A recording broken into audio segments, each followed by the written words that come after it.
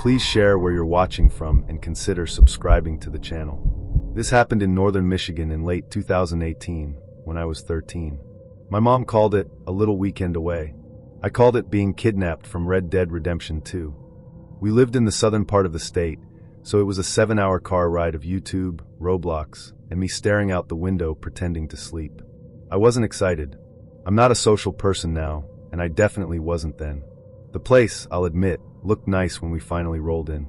A big house in a clearing, a storage shed by the treeline, nothing else but pine and quiet.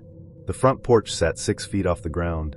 Walk inside and you hit 2 sets of stairs, left to the main floor, right to the basement. Living room up top, bedrooms down the hall, sliding glass door to a side deck, kitchen tucked beside it. The kind of layout you remember, because later you really wish there were more locks. We were there to see a woman my mom met that summer. I'll call her Sarah. Her husband, Blake. Their 4-year-old, Tyler. And the dog, Blitz, German Shepherd / Husky mix, big goofy smile, tail like a windshield wiper. Blitz was the only part one was happy about.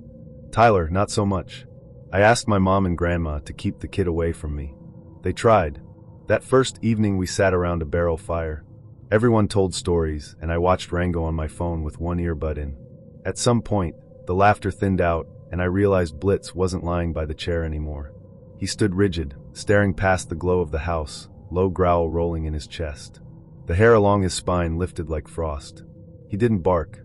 He just stared into the black between the trees. We went inside. Nobody said the word, but we thought it together, bear. We kept the barrel fire going as a kind of lighthouse, curtains drawn across the side door. Blitz planted himself there like a statue and watched the fabric move with the heat until midnight, then relaxed as if someone had walked away. Morning came with bacon. I would have been thrilled if the bacon hadn't been syrup-coated. Everyone offered theories, man, wolf, cougar, but when we checked the trees in daylight, there were claw marks 6 feet up. That calmed everyone because bear is easier than something else. We stayed inside. Down in the basement, the adults chatted while Blitz and I watched videos upstairs. Sometime in the afternoon, Blitz's head snapped toward the kitchen. I heard it then, a scraping noise. Not the deck. Not the steps. Higher.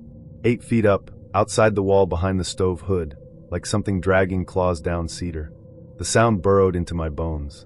I walked to the sliding door and stared at the curtain hem trembling with drafts. By the time my stepdad and Blake stepped onto the porch to check, the sound was gone. Just before dusk, we took Blitz out. He was sniffing calm enough until he wasn't. His whole body locked like someone froze him in place. Then he launched into the brush, barking hard, the kind of bark dogs use when they think, this is mine to chase. My stepdad ran for his 10mm. Blake grabbed his AR. They went in after the dog, yelling his name, the woods swallowing their voices. We stood there, the 3 of us and Sarah and the kid, like the house had moved to the edge of a cliff. We waited. We called the sheriff. They said to stay inside. My mom left the sliding door unlocked, in case they come back, and I said nothing because arguing felt like betrayal. That choice still lives behind my ribs. I didn't sleep. I lay on the couch by the sliding door pretending to watch something, but the sound was off and my breath was loud. A little after 2, I heard steps on the deck. Heavy. Not boots. Not paws. Hooves. For beats to reach the top, where there should have been 15. The deck boards complained like someone testing each plank with a slow, curious weight. The grill scraped. The patio table knocked. Then the handle on the slider clicked, and the door rolled an inch, then 2. Cold air crawled in along the floor. The curtain parted around a head. In the little nightlight glow, it looked wrong and old and hungry, more skull than face, skin in patches like it had been pulled off and pushed back on badly. Empty pits where eyes should have been. Antlers that clinked on the door track. It crawled in low because the ceiling was too short for it, the way a tall person ducks under a low beam. The smell hit first, rot sweetened to sickness, with something like wet hay. It breathed like a sick animal. Each breath rattled. It moved slow. I couldn't. I was a statue under a blanket, crying without sound. It put one hand on my stomach through the quilt, fingers too long, nails like black knives, just pressing, not clawing, like it was checking the way you check a melon for ripeness. It leaned close enough that the night light found a slick line along its jaw where bone showed through. From the basement, floorboards creaked. My grandma's steps, steady and blessed. The thing lifted its head. The hand left my stomach. In one motion it reversed out through the door, antlers scraping, and dropped off the deck into the dark like a deer that knew the railing by memory. My grandma rounded the corner and saw the door open, and me staring like an unplugged TV. "Why is that door open?" she said. She crossed the room, shut it, locked it. "If those boys come back, they can knock." She stayed up with me. At some point we dozed. The scream that woke us belonged to Sarah. It was the kind of sound you only make once in your life. We ran to the slider. I won't go into detail. There was enough to know, not enough to recognize. The police came quick this time. They pulled tape. They told us to go. When we were halfway home the next day, someone called. Blitz had dragged himself out of the trees with a long claw mark along his side. He lived. He came to us. He slept at the foot of my bed for years and refused to go outside after dark. We moved later, far from the up. Nobody in my house says, "Remember that weekend." But we all remember that weekend. My mom never remarried. My grandmother sits with her tea a long time before she drinks it now. Blitz passed last summer. Sometimes at night I wake up thinking I hear a hoof on wood. It's just the heat knocking in the vents, or the house settling, or the brain being cruel. I still think about the unlocked door. I think about the hand that pressed down just to say, I could. I live alone. I'm a night person, have been since I was a kid, so midnight is my 9 o'clock. The apartment is small, a straight shot from the front door to the back, a narrow corridor that basically runs through the living room. Halfway down, 2 doors face each other, bathroom on the left, bedroom on the right. The bedroom door almost never sits fully closed. It leans into the frame like it's tired. I'd decided to meditate. It had been a while. I cleared a spot on the living room floor, back against the couch. Headphones on. I always pick the same sort of thing, layered drones, slow ocean sounds, a bowl chime every few minutes. I dimmed the lamps until the apartment fell into that cozy dark where the walls are still visible and the corners aren't. Little details. There were clothes drying on the chair by the corridor, the hand wash pile. Lacy things mixed with gym socks, which is to say my life is glamorous. On the coffee table, my water bottle next to a bottle of massage oil I use for stretching. The bedroom had a charger glow on the nightstand. My massager was on charge. Adult life means adult objects. This is me, not pretending otherwise. I took 3 breaths and let the headphones fill me up until the apartment felt like a shell around sound. 20 minutes passed the way it always does when meditation works. A blink you can step inside. When the track ended, I lay back and watched the ceiling. The cheap plaster has lines that catch light like little rivers. The air conditioner cycled off, and the silence made a soft thump in my ears. Then the feeling came, the turn your head feeling. Not a thought, not a curiosity. A tug behind the eyes, the way you turn when someone says your name in a crowded room. I turned left toward the front door and instead looked past it, into the corridor at the bedroom. Something slow pushed out from the bedroom doorway. Just ahead at first, as if someone very tall were leaning in from inside the room.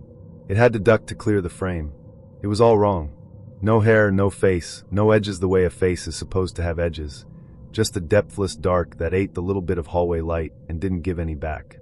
The top of the head brushed the upper molding, like it had misjudged the height. It tilted, not a lot, just a few degrees like a curious bird. I've seen shadow people before.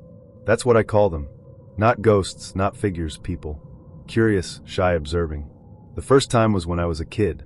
The last time had been years. You would think you scream or bolt. I didn't. I just breathed. I even smiled because I have this weird empathy for them. It's okay, I whispered, not to it exactly, but to the air between us. The head slid back into the dark without touching the door, perfectly silent. I lay there listening to my own pulse in my ears. Then my headphones, still around my neck, popped softly like static. The track shouldn't have been playing, but my phone's screen lit with the music app open to the exact timestamp where the meditation ends, a little loop symbol blinking that I never turned on. The temperature in the room seemed to drop at the same time. The AC was off, but the air had that clean, metallic feel like the moment before snow. I sat up. The corridor didn't change. Bedroom on the right, door ajar. Bathroom on the left, door shut. The glow from the nightstand charger sketched a sliver across the floorboards. I told myself to get up and close the bedroom door, to put a physical line between me and whatever my eyes were too tired to handle. I stood, took 3 steps toward it, and stopped. Then the faintest sound, like a fingertip brushing along the paint, came from the top edge of the door, high up, where I can't reach without a chair. The door didn't move. The sound moved. A soft, slow scritch that traced the jamb. "Okay," I said aloud, because sometimes you have to hear your voice to stay in your body. "You live there." "I live here." "We're fine." I backed up and went into the bathroom, not because I needed to, but to flip on a light. The light made me braver. When I came out, the corridor felt like a set in a play I'd seen too many times. The bedroom door had opened half an inch more. Maybe the apartment settled. Doors do that. Old buildings breathe. I was tired. I decided to go to bed anyway. "Look," I said, "I'm used to this. We have an arrangement, me in the dark." I brushed my teeth, turned off lamps, and carried the headphones to the bedroom in case I needed the sound to fill the space if it got too quiet. The room smelled like clean cotton and the peppery lavender of the oil I use on sore calves. I dropped my clothes in the hamper. I don't sleep in much. It was warm. I slid under the sheets and reached to kill the nightstand charger glow, but left it. A little light never hurt. For a minute or two, it was just sleep. Then the mattress gave the smallest sigh near the foot of the bed, the sort of slow settling you feel when a cat hops up lightly and decides to make biscuits near your ankles. I don't have a cat. I told myself not to move. That's always been my rule. If they're curious, let them be curious. Pretend to be asleep. Nothing wants to impress a statue. Breath counting helps. In for 4. Hold for 2. Out for 6. Somewhere around breath 7, the massager on the nightstand clicked. Not the motor, just the charger connection, the tiniest electrical tick you get when a device shifts, and the metal kisses, breaks, then kisses again. The charger light pulsed once and steadied. The pressure at the foot of the bed didn't leave. It traveled, no weight, exactly, more like a hand testing the give of a mattress through a comforter. The feeling reached my calf and paused. The air over me cooled, like a shadow passed, though there wasn't anything to cast it. I could feel my own skin, every hair lifting, the sheet suddenly heavy with meaning. Not arousal. Not fear. Something in between and sideways. Like my body had been noticed. "Hey," I whispered, because not speaking at all felt like pretending I wasn't there. "You're scaring me a little." The pressure stopped. Silence stretched in a way that makes seconds sound hollow. Then, very close to my face, the dark leaned. I felt it as temperature more than shape, as a hush in the air that pressed against my cheek without touching. If a person leans into your personal space, you can smell their breath, their skin. This had a scent too, ozone, faint dust, the dry blank smell of cold metal. My eyes wanted to open. I didn't let them. I stared at the inside of my lids and tried to remember the bowl chime from the meditation track. Every few seconds, I heard it again, the tiny tick of the charger, as if the plug were being pinched and released, over and over with the timing of a curious, clumsy hand. The mattress eased upward bit by bit, lightening at the foot. The cool at my cheek thinned. The feeling in the room that says you are not alone drifted backward. I breathed out and in again before I realized I'd been holding it. At some point I slept. When I woke, pale light from the kitchen window had pushed a strip across the corridor and into the room. The nightstand charger was dark. It had unplugged itself. The cord lay across the table in a precise curve, not how it falls on its own. On the inside of the bedroom door, at a height where I'd need a stool, there was a smudge. Not a full handprint. Not even fingers. A soot-gray oval with a sharper edge in the middle, like the imprint a forehead might make if you leaned and listened at the seam of a door for a long time. I touched it. The gray came away on my fingertip and smelled faintly like overheated dust. The smell vents give the first cold day of the year. I cleaned it with a damp rag. It took 2 tries. I plugged the charger back in, then unplugged it again and put the massager in the drawer because I didn't feel like having that conversation with the air. Since then, sometimes when I ease down to the floor for meditation, the headphones pop softly right where the track ends, even before I hit play. The room cools like someone just opened a freezer down the hall. And when I lie on my back with my head in the corridor, the bedroom door is always exactly the same degree ajar, never more, never less, as if we've agreed that's how much we both get. I don't think they mean harm. I think the dark looks back the way we do when we pass an interesting window and see ourselves in it. Still, I keep a towel over the chair when I hang laundry now, and I close the bathroom door all the way at night. Little boundaries. Polite ones. Last detail. 2 mornings ago, I found a tiny crescent of charcoal on the inside of the door again, just a little higher. I wiped it away with my thumb before I was fully awake, like you rub sleep from your eyes. I left a cup of water on the threshold that night, a habit I picked up from a superstition I don't really believe. In the morning, A single drop had dried on the saucer in a perfect circle, as if someone very careful had touched it with the tip of a finger and decided that was enough. Summer of 1998, I turned 15. My parents were in the middle of unspooling everything they'd built, and neither wanted to host the mess that was me. That's how I ended up on Florida's Gulf Coast, parked at my grandparents' place for a few weeks that turned into 4 months. Their town was one of those quiet strips people pass through on the way to somewhere with a boardwalk. A couple seafood places with neon fish, a bait shop, 3 blocks of ranch houses faded by salt and sun.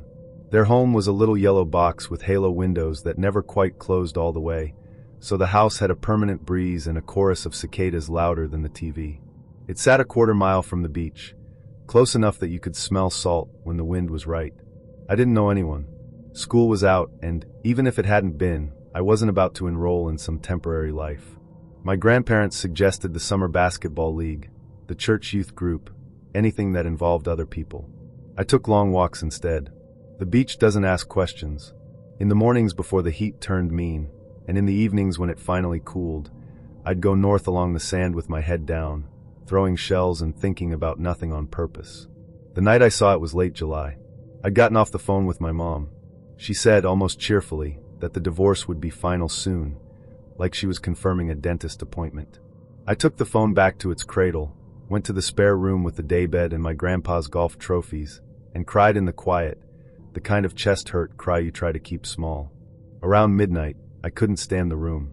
I slid open the back door, screen shrieking in that way old screens do, grabbed a flashlight from the kitchen drawer, and didn't turn it on. The moon was either full or close, pouring enough light that the sand was a chalk road and the foam on the water showed up like lace. Most nights I went south toward the pier and the late bars, but that meant people. I didn't want people. I headed north. Up that way there were only scattered houses gone dark for the night, sea oats, dunes, and the long curve of beach bending out of sight. The shore was quiet. The Gulf does that thing where it just barely breathes in and out, more lake than ocean on some nights. I walked until the last porch light fell behind the curve, and the only sounds were my feet scuffing and the tiny shush of waves. There's a pocket of loneliness that feels clean, like pulling a sheet over a messy bed. I stood in it and tried to let the call with my mom shrink into the background. That's when I heard the water move. Not a splash. More like something large breaking the surface and letting water slide off slow. If you stand up in a bathtub and don't hurry, it sounds like that. I turned my head without meaning to. 30 yards out, past the little breakers, the moonlight showed a shape. At first I thought dolphin. Everybody sees them sometimes, fins cutting like commas. But this wasn't moving like that. There wasn't the sleek up-down rhythm, no quick disappear, no arc.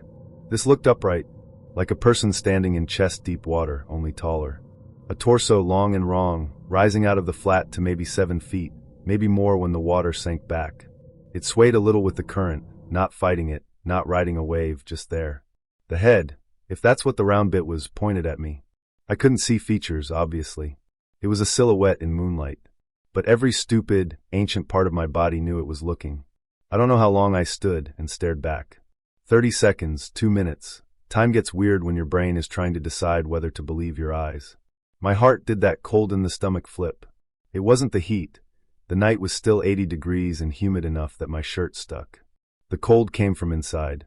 From the part of me that sorted, dangerous/not dangerous.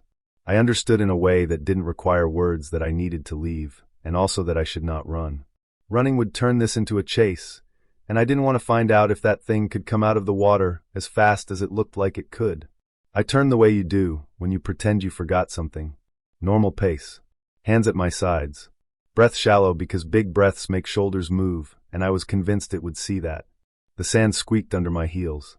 The water kept making its soft mouth sounds behind me. The urge to look back came like a sneeze. Everything in me screamed, check. See if it's following. See if it's closer. Don't be stupid. But there was a louder instruction underneath that, don't. I don't know where that rule came from. I just obeyed it. I kept my eyes on the line where the sand turned to sea oats turned to black. I passed the first closed-up rental house and didn't look at its dark windows. The second house had a motion light that didn't come on. I realized I was listening for a change in the water, a new splash, a new rhythm, and the not change was somehow worse. The not change meant it could have been moving in a way I couldn't hear. By the time I reached the path through the dunes that led toward my grandparents' backyard, sweat had glued the shirt to my back even though the breeze was onshore and soft. The palmettos in the path clicked together.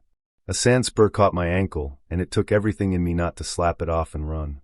I stepped up onto the wooden walkway, crossed to the neighborhood, and didn't look back. Not once.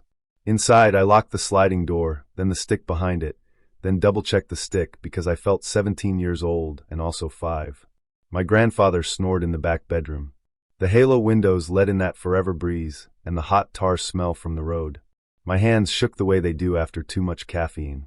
I didn't walk the beach for a while after that. My grandmother noticed. She asked if I'd finally tired of the same sand in different piles. I told her I was going to get into reading. She was delighted. Drove me to the library twice a week and got me a card like it was a trophy. I read war books and space books and anything that had nothing to do with water. A couple weeks later, I heard my grandparents talking in low voices over the evening news. A tourist had gone missing a few miles up the coast, last seen swimming at night. They found his clothes folded on the sand like someone who never learned had tried to be careful. No body. The anchor said riptides don't care how strong you are. Happens every summer. My grandfather made a sound that meant agreement and turned the volume down during commercials. I lay in the spare room that night with the daybed creaking and thought about riptides. The Gulf has them. Everyone knows that. You swim parallel to the shore and don't fight. But riptides don't stand 7 feet out of the water and watch kids on the beach. Riptides don't make you feel seen. What happened to me that summer got folded into the rest of the year. I went to live with my dad in Georgia when school started. My grandparents died a few years apart within 6 months of each other, the way couples sometimes do. My mom sold the yellow house. Sometimes I open Google Earth and follow the curve north from where the pier is, the little stitched satellite squares trying to show me anything except blue and tan. I need to start by saying I remember things. Not photographic memory, not a party trick that wins bets, just clear. My parents used to put me on the spot when I was little. Chris, tell Aunt Linda about your 2nd birthday. And I'd name the cake, the cartoon, the color of the paper hat my cousin wore. So when I say I remember what happened between ages 3 and 5, I mean exactly that. I was awake. I wasn't dreaming. And dreams don't pour out of your bed in piles you can weigh with your hands. We lived in a split-level house in the Midwest. The kind where you come in and can choose up or down. My room was at the end of the hall upstairs, my parents' room next to it, bathroom across from theirs. Regular life. I was 3, maybe 3.5, when I padded down the hall one night to wake my dad. I need to go potty. He always got up. He opened the bathroom door, flipped the harsh overhead light that made everything too bright, and stood outside to wait because I got nervous alone. I did what I needed to, washed my hands like I'd been taught, reached for the knob, and pulled the door open. It didn't open into the hallway. The rectangle of bathroom light fell into a dark that wasn't night dark. It was complete, like velvet over eyes. The smell changed too, dry metallic, like when you put your tongue on a battery. I stood there with one foot still on tile and put the other down, expecting carpet. My toes sank into grit. It was sand. Coarse stuff that worked up between toes and scratched when you flexed. I stepped forward and the door behind me didn't shut, exactly. It just wasn't there anymore. There was a sky, but it wasn't black like our sky at night. A moon hung too low and too large, stained a kind of translucent red, like light through watered-down blood. It cast enough to see that I was in a desert that went a long way in every direction. I knew it was wrong, 3-year-olds know wrong, but I also knew I had to walk. It was a feeling like a string attached somewhere behind my belly button. So I walked. Sometimes the sand packed under my feet, and sometimes I sank to my ankles. There was no wind. The only sound was my own small breath inside my head. I don't know how long it was. Time stretched out and collapsed. Eventually the ground firmed, hard under the sand, and the dark lightened a shade I could almost call gray. Walls resolved around me. I was in our hallway again, facing the bathroom. The light was still on. My dad looked surprised. "Where'd you go, buddy?" I turned around and you weren't there. "I got lost," I said, because words like other place weren't in my mouth yet. He took my hand and walked me back to bed. To him I'd been gone seconds. I had sand in the cuffs of my dinosaur pajamas. 2 weeks later, I was in my room playing with blocks. A red one rolled under the bed. I stuck my arm under, then my head, then, without the bed moving, without anything moving, I was standing again on that sand. the red moon, the dry air. In the near distance, a wall rose up out of the desert. When I touched it, it was cold and smooth like a refrigerator. Cliff, but not rock. I put my palm to it and walked with my hand dragging along the surface. When the texture under my feet changed, carpet thickened around my toes and my palm was on my bedroom wall, and my mom was calling me for lunch as if none of it had happened at all. It kept happening. Once a month, sometimes twice. Doorways were the worst. The bathroom threshold that first time. The rectangle under the kitchen table, when I crawled for a crayon and came up coughing dust. The little tent I made out of sheets over my head at bedtime. It was like the world rerouted at right angles I couldn't see. I tried to explain. My mom called them vivid dreams and said I must be sleepwalking. My dad said not to scare your mother. I wasn't sleeping. I was awake every time.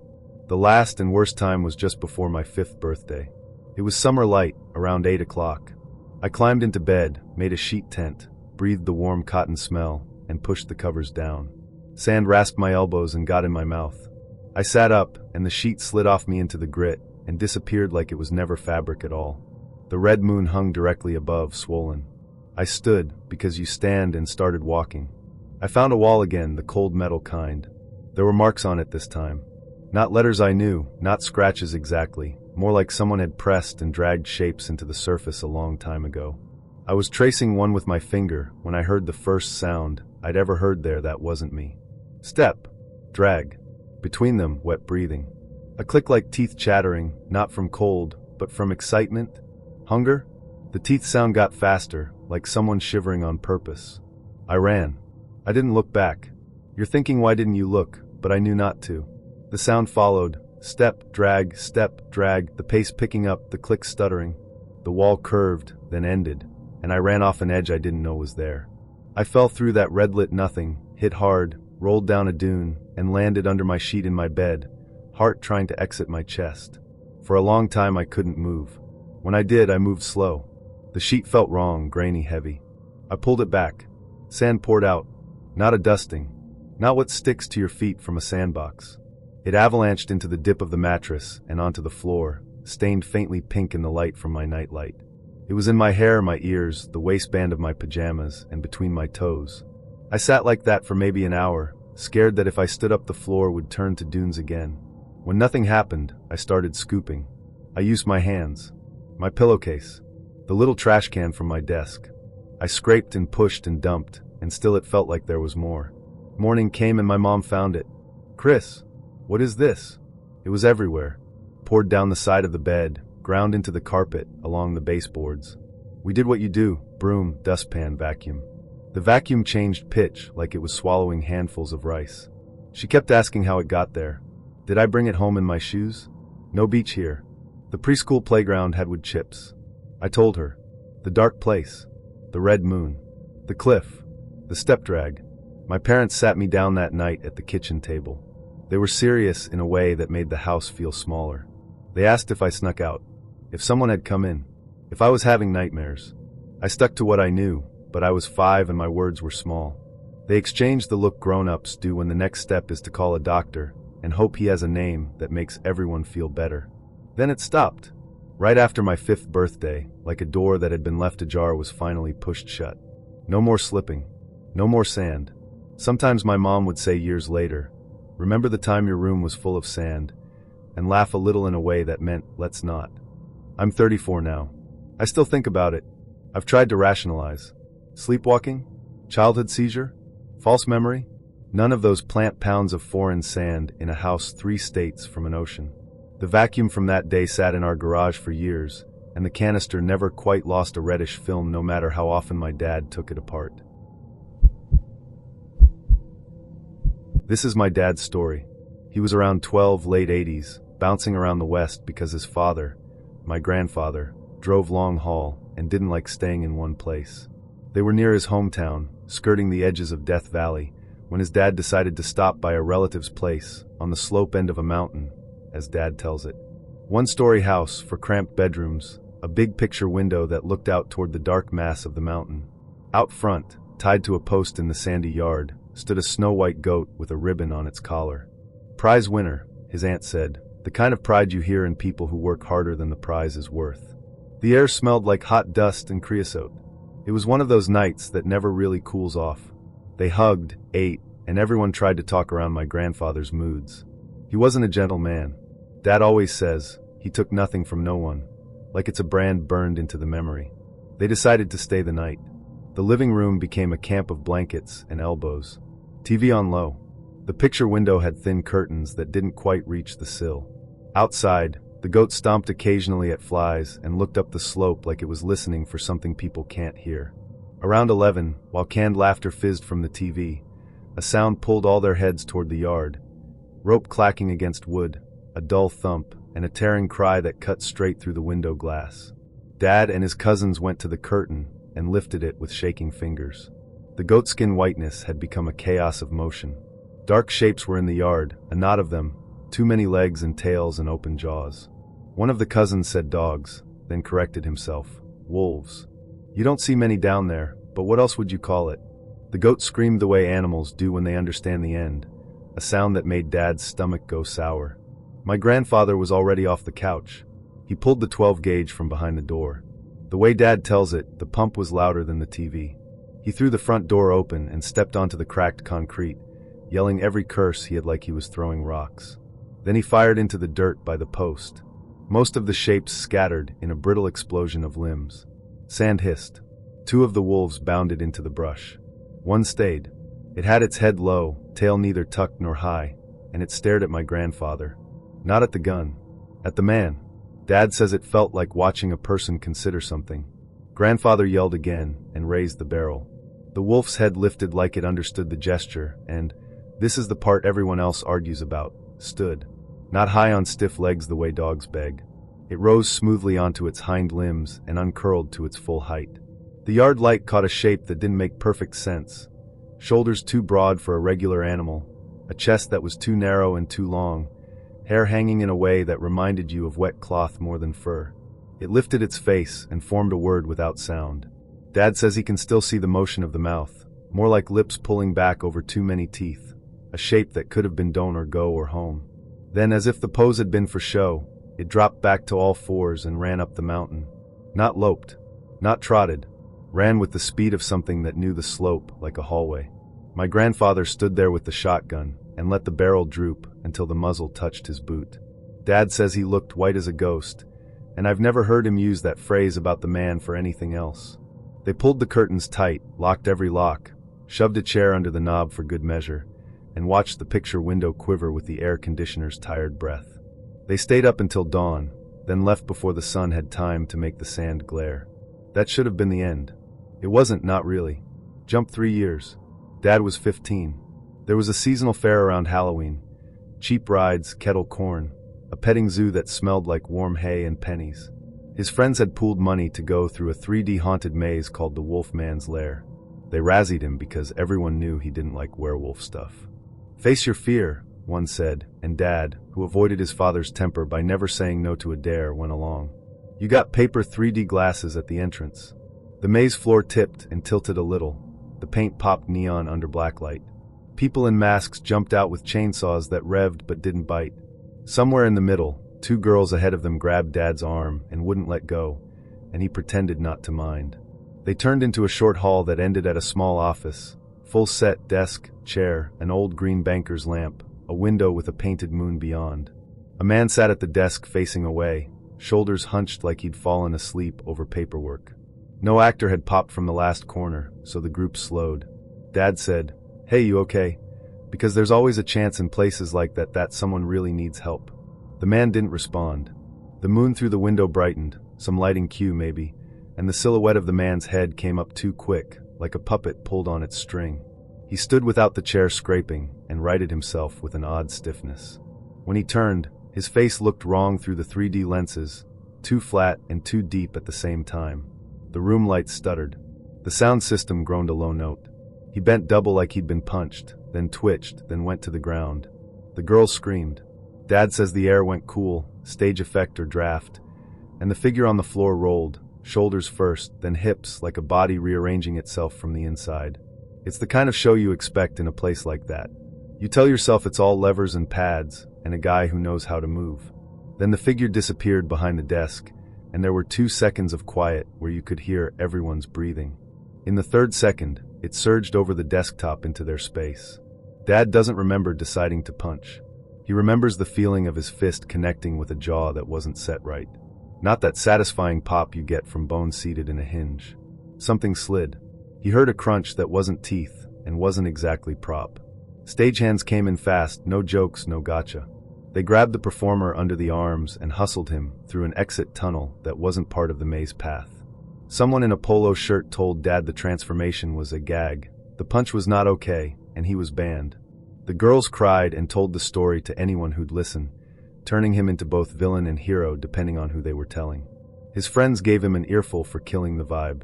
Dad says he would have accepted the lecture and the ban and the embarrassment, chalking all of it up to fear he never shook after the goat, except for one thing. As the performer lifted his head, half dragged, half walking, he looked back over a shoulder that seemed too high. His mouth shaped a word without sound. Dad watched the lips pull over too many teeth, the same way he'd seen beneath a buzzing yard light once, and he couldn't decide if it said don't or go or home. The summer of 1981 was a miserable one for us all. Brian, my best friend since high school, was stuck in a soul-deadening desk job at a real estate office. I wasn't doing much better. I was bouncing between temp jobs, waiting tables when I could, and drowning in overdue bills. And then there was Alex. He worked in a warehouse, stacking boxes for minimum wage, his days bleeding into each other like some endless loop. We were all desperate for a break, something to shake us out of the monotony. That's how we landed on the idea of a camping trip. Nothing fancy, we couldn't afford that. A weekend in the woods seemed like the perfect, low-cost escape. After a bit of discussion, we settled on Blackwood Forest, a sprawling expanse of pine and oak trees about an hour's drive from the city. It wasn't unfamiliar territory. Brian and I had done a day hike there years ago, but it was wild enough to feel like a real adventure. 3 nights under the stars, away from the grind, seemed like just what we needed. We set the date for early October, right before the cold, damp weather of fall would set in. Brian dug an old 2-person tent out of his parents' garage, patched up with duct tape, but still serviceable. Alex bought a 1-man tent from a surplus store, and I contributed a cooler, some tarps, and a few other essentials. Brian also grabbed a foldable map of the forest from the park's visitor center. It was one of those old pamphlets with faded ink and creases in all the wrong places. We figured we were all set. The drive up on Friday was one of those rare moments where everything felt perfect. The sun was setting low in the sky, painting the horizon in shades of gold and pink. Free Bird blasted from the car stereo as we sped along the highway with the windows down. For the first time in months, I felt like I could breathe. We reached the park just as dusk began to settle. The parking lot at the entrance was nearly empty, just one dusty sedan parked near the ranger station. After stuffing a few bucks into the self-payment kiosk, we grabbed our gear and hiked to a campsite near Willow Lake. It was a quiet spot, surrounded by towering trees, with a clear view of the water shimmering under the fading daylight. We set up camp quickly, pitching our tents and gathering firewood before the sun dipped below the horizon. That first night was perfect. Brian got a fire going with the help of some newspaper and a lighter, and we cooked hot dogs on sticks, washing them down with cheap beer we'd brought in a cooler. Laughter echoed through the trees as we swapped stories from high school and made plans for the next day. The stress of our everyday lives melted away in the warmth of the firelight. It was exactly what we'd been hoping for. The next day, we decided to explore. Brian suggested a trail that looped around Willow Lake and led to an overlook about 3 miles away. The hike was beautiful, sunlight filtering through the canopy, leaves crunching underfoot, and the occasional glimpse of the lake through the trees. We passed the time joking about how none of us were in shape for this, and took turns stealing handfuls of trail mix from Alex's bag. The overlook was worth the effort. From the top of a rocky outcrop, we could see the forest stretching out endlessly in every direction, a sea of green and gold under a crisp blue sky. We sat there for a while, taking it all in, feeling small in the best possible way. It was peaceful, almost surreal. For the first time in months, everything felt right. But that night, everything changed. We went to bed early after another day of hiking and exploring. The fire had burned down to embers, and we were all too tired to stay up. Brian and I shared the bigger tent, while Alex's tiny 1-man tent sat a few feet away. I remember falling asleep quickly, lulled by the sound of crickets chirping and leaves rustling in the breeze. I woke up sometime in the early morning shivering. The air felt colder than it should have, damp and heavy. Groggily, I reached for my flashlight and clicked it on. That's when I noticed the flap of our tent was unzipped, a thin sliver of cold air cutting through the darkness. "Brian," I whispered, sitting up. His sleeping bag was empty, his boots gone, but his jacket was still crumpled in the corner. I checked my watch, 4:30 a.m. Maybe he'd gone to the bathroom? I lay back down, waiting for the sound of footsteps or the rustle of the tent flap. But minutes passed, and there was nothing. Just silence. A knot of unease settled in my stomach. I sat up again and unzipped the tent, stepping out into the chilly pre-dawn air. The forest was pitch black, my flashlight barely illuminating the ground in front of me. "Brian?" I called out, my voice low. No response. The only sound was the wind whispering through the trees. I circled the campsite, shining my flashlight into the shadows, but there was no sign of him. By now, I was fully awake, adrenaline coursing through my veins. I called his name again, louder this time, and heard movement behind me. I spun around, heart racing, only to see Alex stumbling out of his tent, groggy and confused. "What's going on?" he asked, rubbing his eyes. "Brian's gone," I said. "He's not in the tent." "Maybe he's taking a leak," Alex said, but the uncertainty in his voice was obvious. I shook my head. "He's been gone too long." We decided to search together, splitting up briefly to cover more ground. The forest felt different at night, larger, more menacing. Every shadow seemed alive, every sound amplified. As we moved deeper into the woods, I couldn't shake the feeling that we were being watched. About 20 minutes into our search, Alex called out. I ran toward his voice, flashlight bouncing wildly, and found him standing near a thorn bush. He pointed at something tangled in the branches, Brian's hat, the faded blue baseball cap he'd been wearing all weekend. From there, the trail grew more disturbing. A few yards away, we found one of his socks, then the other. His jeans were next, crumpled in the dirt, followed by his shirt and boxers, all strewn across the forest floor like breadcrumbs. By the time we found his boots, my stomach was in knots. Something was wrong, horribly, unexplainably wrong. And then we saw it. Brian's body lay in a clearing, illuminated by the pale beam of my flashlight. He was on his back, his arms at his sides, his skin pale and unmarked. But his head was gone. Blood pooled around his neck, dark and congealed, staining the earth beneath him. The cut was clean, almost surgical, and there was no sign of a struggle. I froze, unable to move, unable to breathe. My mind refused to process what I was seeing. Alex, too, was paralyzed, his flashlight trembling in his hands. For a moment, the world seemed to stand still, the silence deafening. Then Alex broke. He started calling Brian's name, his voice cracking, pacing in frantic circles around the body. I grabbed him by the shoulders, trying to pull him back, but he shoved me away, his sobs echoing through the trees. I wanted to scream, to cry, to run, but I couldn't. All I could do was stare at the lifeless, headless body of my best friend. We stumbled back to camp in a daze, barely speaking. The drive to the ranger station was a blur, our minds racing with questions and fears. The rangers didn't believe us at first, but when we led them to the body, their expressions hardened. They called for backup, EMTs, police, the works, and soon the forest was swarming with flashing lights and grim-faced officers. The summer heat clung to the air like a wet blanket, but we didn't care. Myself, Dylan, and Mark had been looking forward to this trip for weeks. It wasn't anything elaborate, just a simple camping trip out in the Tennessee backwoods, away from responsibilities, noise, and the constant buzz of our phones. We'd grown up together in a small town, spending our teenage years exploring the woods and camping on weekends, but life had a way of pulling us in different directions. Dylan had a sales job that kept him glued to his laptop. Mark was working construction, and I was bouncing between shifts at the local diner. We needed this trip, even if it was just one night. Dylan found the spot after scouring some online map forums. It was way out there, deep in the backcountry, far from any paved roads.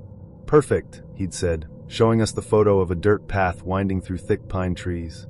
No crowds, no noise. Just us and the woods. It sounded ideal. We loaded up my pickup truck with all the essentials: tent, sleeping bags, a cooler of beer, and enough snacks to last us through the night. None of us were particularly outdoorsy anymore, but it didn't matter. We weren't planning to hike or fish. We just wanted to sit around a fire, talk about old times, and forget about the world for a while. We left town late Friday afternoon, the sun already starting to dip below the horizon. The drive was long, the roads turning from asphalt to gravel to dirt as we got closer to the spot Dylan had picked. By the time we arrived, the sky was painted in shades of pink and orange, and the woods around us were bathed in a golden glow. It was beautiful, almost magical, and for a moment, I felt like a kid again, ready for an adventure. We parked the truck at the edge of a small clearing and got to work setting up camp. The tent went up quickly, a simple 4-person deal that we'd borrowed from Dylan's older brother. Mark gathered firewood while Dylan and I unloaded the cooler and set up chairs around the fire pit. By the time the sun disappeared and the stars began to appear, we had a roaring fire going and beers in our hands. The night was perfect, cool, quiet, and peaceful. We sat around the fire, laughing and telling stories, the flames crackling as the woods swallowed the sound of our voices. Somewhere around midnight, I leaned back in my chair, staring up at the sky. The stars were brighter than I'd ever seen, scattered across the darkness like shards of glass. Dylan was poking at the fire with a stick, and Mark was halfway through a story about some old high school football game when I felt a strange sense of calm wash over me. It was one of those rare moments where everything felt right in the world. I didn't know it then, but it would be the last time I'd feel that way. I woke up at dawn, the sky a mix of gray and pale blue. The fire was dead, reduced to a pile of ash and embers, and the air was cool and damp. I crawled out of the tent, stretching my stiff limbs, and made my way to the truck to grab the coffee pot we'd brought. My boots crunched against the dirt and dry leaves as I walked, the sound echoing faintly in the stillness of the morning. That's when I saw it. At first, I thought it was some kind of prank. Some sick joke that Mark or Dylan had cooked up while I was asleep. But as I got closer, my stomach twisted into a tight knot, and the breath caught in my throat. There, stretched out across the hood of my truck, was a skin. An animal skin. It wasn't just tossed there. It was carefully arranged, spread flat across the metal like some grotesque offering. The fur was completely gone, scraped away to reveal raw, pink flesh that glistened in the soft morning light. Blood streaked the windshield, dark and sticky, already drying at the edges. The legs and head were gone, the stumps jagged and uneven as though they'd been hacked off with a dull blade. The smell hit me next, sour, metallic, and meaty.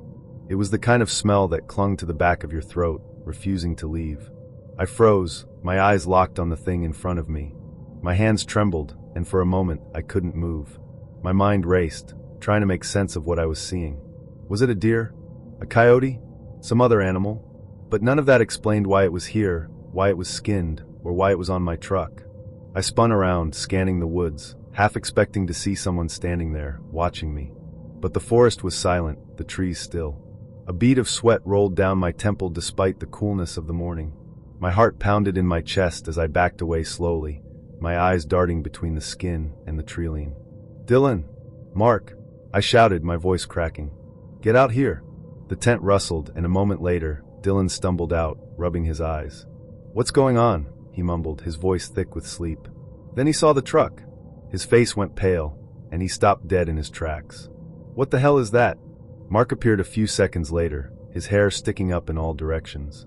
He looked at the truck, then at me, his mouth opening and closing like he couldn't find the words. None of us could. We stood there in silence, the three of us staring at the skin like it might suddenly get up and walk away. Finally, Mark broke the silence. "It's got to be some kind of sick joke," he said, though his voice lacked conviction. "Maybe some hunters messing with us?" Dylan shook his head. "Who the hell does something like this?" He stepped closer, wrinkling his nose at the smell. "And why?" I didn't have an answer, and neither did they. The longer we stood there, the more the unease grew, spreading through my chest like a cold tide. Something about the whole thing felt wrong, deeply, fundamentally wrong. This wasn't just a prank. It wasn't normal. It wasn't human. "We need to leave," I said, my voice barely above a whisper. "Now." We didn't waste any time. Mark and Dylan tore down the tent while I grabbed a stick and used it to push the skin off the hood of the truck. It hit the ground with a wet slap, and I resisted the urge to gag as I turned away. We threw everything into the back of the truck haphazardly, not bothering to fold or organize. Within minutes, we were in the cab, the engine rumbling to life as I floored it down the dirt road. The drive back was tense, the three of us sitting in silence. Dylan stared out the window, his jaw tight, while Mark fidgeted with his hands, picking at his nails until the skin around them was raw. I kept my eyes on the road, my hands gripping the wheel so tightly that my knuckles turned white. Every now and then, I glanced in the rearview mirror, half expecting to see something, or someone following us. But the road was empty, the woods behind us still and quiet. We didn't stop until we reached town. Dylan and Mark grabbed their gear and mumbled quick goodbyes before heading off in opposite directions. I watched them go, the weight of unspoken words hanging heavy in the air. None of us knew what to say, and maybe it was better that way. What could we say that would make sense of what we'd seen? I spent the rest of the day scrubbing the hood of my truck, trying to wash away the blood and the smell.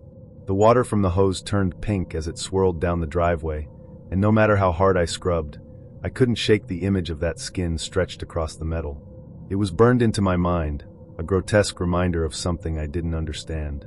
That night, I couldn't sleep. I lay in bed, staring at the ceiling, my mind racing. Who had done this? Why? And what did it mean? I thought about the woods, the silence, the feeling of being watched. I thought about the skin and the way it had been laid out so deliberately, like it was meant to send a message. The next day, I went to the gas station to fill up my truck and ended up talking to Mr. Harris, the owner. He'd been around forever, one of those guys who seemed to know everything about everyone. When I mentioned what had happened, his expression darkened, and he leaned in close. "You're not the first," he said, his voice low. "I've heard stories. People finding skinned animals on their cars, their porches. Always out in the deep woods. Always the same." "Why?" I asked, my throat dry. Harris shrugged. "Some say it's a warning. Others think it's something older. Something tied to the land." I didn't press him for details. I wasn't sure I wanted to know. But his words stayed with me, echoing in my mind as I drove home. A warning. A message. For what? I spent hours online that night, searching for answers. I found forum posts, stories, and rumors, but no real explanations. Some people blamed hunters, pranksters, or even cults. Others whispered about things older and darker, things that didn't belong in the world we knew. One post stuck with me. A man who claimed he'd seen figures in the trees after finding a skinned rabbit on his porch. He said he'd left town the next day and never looked back. I wanted to believe it was just a sick joke, a random act meant to scare us. But deep down, I knew it wasn't. Something about that skin, about the way it was arranged, felt deliberate, intentional. And whatever the message was, it wasn't meant to be understood. It was meant to be felt. I haven't been back to the woods since that night, and I don't plan to. Mark and Dylan feel the same. We don't talk about it, there's nothing left to say. But every time I look at the hood of my truck, I see it. That raw, glistening skin. And every time I close my eyes, I feel the woods watching. It started like every trip we'd ever taken. Nate and I had been best friends since middle school, and camping had always been our tradition. No matter what was going on in our lives, relationships, jobs, the grind of adulthood, we made time every summer to pack light and head into the wilderness. We called it hardcore camping, though it was really more of a challenge to ourselves than anything else. No tents, no stoves, no luxuries. Just the basics: ponchos, ground sheets, a fishing line, and a knife each. We'd camped everywhere from the Appalachian Trail to the Rockies, but this year, Nate suggested something closer to home: Green Hollow Preserve. Green Hollow was a massive stretch of untouched forest in northern Ontario, about a 5-hour drive from where we lived. It was dense, remote, and dotted with lakes and streams. Nate had been researching it for weeks and thought it would be perfect for our kind of trip. 7 days of pure wilderness with no cell service, no crowds, and no safety nets. I was in. We set out in mid-July. The air was warm and muggy, the kind of summer heat that clings to your skin and makes the shade of the trees feel like a blessing. Nate picked me up in his beat-up Jeep early that morning, our gear packed into 2 hiking packs in the back. We spent the drive talking about everything and nothing: work, old memories, plans for the trip. Nate was always the more adventurous of the two of us, and his excitement was infectious. By the time we reached the trailhead, I was itching to get into the woods. The first few days were everything we'd hoped for.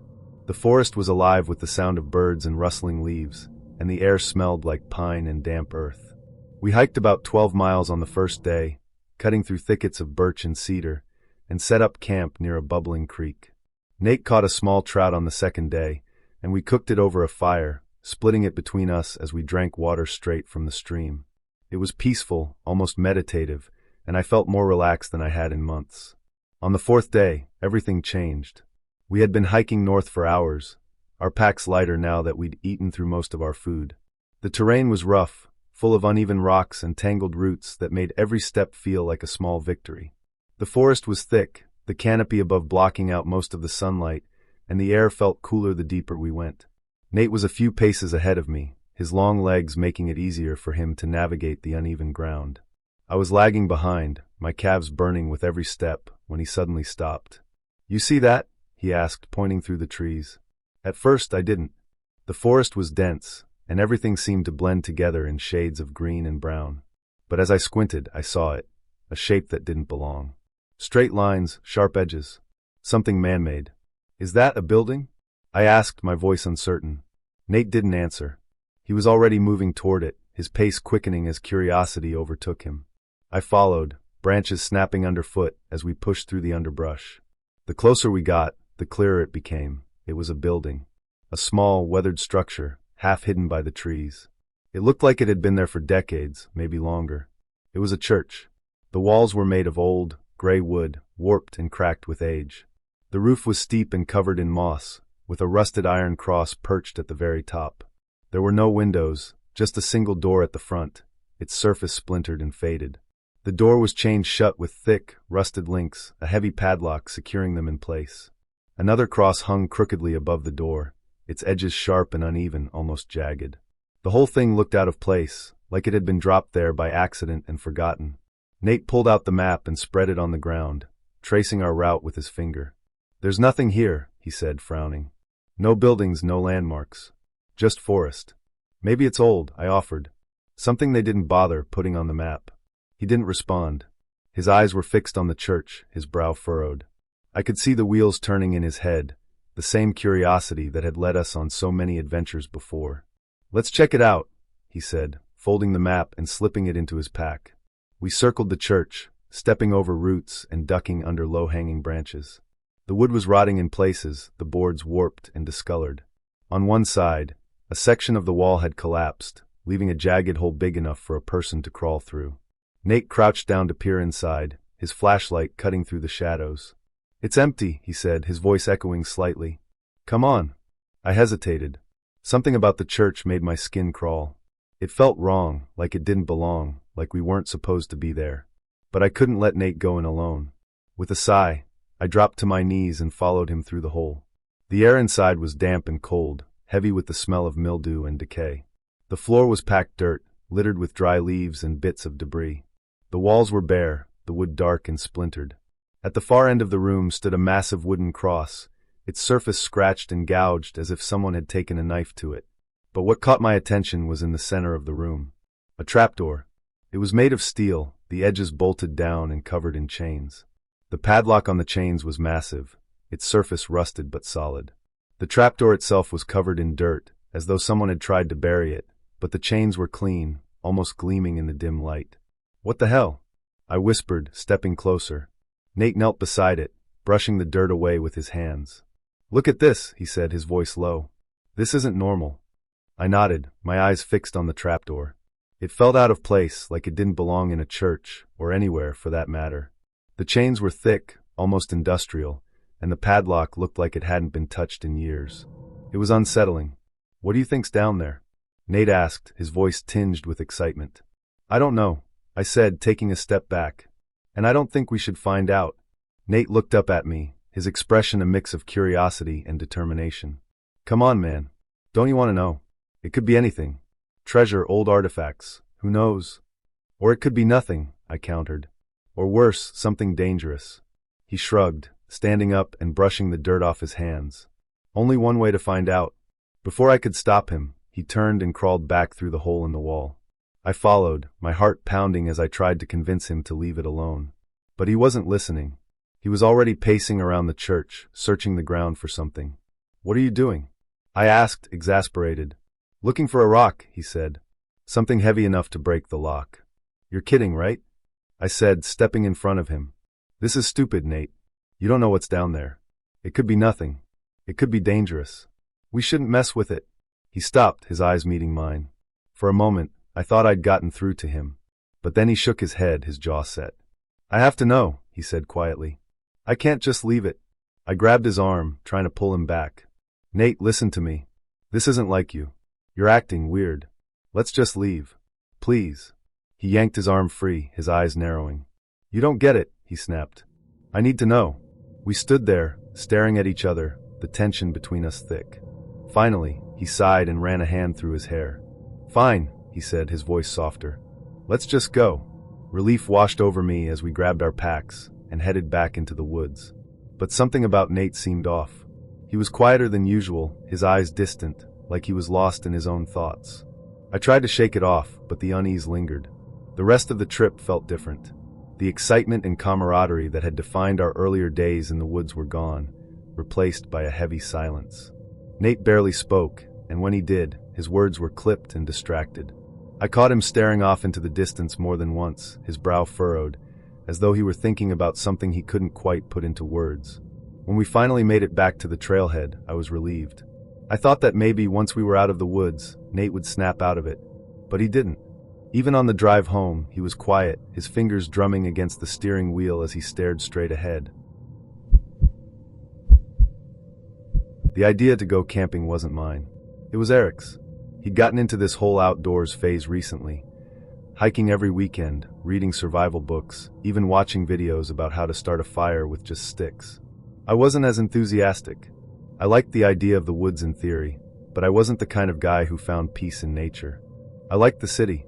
I liked streetlights, takeout joints, and being able to call an Uber when I needed one. But Eric and our other friend, Josh, were persistent.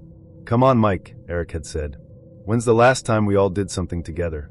It's one night in the woods. You'll survive. I rolled my eyes but eventually gave in. It wasn't like I had any better plans. Eric picked the spot, a remote patch of Harriman State Park about 2 hours north of the city.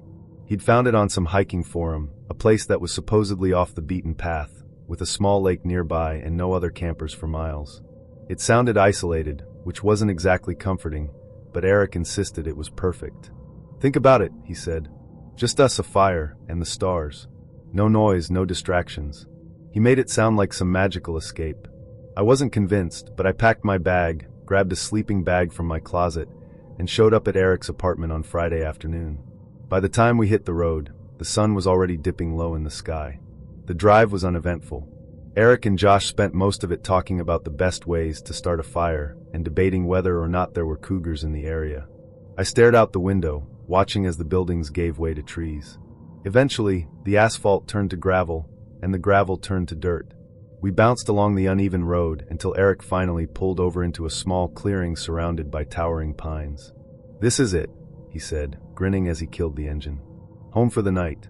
The air smelled like pine and earth, and the woods were quiet except for the distant chirp of crickets. I had to admit, it was nice. Peaceful even. We set up camp quickly, pitching a single tent big enough for the three of us and gathering wood for the fire. By the time the flames were crackling in the fire pit, the sky was dark and the stars were out in full force.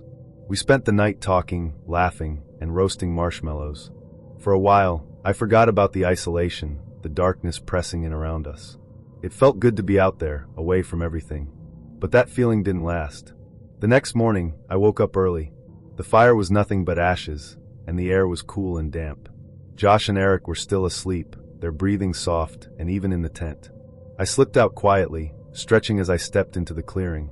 The woods were still, the kind of stillness that feels unnatural, like the world is holding its breath.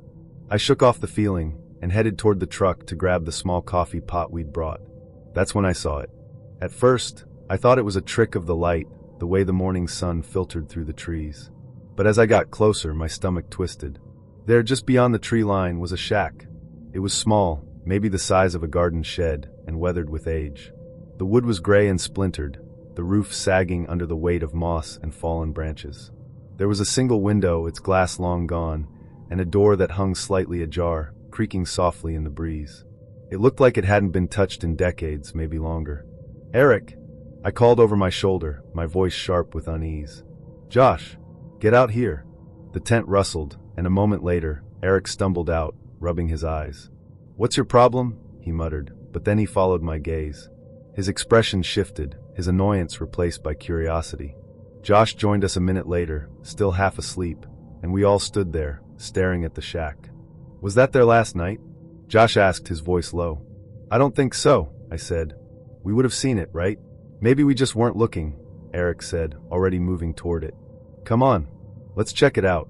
I hesitated, every instinct in my body screaming at me to stay away. But I couldn't let them go alone. With a deep breath, I followed. The closer we got, the worse the shack looked. The wood was rotting in places, the boards warped and splintered. The door creaked loudly as Eric pushed it open, the sound echoing through the stillness. Inside, the air was damp and heavy, filled with the smell of mildew and decay. The interior was sparse. A wooden table sat in the center of the room, its surface stained with dark, uneven splotches. A few broken chairs were scattered in the corners, their legs splintered and jagged. The walls were lined with hooks, rusted and bent, some still holding strands of old, frayed rope. The place felt wrong, like it was holding its breath along with the forest outside. What the hell is this? Josh muttered, running his fingers over one of the hooks. A hunting cabin? Maybe, Eric said, though he didn't sound convinced. He was staring at the table, his brow furrowed. What do you think these stains are? I didn't answer. I didn't want to think about it. My eyes were drawn to the far corner of the room, where something glinted faintly in the dim light. I stepped closer, my heart pounding, and crouched down to see what it was. It was metal, rusted, pitted, and partially buried in the dirt floor. I brushed away the loose soil with my hand, revealing more of it, a curved edge, sharp and uneven. My stomach churned as I realized what I was looking at. It's a helmet, I said, my voice barely above a whisper. Josh and Eric joined me, their eyes widening as they took it in. The helmet was tall and pointed, almost like a pyramid, with two cross-shaped slits for eyes. The metal was thick and heavy, its surface scarred and rusted. It looked old, ancient even, and out of place in the tiny, decaying shack. Jesus, Josh said, taking a step back. What kind of helmet is that? Eric crouched beside me, reaching out to touch it. It's weird, he said, his voice tinged with excitement. It looks medieval. Don't put it on, I said quickly, the words tumbling out before I could stop myself. I didn't know why I said it, but the thought of Eric wearing that thing made my skin crawl. He smirked, his fingers brushing the edge of the helmet. What? You think it's cursed or something? I'm serious, Eric, I said, standing up. Let's just leave it. This place is creepy enough without messing with whatever that is. Eric hesitated, then let out a sigh and stood up. Fine, he said, brushing the dirt off his hands. You're such a buzzkill, man. We left the shack, the door creaking shut behind us, and made our way back to camp. Eric and Josh were quieter than usual, their earlier excitement replaced by an uneasy tension. I couldn't stop thinking about the helmet, the way it had looked at me through those cross-shaped slits. It felt wrong, like it didn't belong here or anywhere. We spent the rest of the day trying to shake off the weirdness, but it clung to us like a shadow. Eric cracked a few jokes, and Josh tried to lighten the mood, but it wasn't the same. The woods felt different now, darker and less inviting. I couldn't stop glancing over my shoulder, half expecting to see something, or someone, watching us. That night, we sat around the fire, eating instant noodles and talking in low voices. The shack came up again, and Eric suggested we go back in the morning, see if we could dig up more of the helmet or find anything else. Josh was hesitant, but Eric's enthusiasm was infectious. We're not going back, I said firmly, cutting them off. We've seen enough. Let's just pack up and leave in the morning. Eric rolled his eyes, but he didn't argue. The fire crackled softly as the conversation died down, and one by one, we retreated into the tent, the weight of the day pressing down on us. I woke up a few hours later to the sound of footsteps. It was faint at first, just a soft crunch of leaves, but it was enough to jolt me awake. I sat up, my heart racing, and listened. The footsteps were slow and deliberate, moving just outside the tent. I held my breath, my ears straining against the silence. Eric? I whispered, my voice shaking. Josh? No response. I reached for the flashlight beside me and flicked it on, the beam cutting through the darkness. Slowly, I unzipped the tent and stepped outside, the cold night air biting at my skin. The woods were still, the trees looming like silent sentinels. But there was no one there. I turned back to the tent, my hands trembling, when I noticed something on the ground. It was faint, almost invisible in the darkness, but as I crouched down, I saw it clearly: footprints. They were large, far larger than any of ours, and they led straight toward the shack. I didn't sleep the rest of the night. By the time dawn broke, I was already packed, ready to leave. Eric and Josh didn't argue. Something about the night had shifted their mood, and they were just as eager to get out of the woods as I was. We didn't talk much on the drive back. The silence was heavy, filled with unspoken questions and lingering fear. The shack, the helmet, the footsteps, it was too much to process, too strange to make sense of. I haven't been back to Harriman State Park since that trip, and I don't plan to. Whatever we found in that shack, whatever was buried in the dirt, it wasn't meant to be uncovered. And sometimes late at night, I can still see it. The helmet, staring at me through those cross-shaped slits, watching. 15 years ago, when I was 31, I found myself standing at the edge of the world, or at least it felt that way. My life back then was a shattered mirror, its pieces scattered across moments of grief and despair I could barely hold together. I had lost everything that mattered, my daughter Lily, to a vicious illness that robbed her of her light, and my wife, Clara, to the crushing weight of that grief. She had taken her own life 6 months after Lily's passing. And me? I was a hollow man walking through a world that didn't feel real anymore. In my desperation, I decided to disappear into the wilderness of Canada and Alaska. I didn't tell anyone about the true purpose of my journey.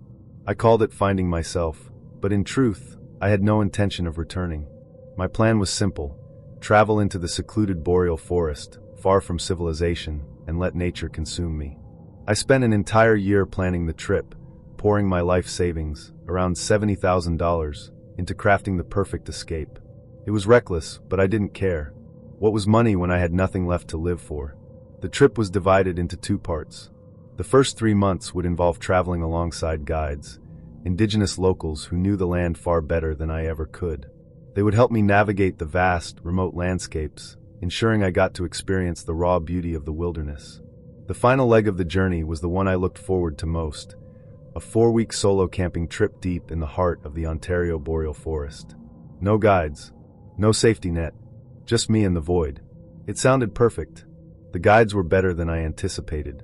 They were warm, knowledgeable, and deeply connected to the land. They shared stories passed down through generations, tales of spirits and creatures that roamed the forests, warnings wrapped in myth. I listened, intrigued but skeptical. The nights were filled with laughter, the flicker of campfires, and the hauntingly beautiful crackling of the northern lights overhead. For the first time in months, I felt something close to peace. But peace is a fragile thing. When we reached Fort 7, the last waypoint on my guided journey, I bid farewell to the group.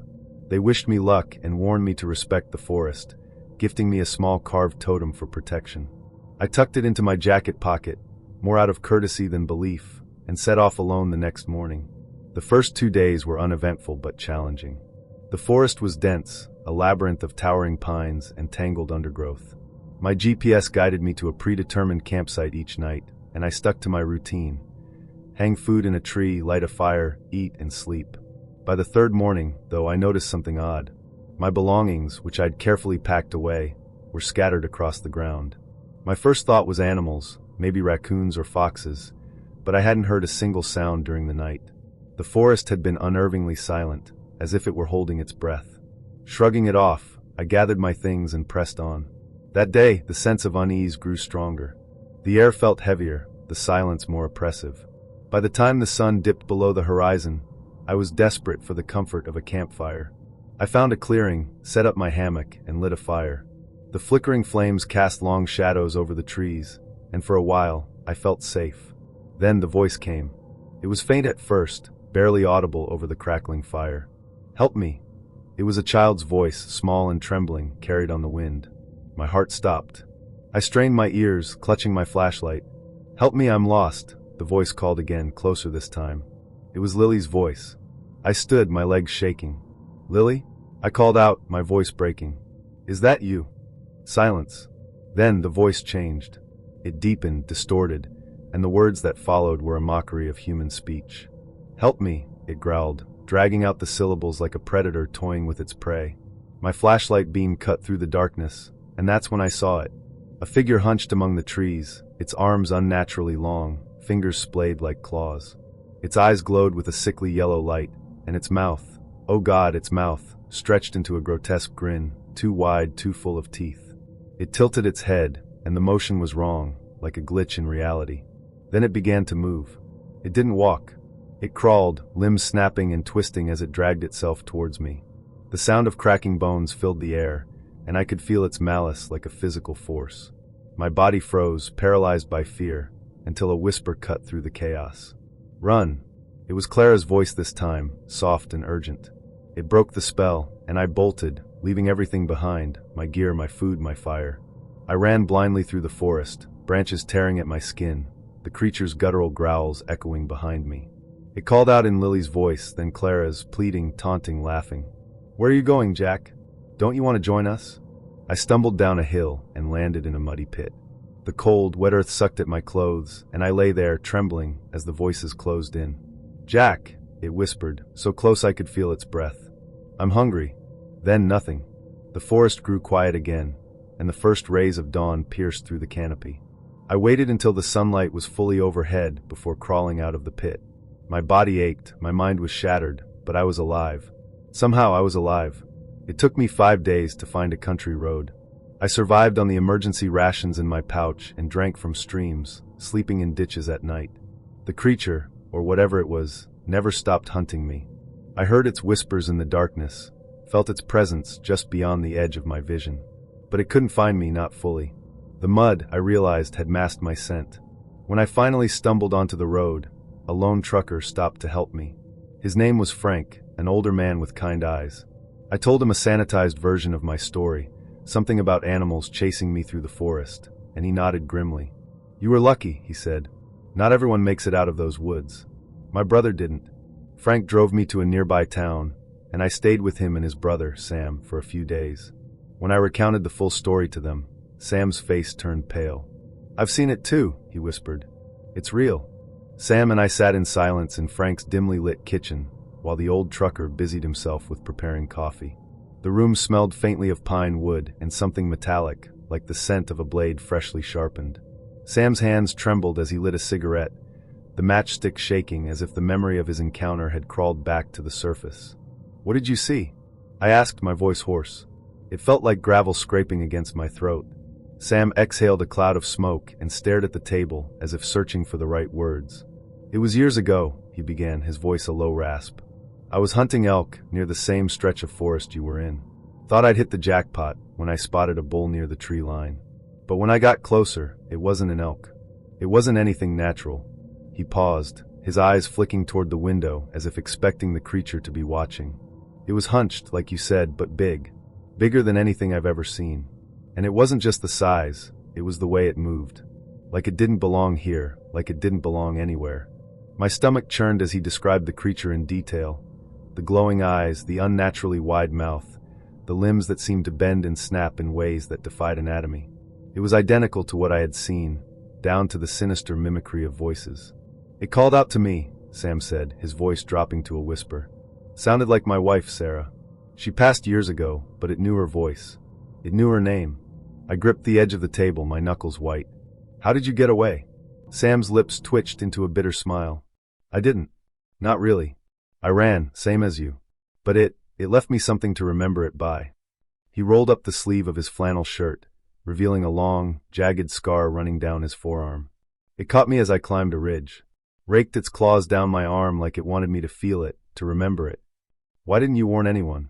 I asked, the question spilling out before I could stop it. "If you knew something like this was out there, who was I supposed to tell?" Sam snapped, his voice rising. "The cops? The rangers? I'd sound like a lunatic. No one would believe me, just like no one's gonna believe you." I wanted to argue, but deep down, I knew he was right. Even as I sat there, the memories of the thing I had seen felt surreal, like a fever dream. Who would believe a story about a creature that mimicked voices, stalked the woods, and moved like a nightmare brought to life? Frank returned to the table, setting down 3 steaming mugs of black coffee. "Whatever it is," he said, his tone grave, "it's been around a long time. I've heard the stories from truckers passing through. They call it the Skinwalker, or the Wendigo, or some other name I can't pronounce. Every culture around here has a different version of it, but the gist is always the same.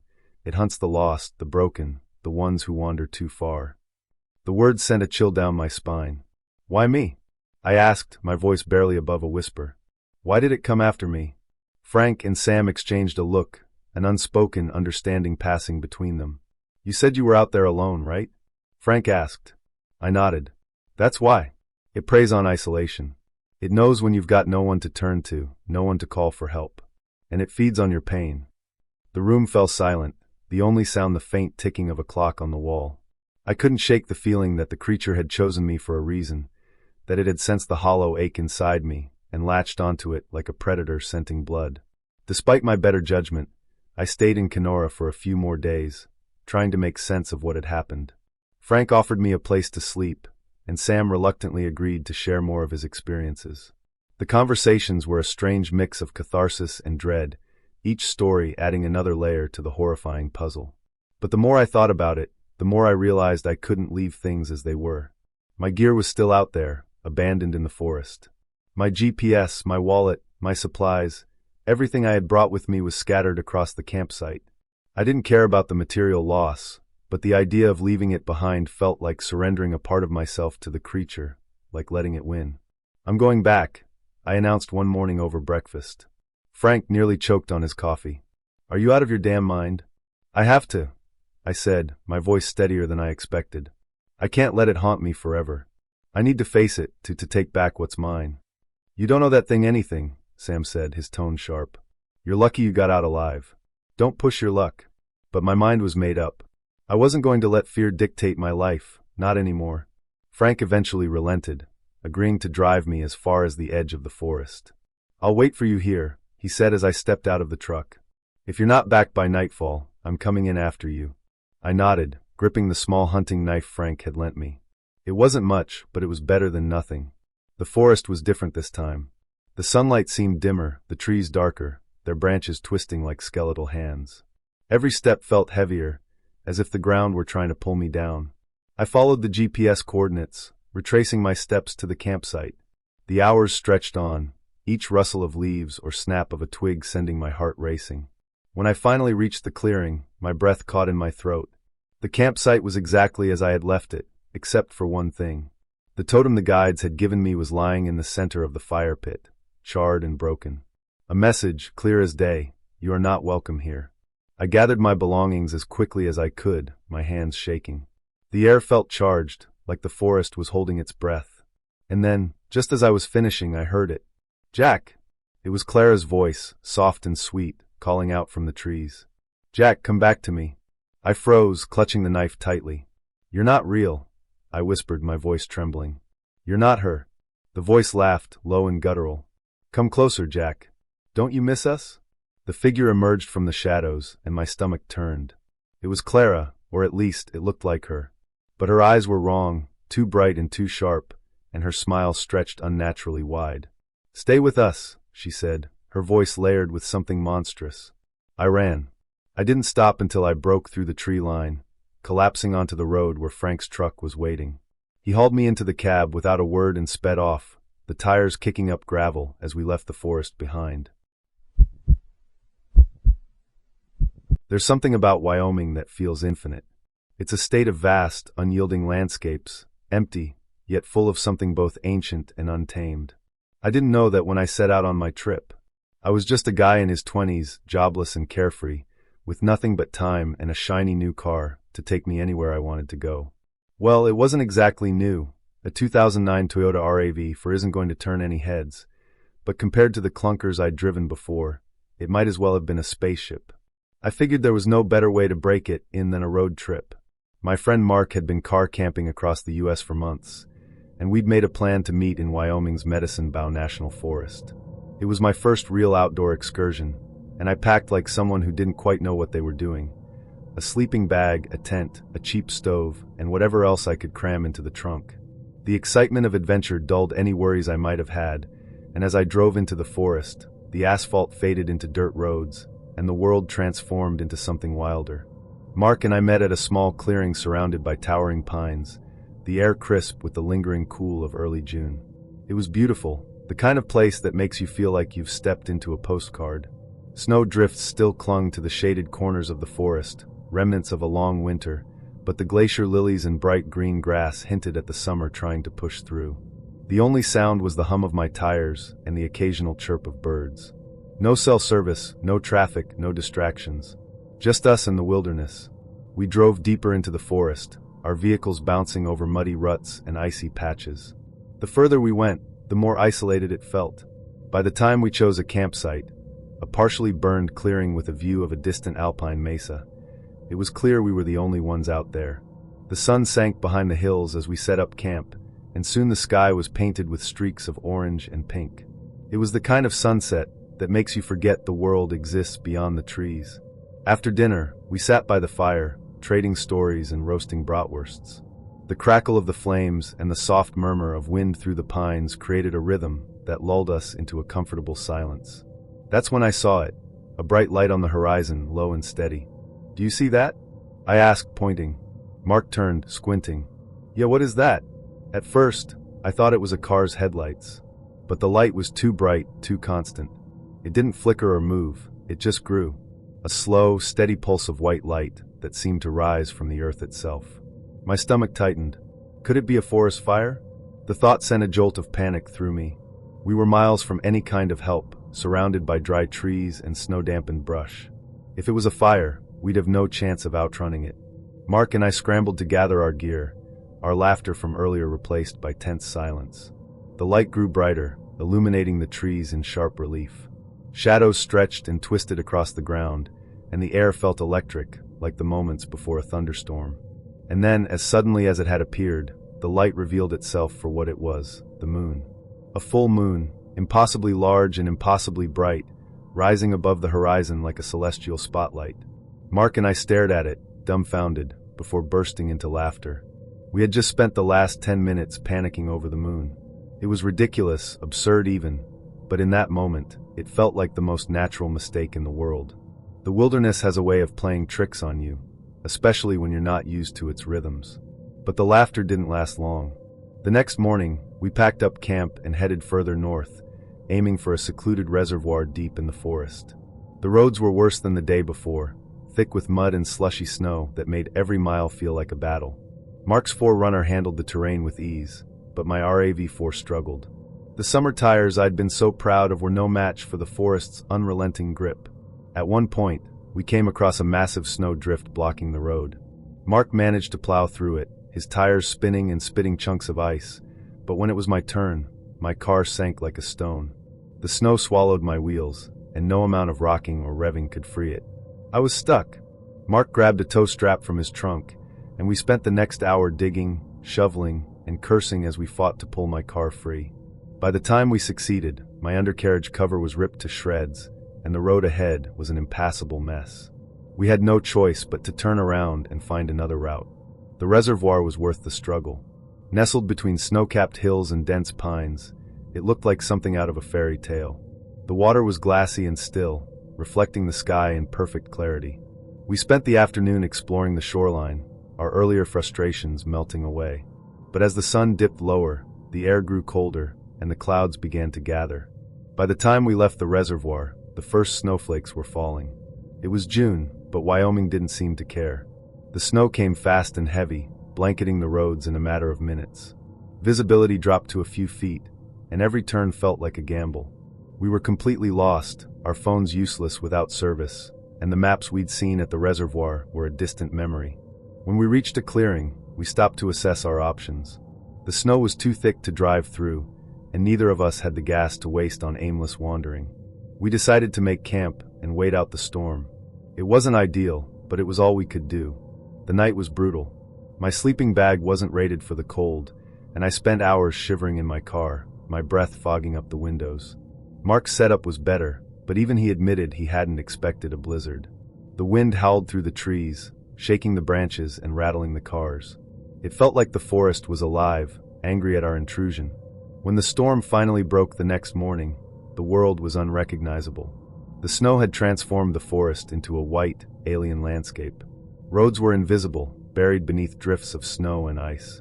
We decided to hike to the reservoir's parking area, hoping to find a map or some clue about how to get out. The walk was surreal. The air was crisp and silent, the snow crunching under our boots the only sound.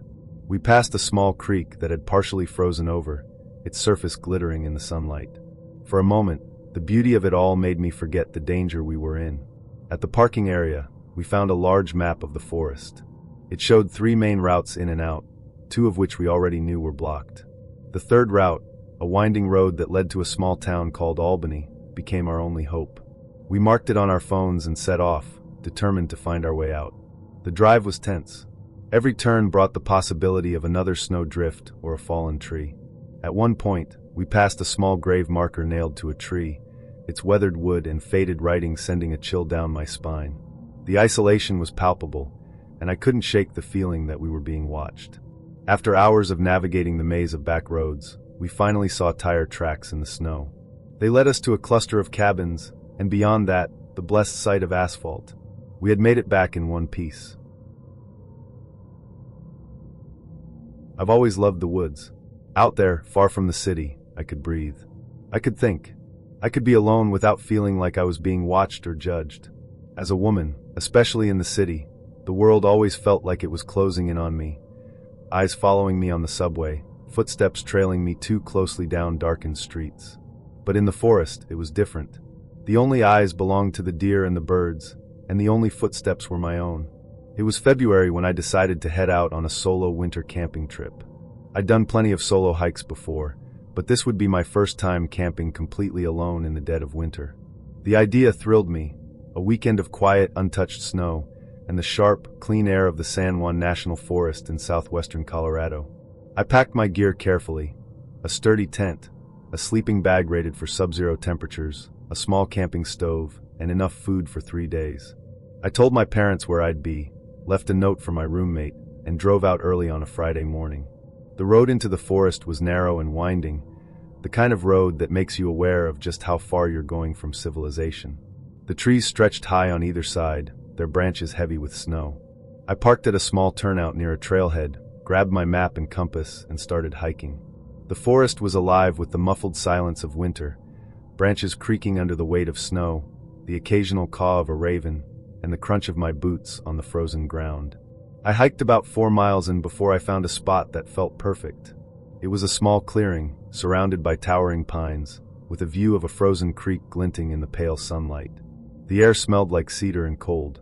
I set up my tent, dug a small fire pit, and gathered enough wood to last the night. By the time the sun began to set, the world around me had turned into a painting, all soft blues and whites, the snow glowing faintly in the fading light. That first night was uneventful, peaceful even. The fire crackled softly as I sipped hot tea from a thermos, the warmth spreading through my chest. I listened to the distant sound of a waterfall, half frozen but still gurgling somewhere upstream. When the fire died down, I crawled into my tent, burrowed into my sleeping bag, and fell asleep to the sound of the wind whispering through the trees. The next day, I decided to try my hand at ice fishing. The map showed a small lake about a mile from my campsite, and I figured it would be a good way to pass the time. When I reached the lake, it was breathtaking, an expanse of pure, untouched ice surrounded by dense forest. It felt like I was the only person in the world. I punched a hole in the ice with my auger, dropped my line, and waited. It didn't take long before I felt a tug. The fish were hungry, desperate even, and I caught 2 within the first hour. As I prepared to clean the first one, a strange feeling crept over me, a prickling at the back of my neck, like I was being watched. I shook it off, blaming the isolation for making me jumpy. That's when I heard it, a faint whistling, barely audible over the cold wind. It was slow, deliberate, a tune that seemed to drift through the trees. I froze, my knife halfway through the fish, and listened. The melody was haunting, simple but eerie, like a child's lullaby played too slowly. I looked around, but the forest was empty. The lake was silent, except for the occasional groan of shifting ice. "Hello," I called out, my voice sounding small against the vastness of the wilderness. The whistling stopped. For a moment, I felt foolish. It was probably the wind, I told myself, or some strange acoustics playing tricks on me. Still, I couldn't shake the unease that had settled in my chest. I packed up my gear and headed back to camp, glancing over my shoulder more times than I'd like to admit. It wasn't until I was almost back that I saw it, the moose. It lay half buried in the snow, its massive body grotesquely twisted. Blood stained the ground around it, a stark contrast against the white. Its eyes were open, wide and frozen in terror, staring straight at me. The bullet wound was clean, a single shot through one eye. It should have been a straightforward kill. But something about the scene felt wrong.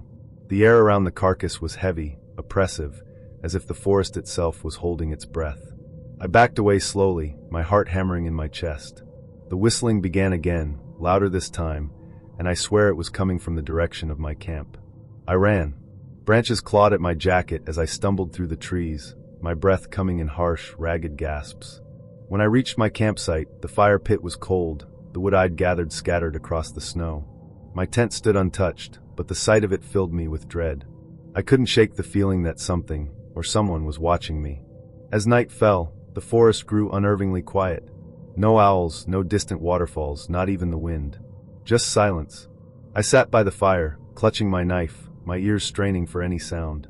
The whistling came again, closer now, weaving through the trees like a dark thread. I shouted into the darkness, my voice cracking. "Who's there? What do you want?" No response. The whistling stopped, replaced by a new sound, the crunch of snow beneath heavy boots. The footsteps were slow, deliberate, circling just beyond the firelight. I gripped the knife tighter, my palms slick with sweat despite the cold. "Stay back!" I yelled, but the footsteps didn't stop. Then, just as suddenly as they had started, they were gone. The forest was silent again, but the damage was done. I couldn't sleep, couldn't even bring myself to crawl into my tent. I sat by the dying embers of the fire, my back against a tree, and waited for the dawn. When the first light of morning broke through the trees, I packed up my gear as quickly as I could. I didn't care about the rest of my supplies, I just wanted to get out. The hike back to my car felt endless, every shadow and sound a potential threat. When I finally reached the road, I let out a breath I hadn't realized I was holding. But it wasn't over. That night, after I'd driven to the nearest motel, my phone rang. It was a park ranger I'd spoken to earlier, someone I'd mentioned the moose carcass to before leaving the forest. His voice was low, almost a whisper. "We found your campsite," he said. "The moose was dragged there." My blood ran cold. "What do you mean?" "The carcass," he continued, "was pulled from where you saw it to your camp. There's a lot of blood. And your tent, it was slashed. Looked like someone took a knife to it." I gripped the phone tighter, my hand trembling. "Was it an animal?" The ranger hesitated. "I don't think so.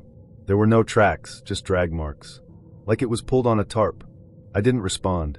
What could I say?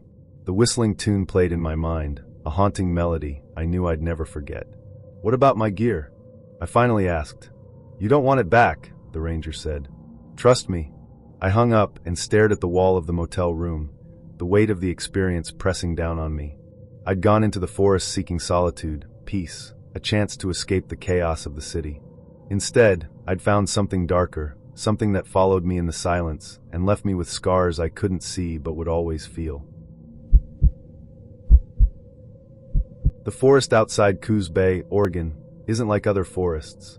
It's dense, wild, and ancient, with a kind of stillness that feels alive in its own way. The trees there are tall and relentless, their trunks coated in moss, their branches interlocking like the fingers of giants.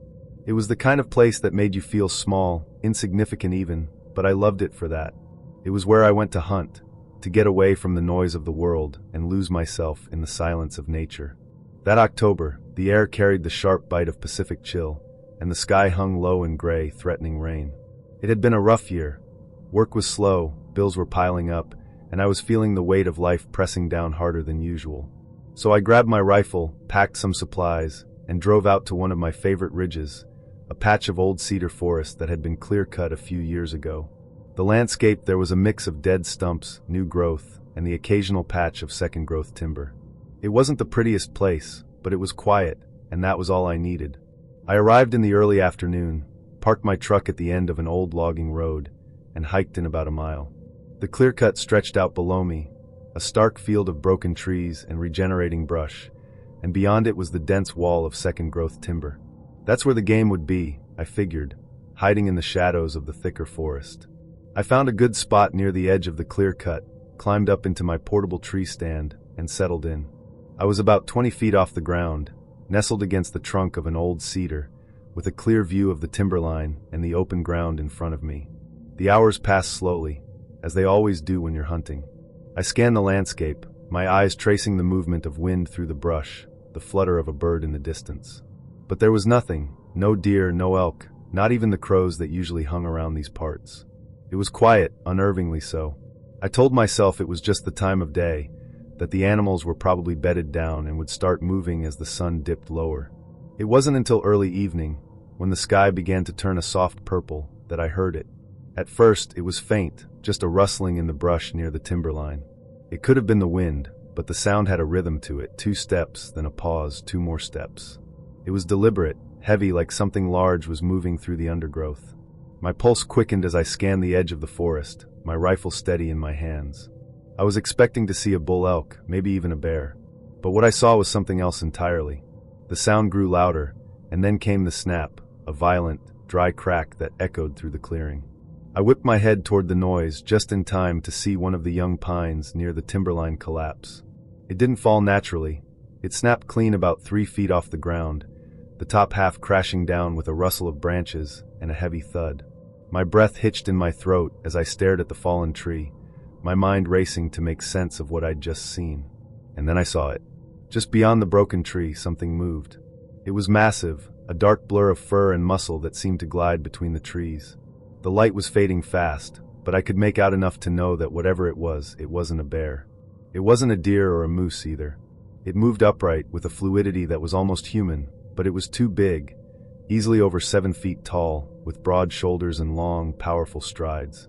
Its fur was dark, almost black, and it caught the last slivers of twilight as it moved deeper into the timber.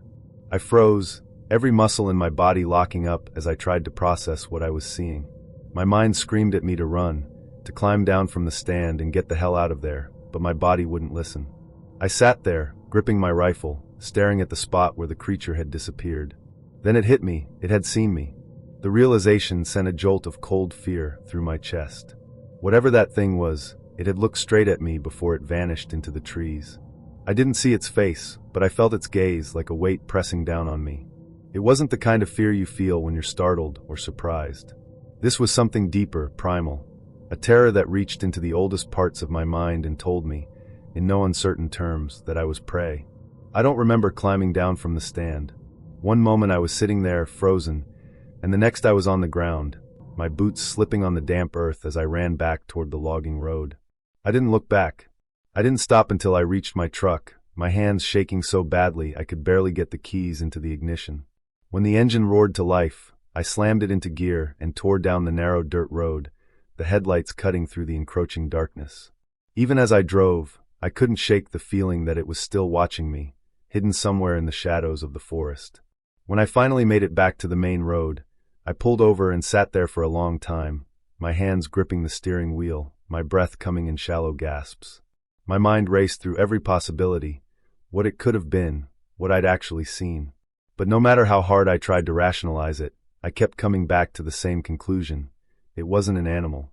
It wasn't something I'd ever seen before, and I prayed I'd never see it again. I didn't go back to that ridge after that. Hell, I didn't go hunting at all for months. The encounter stayed with me, creeping into my thoughts when I least expected it. I'd be sitting at home, watching TV or eating dinner, and suddenly I'd feel that same cold fear, the memory of those glowing eyes and the sound of the tree snapping in half playing over and over in my head. I told a few people about it, friends, family, but I could tell they didn't believe me. They'd smile politely, nod, and then change the subject. I didn't blame them. If someone had told me a story like that, I probably wouldn't have believed it either. It was late spring in northern Arizona, and I was riding the high of a solo road trip that had been nothing short of incredible so far. I'd spent weeks weaving through national parks, small towns, and roadside oddities, chasing the kind of freedom that only comes when you're completely untethered. My car, an aging Jeep Cherokee I'd affectionately named Lucy, had become my home, and the open road my sanctuary. At that point, I was just leaving Walnut Canyon National Monument. The sun was bleeding out over the horizon, the sky shifting from gold to deep purple, and I realized I'd stayed far later than I'd intended. The roads were empty, the kind of empty that feels like you've fallen off the edge of the world. I hadn't seen another car in over an hour, and Lucy's gas gauge was hovering dangerously close to empty. I kept telling myself I'd find a gas station soon, but the miles stretched on, the needle inching lower with every passing minute. Anxiety started to creep in, the realization that I might end up stranded in the middle of nowhere, gnawing at the back of my mind. That's when I saw it, a crooked wooden sign nailed to a post, faded lettering barely legible in the dying light, Coyote Flats Campground. There was an arrow pointing down a dirt road that disappeared into the trees. No mention of gas, no indication of how far it was, but I was desperate. I turned onto the dirt road, Lucy's tires crunching over gravel as I drove deeper into the forest. The road twisted and turned, the trees growing denser, their shadows swallowing the last traces of daylight. After what felt like an eternity, the road opened up into a small clearing, and there it was, Coyote Flats. The campground was a loose collection of fire pits and weathered picnic tables scattered among the trees. There were no lights, no ranger station, and no other signs of civilization, save for a rusty blue cooler sitting on the ground near a fire pit. That's where I saw them, a man and a woman, both in their mid to late 20s, sitting on folding chairs and sipping from cans of cheap beer. I pulled Lucy into the nearest spot and stepped out, my boots crunching on the gravel. The man looked up first, lanky and hollow-cheeked, with a fixed grin that didn't quite reach his eyes. The woman followed, her long, tangled hair catching the firelight as she smiled faintly, almost like she'd been expecting me. "Hey there," the man said, his voice casual but carrying an edge I couldn't quite place. "You lost?" "Not exactly," I said, trying to keep my tone friendly. "I was just looking for a place to camp for the night. Do you know if there's a gas station around here?" The man exchanged a glance with the woman before answering. "There's one about 2 miles up the road. Problem is, it's closed after dark." The woman nodded, her smile widening. "You're welcome to stay here, though. There's a spot open right next to us." I hesitated, the uneasy feeling in my gut growing stronger. Something about them felt off, though I couldn't put my finger on why. But the idea of driving aimlessly through the forest, running out of gas, and spending the night stranded in the middle of nowhere wasn't any better. I forced a smile and nodded. "Thanks. I appreciate it." I started setting up my tent in the spot they'd pointed out, a small patch of dirt framed by 2 pine trees. My hands shook slightly as I hammered in the stakes, though I tried to tell myself it was just the long day catching up with me. The man wandered over after a few minutes, an axe slung casually over his shoulder. "Need a hand?" he asked, his grin never faltering. I didn't want to be rude, so I nodded. "Sure, thanks." He knelt beside me, driving the stakes into the ground with the axe handle. His movements were quick and practiced, almost too practiced, like he'd done this 1,000 times before. When he finished, he stood and dusted off his hands. "There you go. All set." Before I could thank him, the woman appeared, her head tilted curiously. "You got any pills?" she asked, her tone light, like she was asking about the weather. "Pills?" I repeated, caught off guard. "Yeah, like, anything good? Xanax, Oxy, Adderall." Her smile didn't waver, but her eyes were sharp, studying me. No," I said quickly. "Just some ibuprofen." Her expression faltered for a split second before brightening again. "What about weed? Got any of that?" Reluctantly, I admitted I had a little left over from Washington. Her face lit up like I'd just handed her a winning lottery ticket. "Nice," she said. "You're cool." They drifted back to their fire pit after that, leaving me to finish setting up. I tried to shake the unease that clung to me like a second skin, telling myself they were just quirky, maybe a little rough around the edges. But then the woman called out again. "Don't forget to pay for your site." I glanced up, confused. "Pay?" "Yeah," she said, gesturing vaguely toward the trees. "There's a self-service box down the trail. Just write your credit card number down if you don't have cash." My stomach twisted. "I'll check it out later," I lied. "Sure," she replied, her smile never faltering. "No rush." The firelight flickered in her eyes, and I had to look away. A few minutes later, she reappeared at my tent. "You should meet the neighbors," she said, her tone breezy.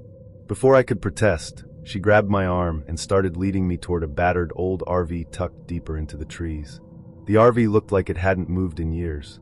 Its tires were flat, the windows patched with cardboard, and the metal sides were streaked with rust. Empty beer cans littered the ground around it, and the faint smell of something sour and rancid wafted through the air. Inside, a man sat slumped in a torn armchair, a half-empty bottle of whiskey dangling from his hand. He looked older, maybe in his 50s, with a scruffy beard and bloodshot eyes. A woman stood at a grimy stove, stirring something in a pot that smelled faintly of grease and onions. "This is Jim," the younger woman said, gesturing to the man in the chair. "And that's Linda." Jim grunted in acknowledgement, barely glancing at me. Linda turned from the stove and offered me a greasy smile. "You hungry?" "I'm making tacos." I shook my head. "No thanks. I'm good." "You sure?" Jim slurred, his voice thick and slow. "Ain't polite to turn down a meal." Before I could respond, Linda shoved a paper plate into my hands, a greasy taco balanced precariously on top. "Eat up," she said, her tone leaving no room for argument. I took a tentative bite, the grease dripping down my chin. It tasted as bad as it smelled, but I forced it down, not wanting to offend them. Jim watched me the whole time, his bloodshot eyes unblinking. "You catch what you eat," he said suddenly, his voice low and gravelly. "That's the rule out here." I nodded awkwardly, unsure of what to say. He leaned forward, his lips curling into a grin. "And if you don't catch anything, you eat what you find." I froze, the taco halfway to my mouth. The room felt colder, the shadows deeper. Linda laughed, a sharp, humorless sound, and turned back to the stove. I mumbled some excuse about needing to check my car and bolted out of the RV, tossing the taco to a dog that had been lurking near the door. The dog sniffed it hesitantly before devouring it in one bite. I hurried back to my tent, my heart pounding in my chest. The man and woman by the fire didn't say anything as I passed, though I could feel their eyes on me. I sat in my camp chair, staring at the fire, trying to convince myself I was overreacting. But the feeling in my gut wouldn't go away. Something was wrong here. Very wrong. After a few minutes, the man wandered over again. "You heading to the gas station in the morning?" he asked casually. "Yeah," I said, trying to keep my voice steady. "Maybe we'll ride with you," he said, his grin widening. "You know, just to make sure you don't get lost." I forced a laugh. "Sure. Sounds good." As soon as he walked away, I started packing. I didn't care how late it was or how little gas I had left. I wasn't staying another minute. I tore down my tent, shoved everything into the back of Lucy, and peeled out of the campground without looking back. The gas station was closed when I got there, but I didn't care. I parked in the lot, locked the doors, and tried to calm my racing heart. The next morning, I drove to a bed and breakfast I'd passed earlier and told the woman at the desk what had happened. She let me park in the back lot and use the bathroom, her kind smile a stark contrast to the unnerving grins I'd left behind. The lake didn't have a name, not one that anyone remembered anyway. It was just the lake, an isolated body of water tucked deep into the forests of northern Minnesota. My buddy Clay had been coming here for years, swearing up and down that it was the best hidden fishing spot in the state. No tourists, no noisy campsites, just pristine water and plenty of fish. It was the kind of place you only found if someone told you about it, a secret passed down like an heirloom. It was late August when Clay finally convinced me to join him for a weekend trip out there. We'd both had a rough couple of months, work stress, family drama, the usual, and a few days in the wilderness sounded like the perfect escape. We loaded up his old Chevy with our gear, tents, fishing rods, a cooler full of beer, and just enough food to last us until Sunday. The drive was long, the kind that takes you through winding back roads and tiny towns where time seems to have stopped. By the time we reached the trailhead, the sun was already sinking low in the sky, casting long shadows across the forest floor. The hike to the lake was about 3 miles, the trail overgrown and barely marked. Clay led the way, his machete slicing through the underbrush while I lagged behind, swatting at mosquitoes and trying to keep my balance on the uneven ground. The air was thick with the smell of pine and damp earth, the trees towering above us like silent sentinels. There was no sound but the crunch of our boots, the occasional call of a distant bird, and the faint rustling of leaves in the breeze. When we finally broke through the tree line and saw the lake, I had to admit, it was beautiful. The water was glassy and still, reflecting the fiery colors of the sunset. A thin mist clung to the surface, giving it an almost ethereal quality. The shoreline was lined with smooth stones and patches of tall grass, and beyond that, the forest stretched endlessly in every direction. There wasn't another soul in sight. "This is it," Clay said, spreading his arms wide like he was presenting me with a gift. "What do you think?" "It's perfect," I admitted, already feeling the tension in my shoulders begin to ease. "Let's set up camp before it gets dark." We found a flat spot near the water's edge and pitched our tents, the process made slower by the fact that Clay insisted on cracking open a beer for every stake he hammered into the ground. By the time we finished, the sky had turned a deep indigo, and the first stars were beginning to appear. We built a small fire, cooked up some hot dogs, and sat by the flames, watching the last light fade from the horizon.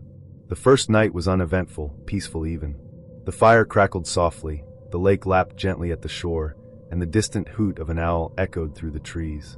Clay and I swapped stories, laughed about old times, and made plans for all the fish we were going to catch the next day. When the fire died down, we crawled into our tents, the cool night air lulling us to sleep. The next morning, we were up with the sun. The lake was even more stunning in the daylight, the water so clear you could see the rocks and weeds at the bottom near the shore. We spent most of the day fishing, paddling out in a small inflatable raft Clay had brought along. The fish were biting just like he'd promised, and by mid-afternoon, we had enough for a proper feast. As the sun dipped lower, painting the sky in shades of orange and pink, we cleaned our catch and cooked it over the fire. The smell of fresh fish filled the air, and for a while, everything felt perfect.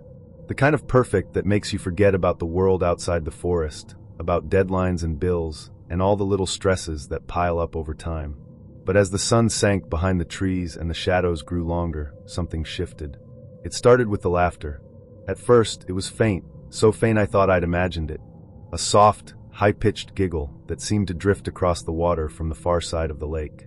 I froze, my fork halfway to my mouth, and glanced at Clay. "Did you hear that?" I asked. "Hear what?" he said, looking up from his plate. I thought I heard laughing. Clay frowned, tilting his head and listening. "Probably just a loon," he said after a moment. "They make some weird noises." I nodded, though I wasn't convinced. I'd heard loons before, and this didn't sound like one. It sounded human. We finished dinner and sat by the fire, sipping beers and talking about nothing in particular. But I couldn't shake the feeling that something was off. The forest, which had been alive with the sounds of birds and insects earlier, was now eerily silent. The only sound was the crackle of the fire and the occasional splash of a fish jumping in the lake. And then the laughter came again. This time it was louder, clearer. A child's laughter, high and light, echoing across the water. It sent a shiver down my spine. I turned to Clay, and from the look on his face, I could tell he'd heard it too. "That's not a loon," I said, my voice barely above a whisper. Clay didn't respond. He was staring across the lake, his eyes narrowed. "Maybe it's another camper," he said finally, though his tone lacked conviction. "There's no one else out here," I said. "We would have seen them." The laughter came again, closer this time, followed by a faint rustling in the trees on the far side of the lake. My heart was pounding now, a cold knot of fear tightening in my chest. Clay stood, his eyes scanning the shoreline. "Stay here," he said, grabbing a flashlight. "I'm gonna take a look." "Are you crazy?" I hissed. "What if it's, I don't know, some kind of animal?" Clay gave me a reassuring smile, though it didn't reach his eyes. "It's probably just some kids messing around. I'll be right back." I watched as he walked down to the water's edge, the beam of his flashlight cutting through the darkness. He stood there for a moment, shining the light across the lake, before turning and walking along the shoreline. The firelight flickered, casting long shadows that seemed to dance in the trees.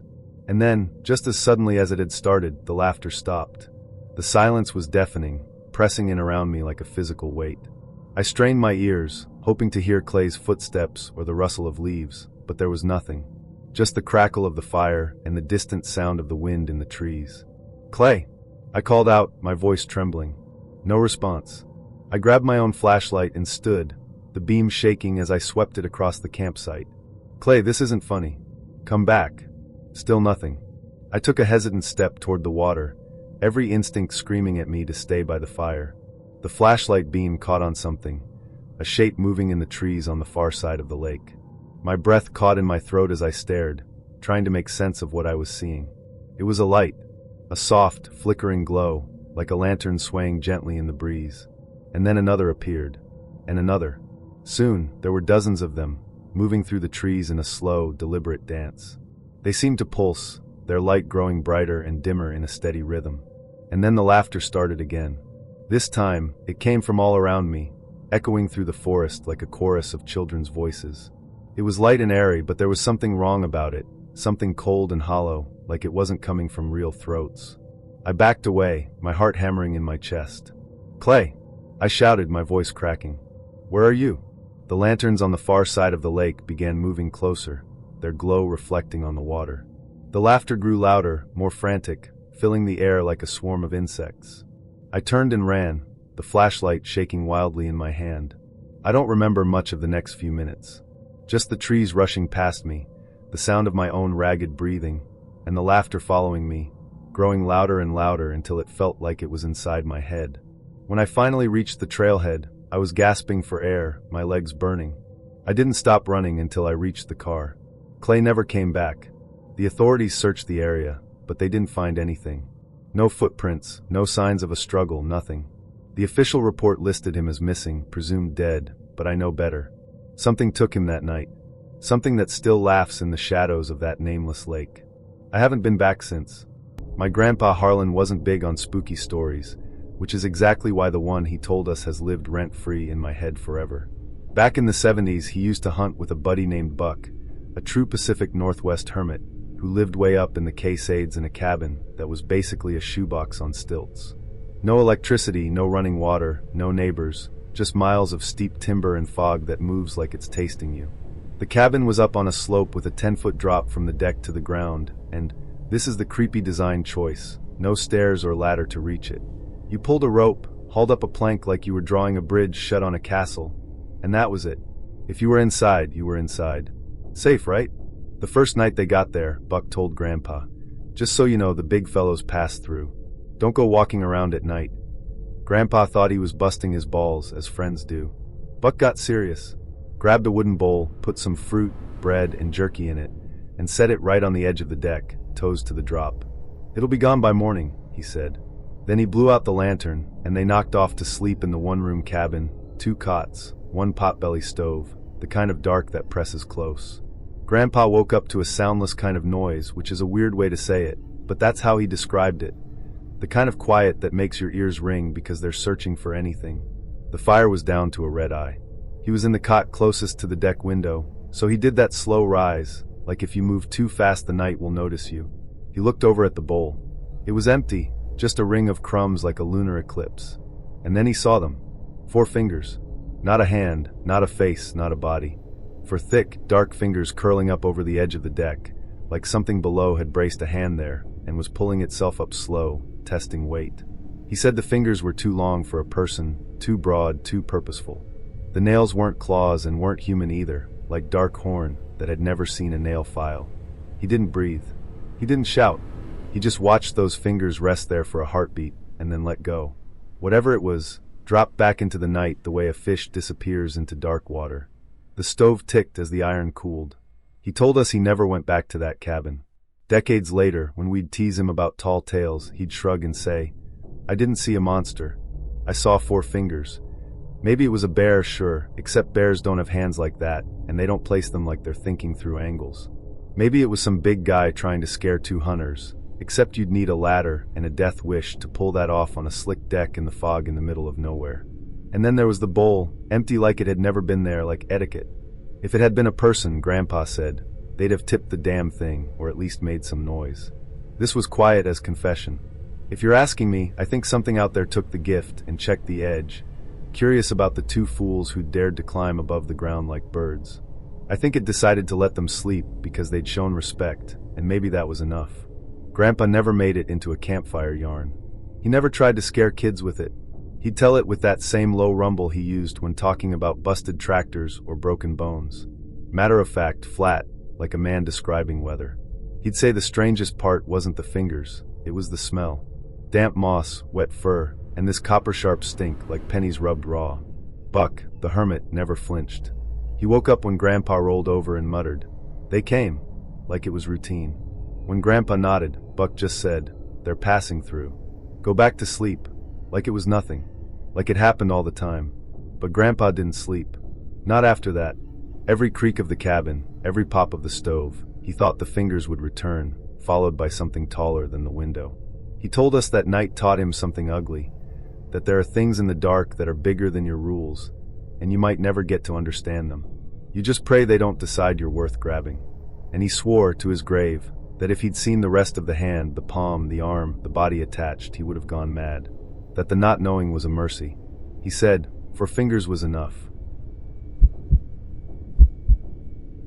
I don't tell this story much anymore.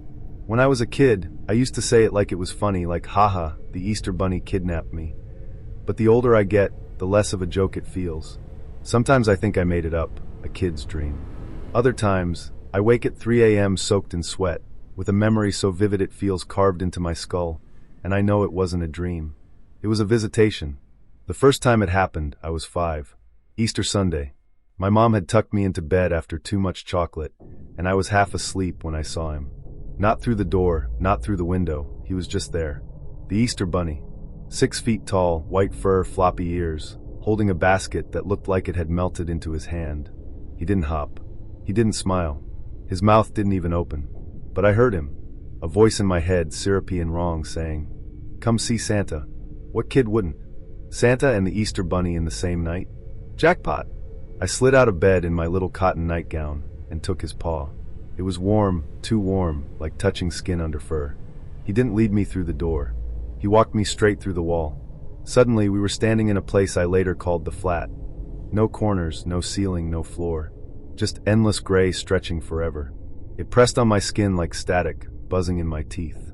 I remember clutching the bunny's paw tighter and wanting to cry, but my voice wouldn't come out. And then he was there. Santa.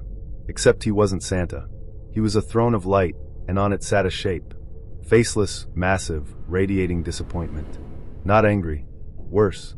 Disappointed, like a father watching his kid torch the family home. He didn't speak words. He slammed pictures into my brain. Oceans boiling. Cities choking on smoke. Kids coughing blood. Forests collapsing into ash. Then flashes of animals running, people drowning, fire eating the sky. My tiny body shook. I wanted to scream for my mom. I wanted to wake up, but I couldn't. The bunny squeezed my hand, and I felt his thoughts slide into mine like oil. Watch. Remember. Tell. I woke up in my bed. Hair wet like I'd been in a storm, nightgown twisted inside out. My blanket smelled like smoke. I ran to my mom crying, babbling about Santa and the bunny. She stroked my hair, told me I'd had too much candy, sent me back to sleep. I wish it had stopped there. Years passed. I grew up. Moved to a new house in another town. I almost forgot. But when I was 9, it came back. Middle of the night, I woke to my name whispered. Not from the doorway. Not from the window. From the ceiling. I looked up, and the plaster was glowing faint blue, a circle widening, widening, until I swore I could crawl through it. My body lifted. No air in my lungs, just floating, the sheets peeling away like seaweed. Brutus, our dog, barked his throat raw downstairs, but no one came. I drifted into a room shaped like an egg. Walls pulsing, glowing soft blue. 3 figures stood waiting. Not the bunny. Not Santa. Grays. Thin as sticks, arms too long, heads too wide, eyes black and slick like oil puddles. They didn't move their mouths. They didn't have to. Thoughts hit me like needles. Watch. Remember. Change it. They showed me again. The boiling oceans. The coughing children. The cracked riverbeds. Except this time, I also saw flashes of green. Trees swaying clean, water sparkling so clear it hurt my eyes. They pressed it into me like a demand. This or that. Your kind decides. And then I was back. Dumped in my bed like garbage. Clock blinking 4:17 a.m. The last thing I remembered was brushing my teeth at 9. I never told my parents. I knew they'd say I was dreaming. But I carried it. I carried it into adulthood, into every choice I made. Fast forward 15 years. I'm in grad school studying botany. One night, I'm browsing case studies online, bored, when I stumble on an old interview with an abductee from Peru. Never met him, never heard of him. He described the exact same thing. The throne of light. The disappointment. The boiling oceans. Word for fucking word. I sat on the floor of my shitty dorm apartment and cried for an hour. Ugly sobs, snot and all. Because either we both dreamed the same dream, or something real had branded itself into us. I switched majors. Botany wasn't enough. I had to study environmental science, ecosystems, climate collapse. I told myself I was doing it because I cared about the planet, but that's only half true. The other half is that I wake up every night still hearing the bunny whisper in my head, watch. Remember. Tell. This one isn't mine, but my cousin Jade's, and if you ever meet her, you'll understand why none of us laugh about it. Jade's the least woo-woo person alive. She's a field biologist, data tattooed into her spine. But when she was little, she had a story that bent time around her. She used to say the Easter Bunny took her. Yeah, sounds like a kid's cartoon nightmare, right? Except she didn't say it with giggles. She said it with the flat certainty of someone describing a dentist appointment. He came into my room. Big white ears. He said I could see Santa. She told her mom this when she was 5. Her mom chalked it up to dreams. But Jade would repeat it every year, the same way. The bunny didn't hop. It walked. Tall. The suit was wrong, she said, like fur zipped over skin, and the eyes weren't eyes. They were black, shiny like puddles. It led her through the wall into a place she called the flat. A world with no corners, just endless gray that pressed against her skin like static. And then came Santa, except not. A figure sitting on a throne of light, faceless, with a weight in its presence that crushed her. It didn't speak words but filled her head with pictures, quick and brutal. Oceans boiling, forests burning, towers collapsing into dust. He wasn't jolly, she said. He was disappointed. She woke in her bed with her nightgown inside out and her hair wet like she'd showered in a storm. Fast forward a few years. Jade's 9. Different house. Different town. Middle of the night, she says she hears her name whispered, not from her door, not from her window, but from the ceiling. When she looks up, there's a circle of light, faint but solid, like a hole in the drywall. She swears she floats, weightless, heart screaming in her chest while her body just drifts upward. She remembers standing inside a room shaped like an egg, walls glowing soft blue, and 3 figures waiting. Not Bunny. Not Santa. Thin gray things with arms too long, black wet eyes like marbles sunk in clay. They didn't speak, but jammed thoughts straight into her skull. Watch. Remember. Change it. She was shown more visions. Cities choking on smoke. Rivers drying into cracked veins. Children coughing red into their hands. Then quieter, a flicker of something green. Trees, clean air, water so clear it looked unreal. We want this, not that, the thought pressed into her. Then she was back. No floating. No beam. Just dumped in her bed like she'd been carried. Except her clock read 4:17 a.m., and the last thing she remembered before the ceiling was brushing her teeth at 9 o'clock. Her night was gone. Years later, when she was in grad school, she stumbled onto an old interview with another supposed abductee from across the world. A man she'd never met, never even heard of. He described the same thing. The faceless Santa figure, the endless gray place, the boiling oceans. Word for word. Jade cried for an hour straight when she read it, then changed her career path entirely. She switched from botany to environmental science and swore she wasn't doing it because of aliens. She was doing it because the visions had branded themselves behind her eyelids. She said, if it was a dream, then the universe picked the wrong nightmare to recycle. Because I can't shake it. I don't think people understand how loud the woods really are until the woods go quiet. This was back in the mid-'80s, when my best friend Danny and I were 12, camping by the Columbia River in Oregon. Our parents had driven us out there, dumped us with cheap tents and sleeping bags, and promised to pick us up in the morning. They figured we were old enough for adventure. Really, it was just an excuse for them to drink beer by the river without us. We didn't care. We felt badass. 2 boys alone in the wilderness, living off beef jerky, fishing poles we barely knew how to use, and a flashlight already running low on batteries. That night, after the fire burned down to glowing embers, we lay on our backs staring up at the sky. The stars out there were insane, no streetlights to dull them. A whole galaxy spread above us like glitter on black velvet. Danny was talking about girls, how he thought Stephanie from school liked him because she'd lent him a pencil once, when I noticed it. The silence. It hit like a switch had flipped. The crickets? Gone. The frogs? Gone. Even the river, usually sloshing lazy against the rocks, felt muted, muffled, like someone had stuffed cotton in my ears. Do you hear that? I whispered. Hear what? Danny asked. Exactly. He sat up, frowning. Where the hell did everything go? Then the air changed. Heavy, pressing down on us, like before a thunderstorm. Except no thunder came. We looked up. At first, I thought it was a cloud. A massive, black cloud blotting out the stars. Except it wasn't shaped like a cloud. It was too straight, too sharp at the edges. Holy shit, Danny breathed. It wasn't a plane. It wasn't a blimp. It was bigger than anything I'd ever seen, stretching across half the sky. No sound. No lights. Just sliding overhead slow as death, eating the stars as it passed. I felt my bladder tighten. I thought I might piss myself right there. What is it? I whispered. Danny didn't answer. His mouth hung open, eyes wide and wet. We just watched. Frozen. 2 kids staring up at something so fucking huge and wrong that our brains couldn't catch up. It moved without moving. Like it wasn't flying, just gliding, the world bending around it. I remember thinking, this thing doesn't care about us. It doesn't even see us. We're ants under a boot. And then it stopped. Right above us. We couldn't see stars anymore. Couldn't see sky. Just a ceiling of black stretching forever. The silence grew unbearable. My heartbeat was the only sound, hammering in my ears. Then came the feeling. Like something had reached down, pressed icy fingers against my skull, and peeled me open. Thoughts that weren't mine crawled in, oily and cold. You are nothing. My vision blurred. The fire pit glowed red beneath me, flickering like it was underwater. I clutched at the dirt, digging nails into the soil just to feel real. Next to me, Danny whimpered. Not cried, whimpered like a kicked dog. You are nothing. The shape lingered, hung there, savoring us. Then just as suddenly as it arrived, it slid on. The stars blinked back into existence, one by one. The air lightened. The frogs croaked timidly, and sound rushed back like a wave. Danny gasped, sobbing. Did you feel it? Did you hear it? I nodded, throat too tight to speak. We didn't sleep that night. Didn't even crawl into our tent. We sat by the dead fire, clutching our flashlights, staring at the sky like scared little kids.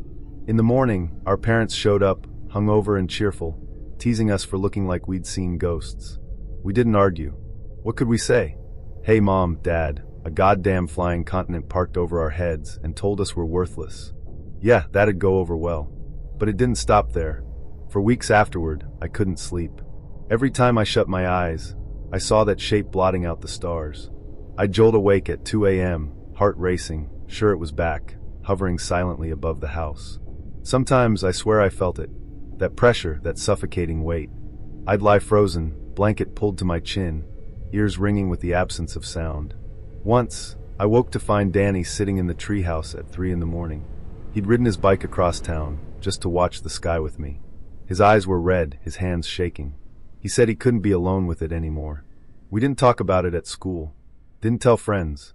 It was ours, a secret too big and too ugly to share. But it fucked us up. Danny started drinking early. By 15, he was sneaking whiskey from his dad's cabinet just to fall asleep. He said it kept the dreams away. Me, I threw myself into books. Astronomy, physics, anything that might explain what we saw.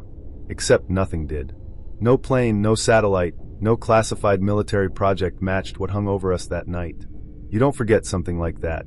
You don't outgrow it. Years later, we tried to talk about it again. We were 20, sitting on the tailgate of my truck, smoking shitty cigarettes. I asked him, "Do you think it was aliens?" He shook his head. Aliens want something. They abduct, they test, they take. He flicked ash into the dirt. That thing didn't want shit. It was just there. Like a mountain. Like the ocean. Too big to care. He was right.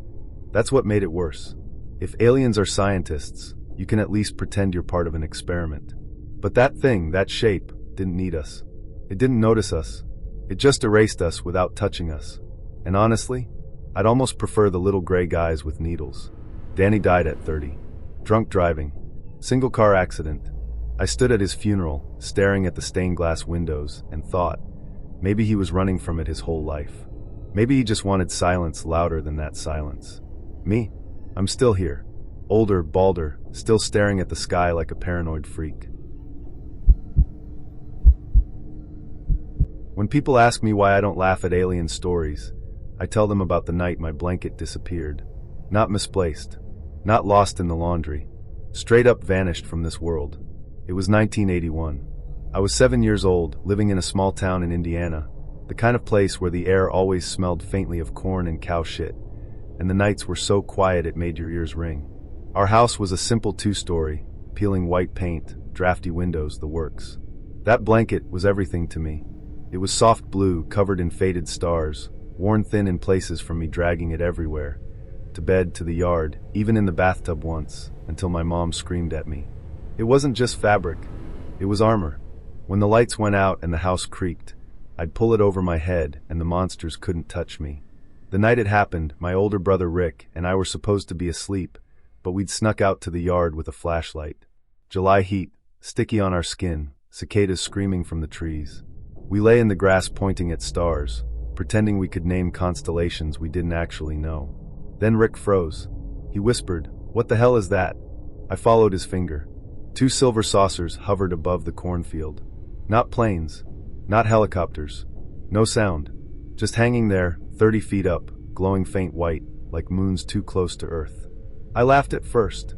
You're making it up. But then one of them tilted, slow and deliberate, and the underside shimmered. Little lights blinking like they were breathing. Rick squeezed my arm so hard it hurt. They're real. We should have screamed.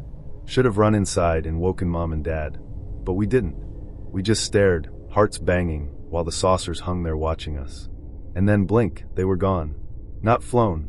Not faded. Gone like someone had shut off a lamp. Rick swore me to silence. Don't tell Mom. She'll think we're nuts. But I couldn't stop thinking about it. When I finally crawled into bed, blanket wrapped around me tight, my mind buzzed like static. Every shadow on the wall felt alive. Then I dreamed. Except it didn't feel like a dream. I was standing in a room the size of a stadium. Walls curved high above, glowing pale silver, no seams, no corners. Cold air kissed my skin, and the floor hummed like it was alive. Figures moved around me. Tall, gray-skinned, their heads too big for their spindly bodies. Their eyes were wrong, huge, black, shining wet, no whites, no lids. They didn't speak. They didn't need to. Thoughts punched into my skull like needles. You are here. Do not fight. I couldn't move. Couldn't scream. I clutched my blanket against my chest like a shield, tiny fists trembling. A table appeared, or maybe it had always been there, flat, metallic, with straps dangling from the sides. They wanted me on it. No, I whispered. Fuck no. I'd never said that word before. It tore out of me raw, desperate. Their heads tilted, curious, like they'd never heard a child curse. Then the floor opened. Just a circle, maybe a few feet wide, a perfect black hole yawning at my feet. The blanket slipped. I reached too late. It slid from my hands and fell into the hole, vanishing into darkness. Panic flooded me.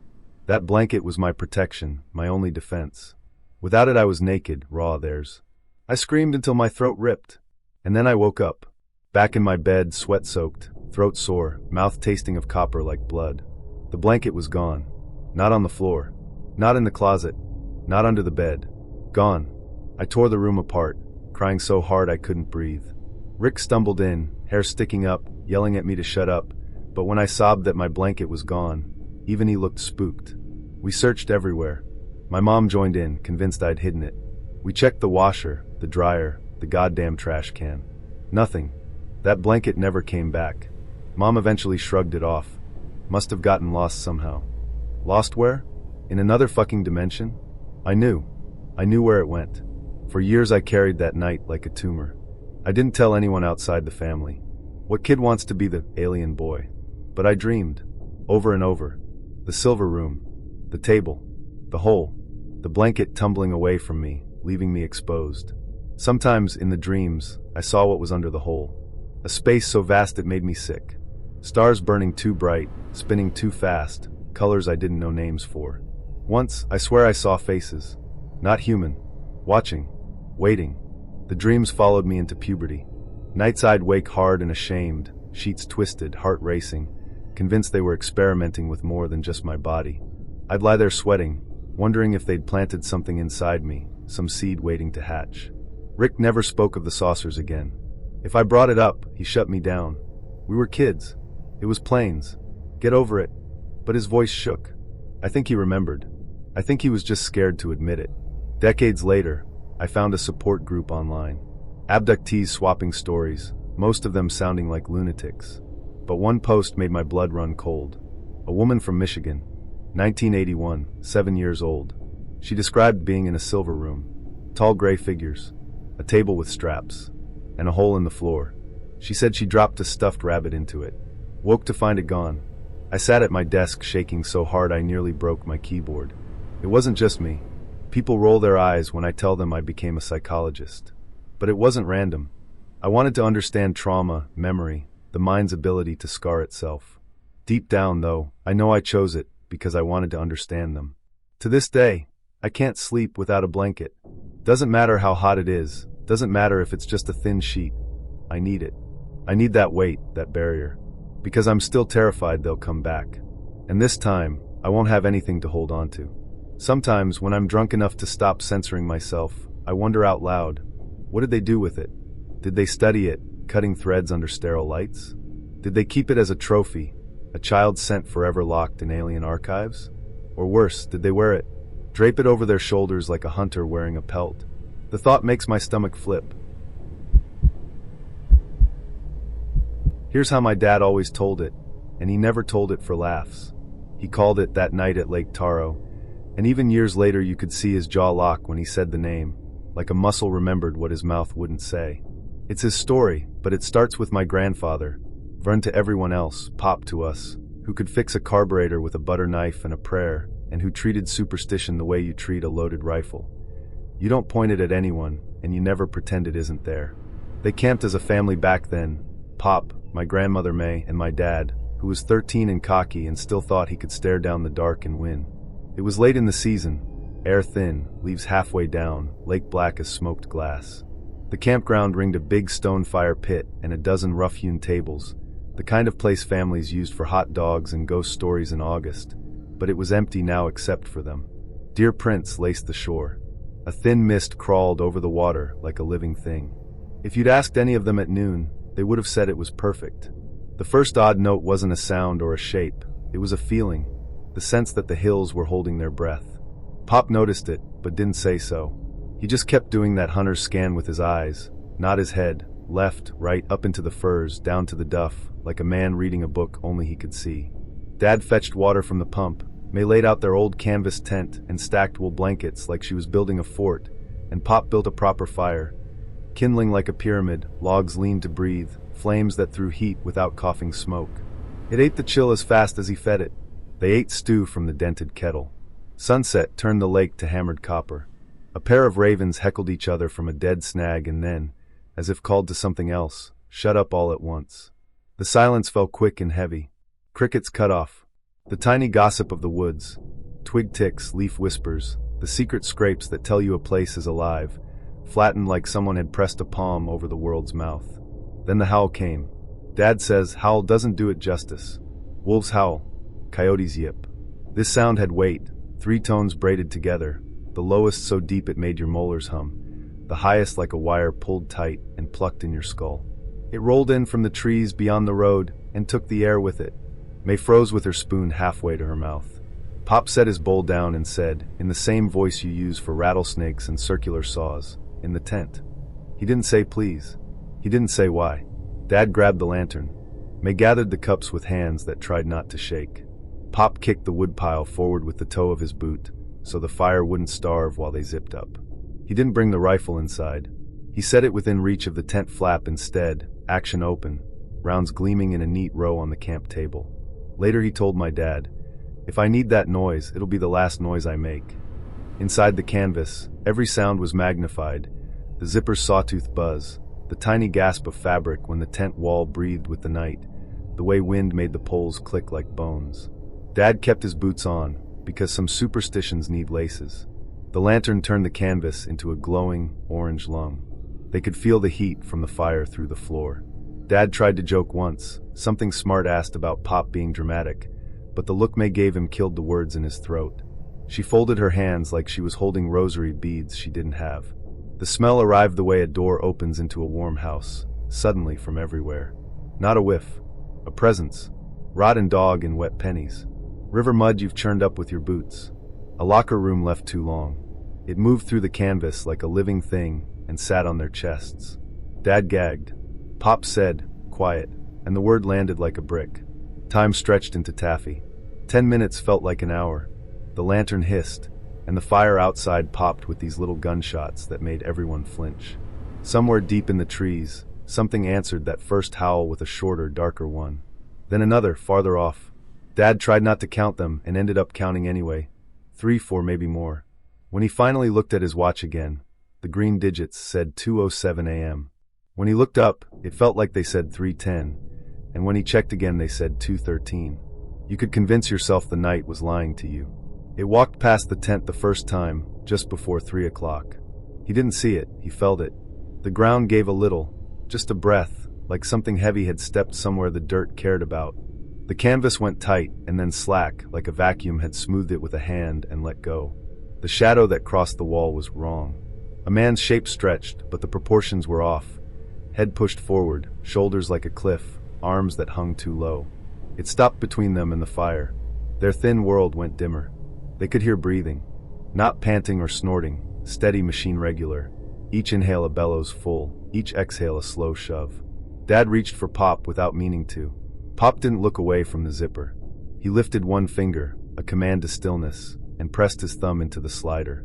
Very slowly, he pulled the zipper down half an inch and leaned his eye to the gap. Dad says the thing was 15 feet away, and it stood like it belonged there. No hunching, no crouching, no sneaking. It was tall, taller than any man Pop had stared down in bars or at fence lines. 7 feet? More? Hard to tell with the fire's light feathering its edges. Fur, not hair, hung off it in damp ropes, glossy where sparks touched oil, matte where ash dusted it. The legs weren't human. Thighs enough to sprint through deadfall, calves built like springs, knees flexed as if coiled. The hands were the worst, long, thick fingers that seemed to keep their shape in the glare, like something you'd see through glass at a museum, except those things were alive and could close. But the eyes, God help them, the eyes, were yellow, not reflective like a deer in headlights, but lit from within. Not bright, not flashlight beams. Dim, ugly coals. They didn't flare when it turned its head. They just held. And when they settled on the tent, on that letterbox gap Pop gave himself, it felt like someone you didn't know had just said your name in a quiet room. It began to pace. Not stomping. Not testing the fire like a bear sent by the smell of grease. It traced a circle around the pit, counterclockwise, slow and deliberate, like a man walking the stations of the cross. When it turned its chest toward the tent, the stink intensified and the breathing got louder, and the tiny hairs all over Dad's arms crawled in one direction like they were trying to escape his skin. When its back was to them, air returned, thin and bitter, like after a held breath. On the second lap, it stopped at the edge of firelight and tilted its head up, not toward the stars but toward the trees beyond the road. In that notch between flame gold and true black, Dad saw them. At least 3 other shapes at the treeline, shoulder high to the first, still as cut stumps. Their eyes caught a little of the fire and made a sick little triangle of dying embers in the dark. They didn't move. They watched. If the big one was a question, the others were punctuation. May's lips moved. Quiet prayers. She wasn't whispering words Dad recognized. Maybe she'd run out of memorized ones and fallen back on ancient rhythms. Pop pressed the tent floor flat under her knuckles with his palm, so she wouldn't shake the whole room. He didn't close the zipper. He didn't open it more. He kept his eye in that gap and counted, because counting was a thing a man could do when the night had decided to stop making sense. On the third lap, it stopped in front of the tent, at the place where the heat fell to nothing. It leaned a fraction into the warmth, and in that fraction Dad saw the chest, barrel thick, and a mouth that wasn't quite a man's mouth, wide and lip-thin, pressed together like someone learning how to keep quiet. The nostrils twitched. It inhaled the way your grandfather tastes bourbon, slow, to find all the notes. Either it decided something, or it recognized something. It let the breath out in a low sound, half cough, half grunt, and somewhere in the trees one of the smaller shapes answered with the same note, a little higher. A conversation, carried in a frequency that turned human bones to tuning forks. Pop slid the zipper up 3 teeth, no more, and reached for the long branch he'd left inside. Without leaning out, he used it to draw another log toward the heart of the coals. The flames shouldered up like a boxer. Sparks licked the thing's fur and died. It didn't flinch, but it didn't step in either. It held there, letting the heat wash it, then turned where it stood and walked away. Smooth, no wasted motion, like a big cat in a heavy coat. The 3 at the edge of the trees peeled off with it, so perfectly together that for a second Dad thought the forest had shut its eyes. There was no crashing, no twig snaps. They didn't run. They were simply present, and then they weren't. Sound seeped back into the world in thin threads. 1 frog, then 3, then a sloppy choir, wings a little too clumsy for the quiet, the tiny fizz of sap boiling in the logs. When Dad finally looked at his watch again, and believed it, it said 3:45. Your life gets divided by clocks like that. They didn't sleep. Pop fed the fire with a miser's care, keeping it tall but not greedy. When light snuck into the sky, the lake's black softened to dented pewter. The stink thinned without really leaving. May made coffee so strong it felt like penance, and set a cup next to Pop's knee without looking at him. "Thank you," she said to no one in particular, which is a prayer by another name. Pop walked the site with a slow, mechanic's patience, eyes on the ground and hands behind his back like he was touring a factory. "Come see," he said finally, not raising his voice. He didn't have to. Dad and May came because the world had taught them to mind him when he used that tone. There were prints. The duff wasn't snow, so nothing dainty, but the dirt told truth where it could. Dark ovals where weight had pressed leaf into mud. Toes deeper than heels like a sprinter. A shallow skid where something heavy had taken a half step and checked itself. At the fire pit, 1 brick wore a soot-smudged half moon at an angle that could only be knuckles or the heel of a palm. Pop set his hand in the deepest print, and his fingers didn't reach edge to edge. "Bigger than a big man," he said. Not scared. Not bragging. Just facts laid on the table. Higher up, on a cedar just beyond the site, 2 fresh rubs showed where bark had been scoured away parallel, about 6 feet off the ground. Sap wet and white like a wound. A young alder bent in a sad, clean yew, not broken, but forced and left, the fibers pale where they'd stretched. Dad lifted it and it whined a high, torn sound. He set it down like an apology. "Don't show me any more," May said, small and hard at once. "I'm going to fold blankets, and we are going to leave, and I'm going to forget everything except your faces." She went to the tent and made the wool into squares that would have satisfied a drill sergeant. They broke camp like a family in church, quiet, ritual, no jokes. Pop doused the fire with 2 pots and stirred the ash until it looked like gray soup, then doused again, then used the stick to right little channels for steam to escape. He put the grate back exactly how he'd found it, which is a man trying to tell a place he respects its rules. When they hauled the last tote to the truck, he stood at the edge of the site, took off his cap, and said, "We're going." Not goodbye. Not thanks. A declaration of intent, a thing without a language might still recognize.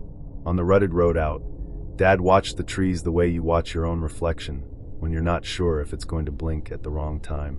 Once he thought he saw a seam slide between trunks, a moving absence, and looked away on purpose, because sometimes your choices are see the thing and get to leave. May stared straight ahead, lips thin, hand locked around the grab strap. Pop drove like he'd been drinking coffee since birth, hands at 10 and 2, shoulders so tight they made the steering wheel look fragile.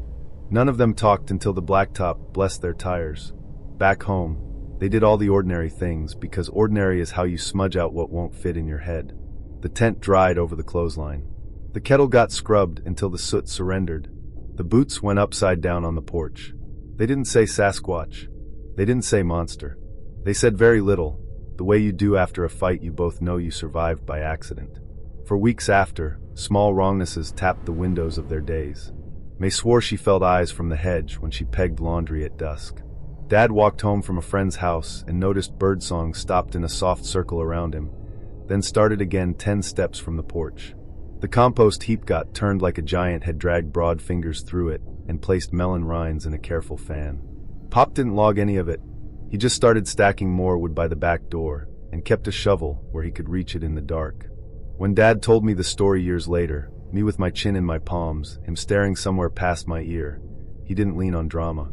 He didn't need to. He finished the bowl of stew he'd made like Pop used to make and said, "That thing didn't love us and it didn't hate us. We were a mistake in its house. The only reason I'm here and you're here is because we didn't make that mistake worse." He sipped his beer and added, like a man giving you directions to a place you really don't want to go, "Keep your fire high. Don't run your mouth in the dark. And if the forest tells you to leave, don't argue."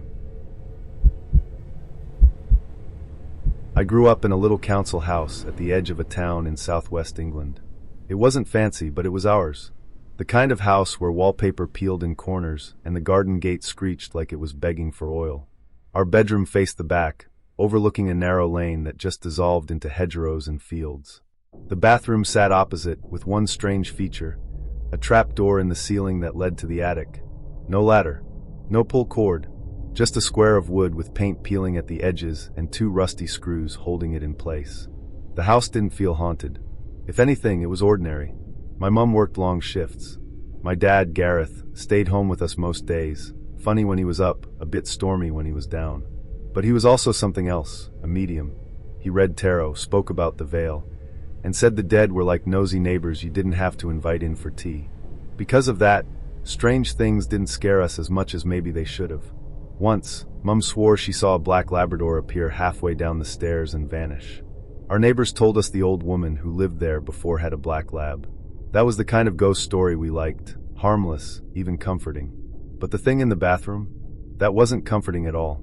Our room was across from the bathroom, no door between us and the landing. If anyone walked to the loo, we saw their legs.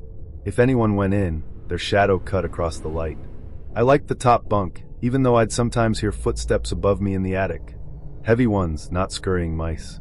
I'd press my palm to the ceiling and swear I could feel them. But I never told anyone. One gray afternoon, Mum was at work and Dad had gone to bed early, saying he felt ill. My sister Pippa and I were playing with dolls when we heard it. A faint click, then another, like someone fiddling with a latch. We froze. Then a voice drifted out of the bathroom. "Hello, children." It sounded like Dad doing one of his silly voices, but wrong. Gargling. Slurred, like he was underwater. Pippa giggled nervously. "Dad," she called. The voice came again. "Hello, children. Come see." We looked at each other, both half laughing, half terrified. I crept to the doorway and peered into the bathroom. It was empty. The light was off, the towel drooping, the cracked bath panel showing its usual scar. Then it spoke again. But this time, the sound wasn't from the bathroom. It came from above, from behind the trap door. "Come see." My stomach turned cold. Pippa whispered my name like it was a prayer. At that moment, Dad's bedroom door slammed open. He stormed out, furious, ready to tell us off for making noise. But when he saw our faces, his anger faltered. "What?" "The voice," I whispered. "In the bathroom." He checked. Nothing. Just tiles, towel, window. He forced a smile. "See? Nothing." And then it happened again. "Hello, children," the voice bubbled, happy and disgusting. And something tapped the trap door, two slow, deliberate knocks. Dad flinched. His whole face changed, the dad part replaced with the medium part. He grabbed a torch and broom, climbed onto the bath, and pushed the trap door open. Dust fell into his hair. He shone the light inside. Empty beams. A dead wasp nest. Old boxes. Darkness. "Anyone up there?" he asked. Silence. He lowered the torch, shut the hatch, and pressed it closed with his palm. Then he climbed down, face pale, voice sharp. Downstairs. Now. We sat in the lounge with the telly on mute, while he made tea too loudly. When Mum came home, he brushed it off, pipes, imagination. But that night, tucked into bed, we heard it again. Click. Scrape. And then, "Hello, children. Come up." The voice filled the landing like warm air. It didn't sound playful anymore. It sounded hungry. Pippa whimpered. I screamed for Dad, swearing without even meaning to. He tore out of his room, eyes blazing, and shouted. And oh, not at us, at the bathroom. For a second, the whole house felt like it shuddered. The voice stopped. The tapping stopped. The air grew lighter, as though something had lifted its hand from our shoulders. Dad stood shaking but furious, glaring at the trap door. He didn't open it again. He didn't need to. He herded us downstairs, made us sleep under blankets on the sofa. Mum said nothing more about it. We moved out months later. For years, Pippa pretended she didn't remember. But when we were older, cleaning out Mum's garage, she found her old diary. In it was a shaky drawing of two stick girls under a blanket, a square above them with two eyes, and the words, "Don't go up." She looked at me pale and whispered. I thought I made it up. You didn't, I said. Dad has 3 answers now, depending on his mood. Practical Dad says it was imagination.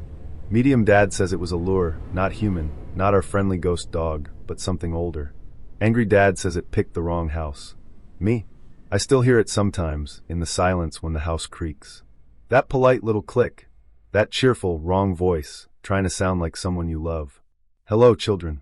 And I remember Dad's answer, the only answer that matters. No, because whatever it was, it wanted us upstairs, and we never went. My dad and I didn't always get along.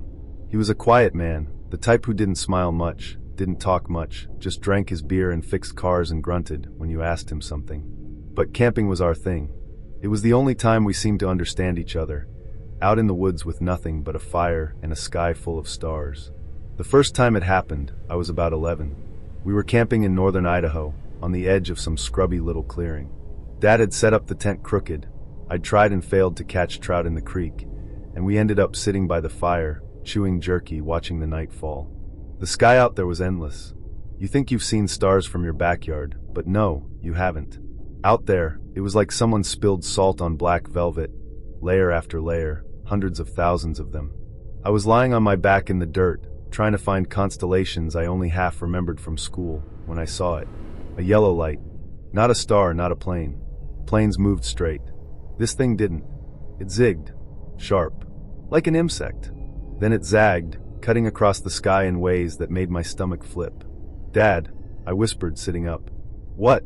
He muttered, lighting a cigarette. Look. He followed my finger, squinted. Then he froze. The light darted left, then right, then up. Then it stopped dead. Completely still. That's not a plane, he said finally. We watched in silence. The fire popped behind us, the creek bubbled somewhere to the right. but all I could hear was my own pulse hammering in my ears. The yellow light hung there, mocking physics. Then, as if it knew we were watching, it darted diagonally, zipped down, then shot straight back up. "Jesus Christ," Dad muttered. He never swore in front of me. The thing did this dance for maybe 2 minutes, then gone. Not faded. Gone. Like someone yanked a plug. The woods swallowed the silence again. Dad stared a while longer, jaw tight, then stood, stomped out his cigarette, and muttered, "Time for bed." I didn't sleep. I lay in the tent listening to every rustle, every shift of the canvas, wondering if the light was above us, hovering, waiting. The next morning, Dad acted normal. Made coffee, burned bacon. Didn't bring it up, so neither did I. But it wasn't the last time. A couple years later, 4th of July, we were back in the same area. Different clearing, different friends. Dad had brought a buddy of his from work, Ron, and his family. We set off fireworks, cheap ones from a roadside stand, sparklers and bottle rockets and Roman candles. The kids, me, Ron's son, and a girl from another campsite, sat on a log watching the sky, pretending we weren't bored. The adults laughed too loud, their faces glowing in the firelight. Then I saw it again. Not yellow this time. Purple. A weird, almost too purple light. Not violet, not something natural. It hung there, perfectly still, way up in the sky. "You see that?" I whispered to Ron's kid. He squinted. "Yeah. What the hell is that?" The girl saw it too. I nudged Dad. "Look." He followed my finger, stiffened. The light didn't move during the fireworks. It just sat there, pulsing faintly like it was watching. The second the fireworks stopped, zip. Gone. Shot off the horizon so fast it left a streak. Ron swore. The girl screamed. I just stared, mouth dry as dirt. Dad didn't say anything. Just stared at the empty sky, cigarette burning down between his fingers. Those weren't the only times. Throughout my teens, I saw other lights. Not always with him. Once when I was camping with friends. Once when I was out fishing alone. Once, swear to God, when I was walking home from school. Same pattern. A light too bright, too sharp, zigging where nothing should zig, darting across the sky like it was toying with me. I never told most people. Who the fuck wants to be the UFO kid? But Dad knew. Every time it happened, I told him, and every time he just nodded, jaw tight, like it confirmed something he already believed, but would never say out loud. The weirdest part wasn't the lights themselves. It was the feeling. Every time, I felt it in my chest before I saw it. Like static. A pressure, the way the air tastes before lightning. Hair on my arms lifting, skin prickling. And every time, afterwards, silence. Not peace, silence. Like the world was holding its breath. The last time I saw one, I was 20. I'd moved out, had a shitty job at a gas station, lived in a crappier apartment. Dad called one weekend, said he was camping alone. Asked if I wanted to come. I almost said no, but something in his voice made me go. We sat by the fire, just like old times. He was quieter than usual. Smoked more. And then around midnight, it happened again. A white light this time. Sharp. Darting. Zigging across the sky. I laughed, shaky. They're back. Dad didn't laugh. He just watched. Then he said something I'll never forget. They're not back, son. They never left. I looked at him. His eyes were shining in the firelight, not with fear, resignation. What do they want? I whispered. He shook his head. Maybe nothing. Maybe just to remind us we're not in charge. The light zigged again, then shot off into blackness. Dad stubbed out his cigarette, stood, and muttered, "Time for bed." But I lay awake, listening to the silence, heart thundering. He's gone now. Cancer took him a few years back. At his funeral, people talked about his laugh, his stubbornness, his cars. No one mentioned the nights we sat under the sky, watching lights that broke the rules. I worked at a Boy Scout camp in Northern California back in the late 90s. I wasn't a scout myself, never had the patience for all that merit badge shit, but a friend hooked me up with a summer job. Cheap pay, bad food, long hours, but I was 19 and broke. I figured, hey, free cabin, free meals, beer on weekends, why not? The camp sat in the woods near Shasta. Dense, towering pines, air that smelled like sap and dirt, silence so thick it pressed in on you at night. My job was night bear watch. Sounded cool at first. Basically, I was supposed to patrol the camp after lights out, keep an eye out for raccoons, drunk kids sneaking off, and the occasional black bear sniffing around the dumpsters. I was given a flashlight, a whistle, and zero training. First couple weeks were uneventful. I'd make rounds, smoke a cigarette behind the mess hall, then crash in my bunk.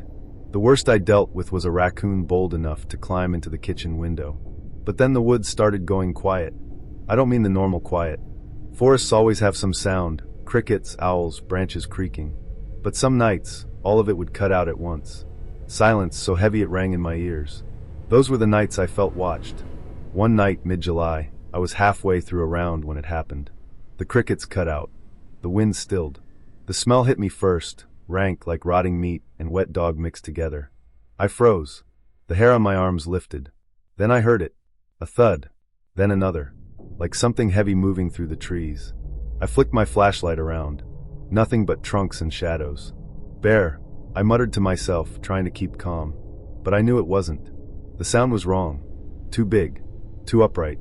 Then came the crack. Something massive dropped from high up in a tree, landing with a force that rattled the ground under my boots. My light caught a glimpse, just a blur, but enough. Dark, huge, taller than any man. 2 legs, not 4. It bolted, not a way through, crashing through branches like they were nothing, moving with terrifying speed. My whistle clattered from my hands. I stood there, heart hammering, as the crashing faded into the distance. When it was gone, the night sounds returned, like someone had flipped a switch. I told myself it was a bear, but when I checked the area the next morning, I found broken branches 15 feet up. No bear could reach that high. A week later, I smelled it again. Same stench. Same silence. This time, I wasn't alone. Another counselor, Mike, was with me. Big guy, always joking, never scared of anything. We were walking near the lake when the smell rolled over us. "Fuck," he gagged. "What died?" Then the woods went quiet. He stopped laughing. We heard the crunch of footsteps circling us, slow, deliberate. "Bear," he whispered. "Not a bear," I said. The crunching stopped. Then knock. Knock. Knock. 3 knocks, deep and hollow, like a log being slammed with a club. Mike's eyes went wide. What the fuck was that? Before I could answer, a howl ripped through the trees. Not a wolf, not a coyote. Deeper. Louder. Full of rage. Mike swore, dropped his flashlight, and bolted back toward camp. I wasn't far behind. We didn't stop running until we hit the cabins. We told the camp director. He brushed us off. Bears bang on trees sometimes. Bullshit. I'd never heard anything like that in my life. The rest of the summer was tense. Kids would whisper about shadows moving outside their tents. One swore he saw glowing eyes at the treeline. Some nights I'd hear knocks. Other nights howls. Always followed by silence, always followed by that stink. I started carrying a knife, even though I knew it wouldn't do shit against something that size. The last night of camp is burned into me. We'd just finished lights out.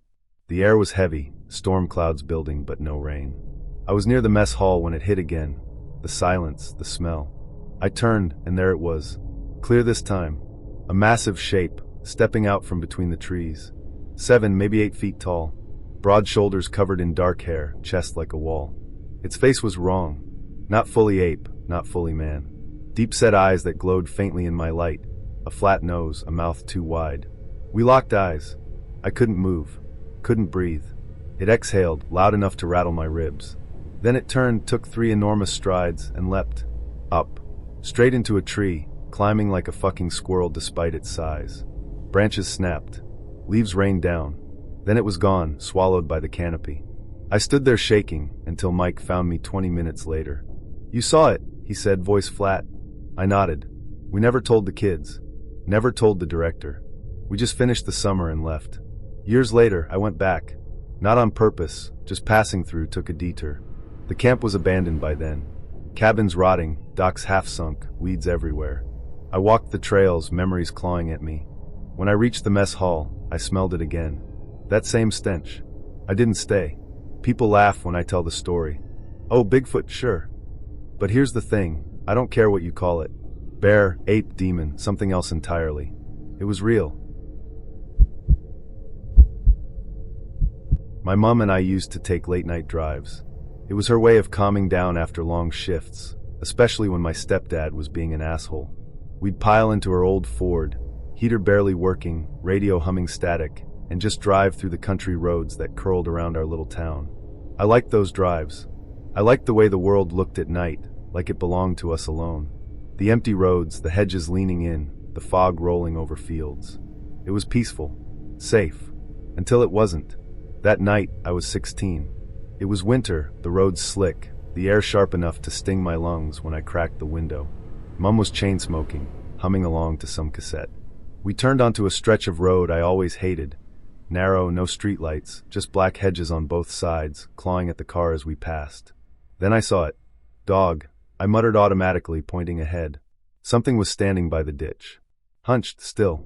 In the high beams, it looked like a big stray dog. Mangy. Fur matted in clumps. But as we got closer, my stomach turned. It wasn't right. Too big. Its head was too high off the ground, its shoulders too broad. Its legs bent wrong, not like a dog's. Like it had been drawn by someone who'd never seen one. And then it grinned. I swear to God. Lips peeled back, gums black, teeth long and too human. A grin that split its face. Mum slammed the brakes. The Ford skidded on the slick road, tires screaming. The thing dropped onto all fours, but not like a dog. More like a man pretending to be one. Arms too long, back arching, belly too low. It ran. Not away. Toward us. Mum screamed, jammed the car into reverse, tires spitting gravel. The headlights cut across it for just a second, long enough for me to see its eyes. Yellow, glowing like sulfur. Not reflecting. Glowing. It pounded toward us, hands and feet slapping the tarmac, grin never fading. Jesus fucking Christ, Mum yelled, slamming her foot down. The Ford lurched backward. The thing followed. Every time the headlights hit it, I saw more, patches of fur missing, skin raw and gray underneath, spine jetting like barbed wire. Then just as suddenly it stopped. Stood upright. Like a man. It stood in the middle of the road, back hunched, arms dangling, head cocked at a broken angle. And it smiled wider. Mum didn't wait. She spun the wheel, car fishtailing as we tore down the road. I looked back, heart hammering, certain it would chase us. But it didn't. It just stood there, in the beams of our taillights, smiling. We didn't talk for a few miles. Mum's hands shook so badly on the wheel, she nearly clipped the ditch twice.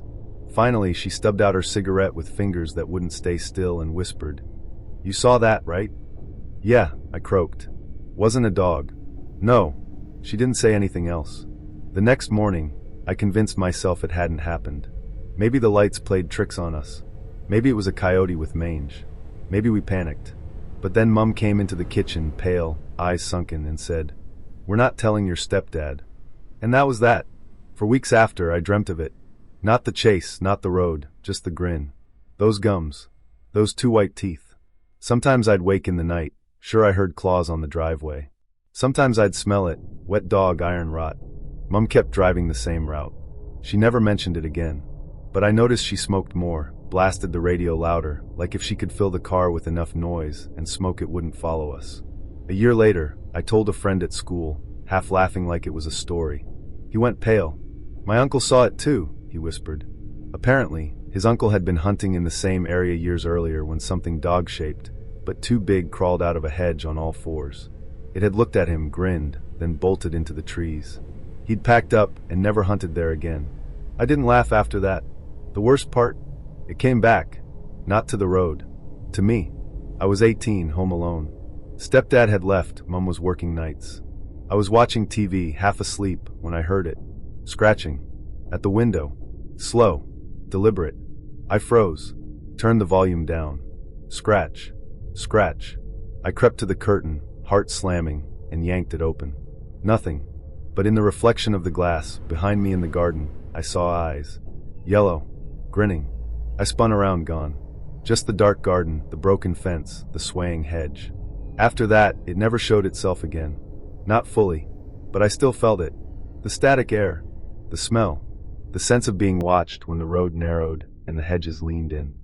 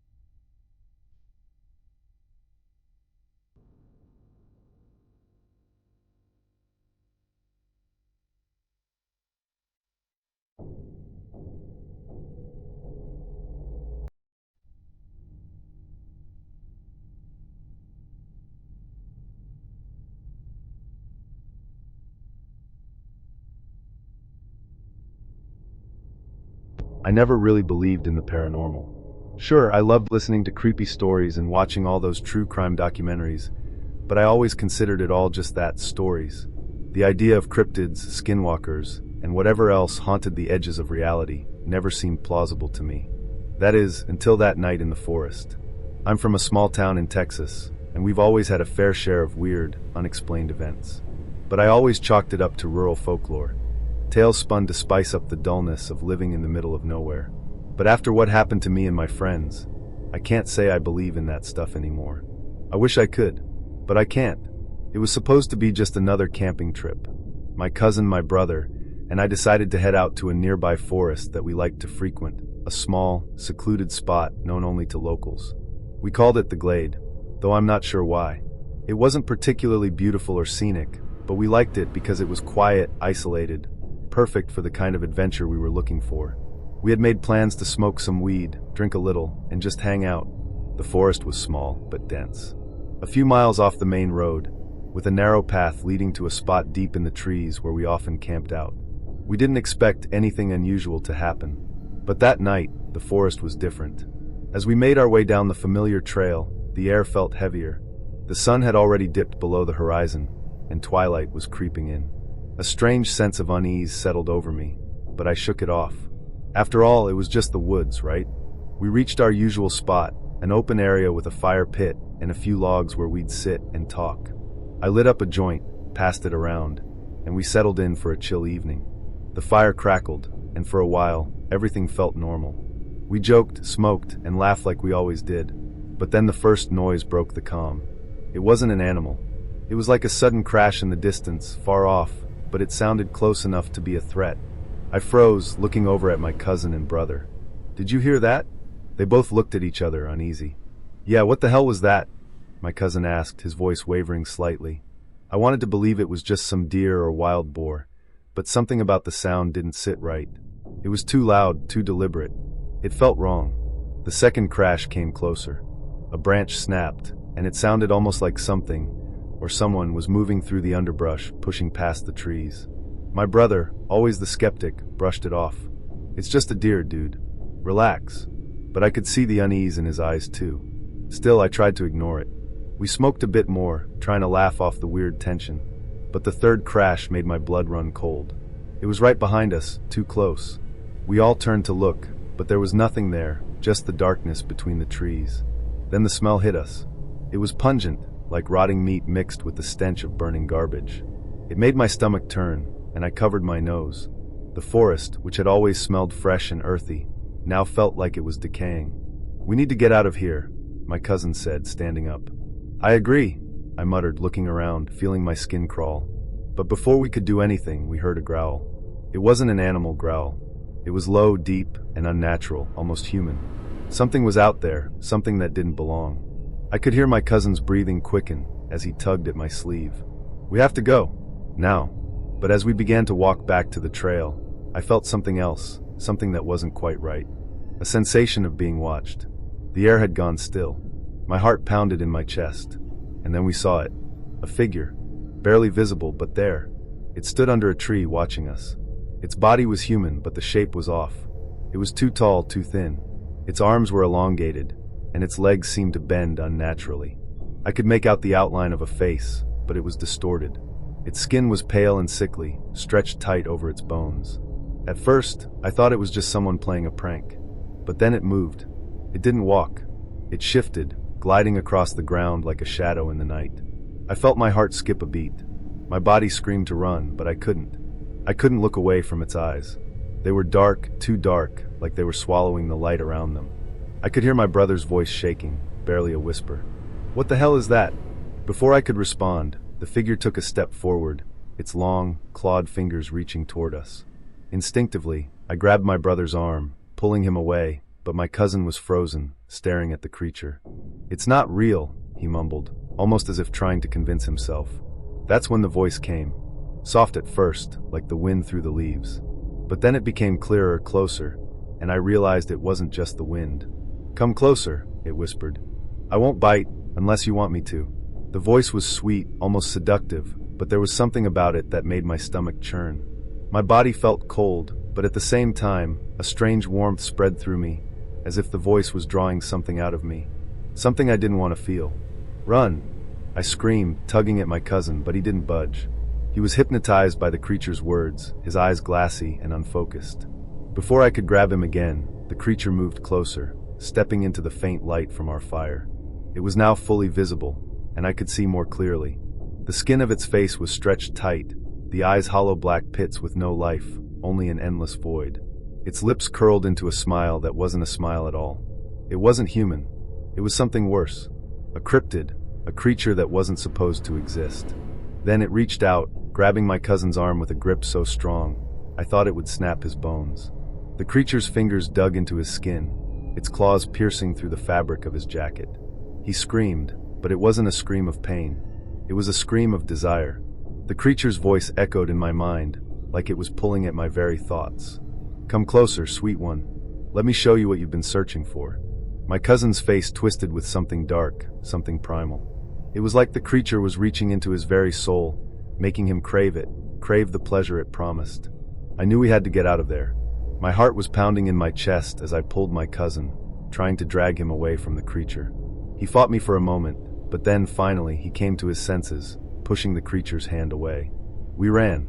We didn't look back, not even once, as we tore through the trees, the smell of rot and decay following us. The creature's laugh echoed behind us, like the sound of bones breaking in the dark. We didn't stop until we were back at the edge of the forest, gasping for air, the sounds of the night slowly returning to normal. The wind was already shifting when we arrived at the cabin, nestled deep in the Utah wilderness. My boyfriend, Ben, and I were hoping to find some peace, away from the stress of life.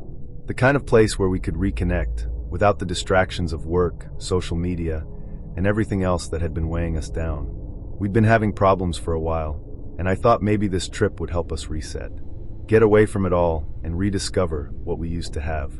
The cabin itself was perfect, isolated, rustic, surrounded by thick trees that looked like they could go on forever. No one could find us here.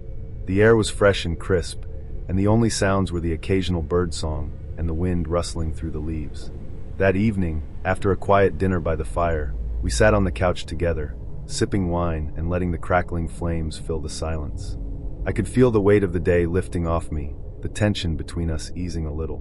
Ben leaned over, brushing a kiss across my neck, and I smiled. It was small, but it felt good, like we were finding our way back to each other. But then there was a shift. I couldn't explain it at first. The air seemed to change, turning thicker. My skin prickled, like the hairs on the back of my neck were standing on end. I tried to ignore it, but something felt wrong.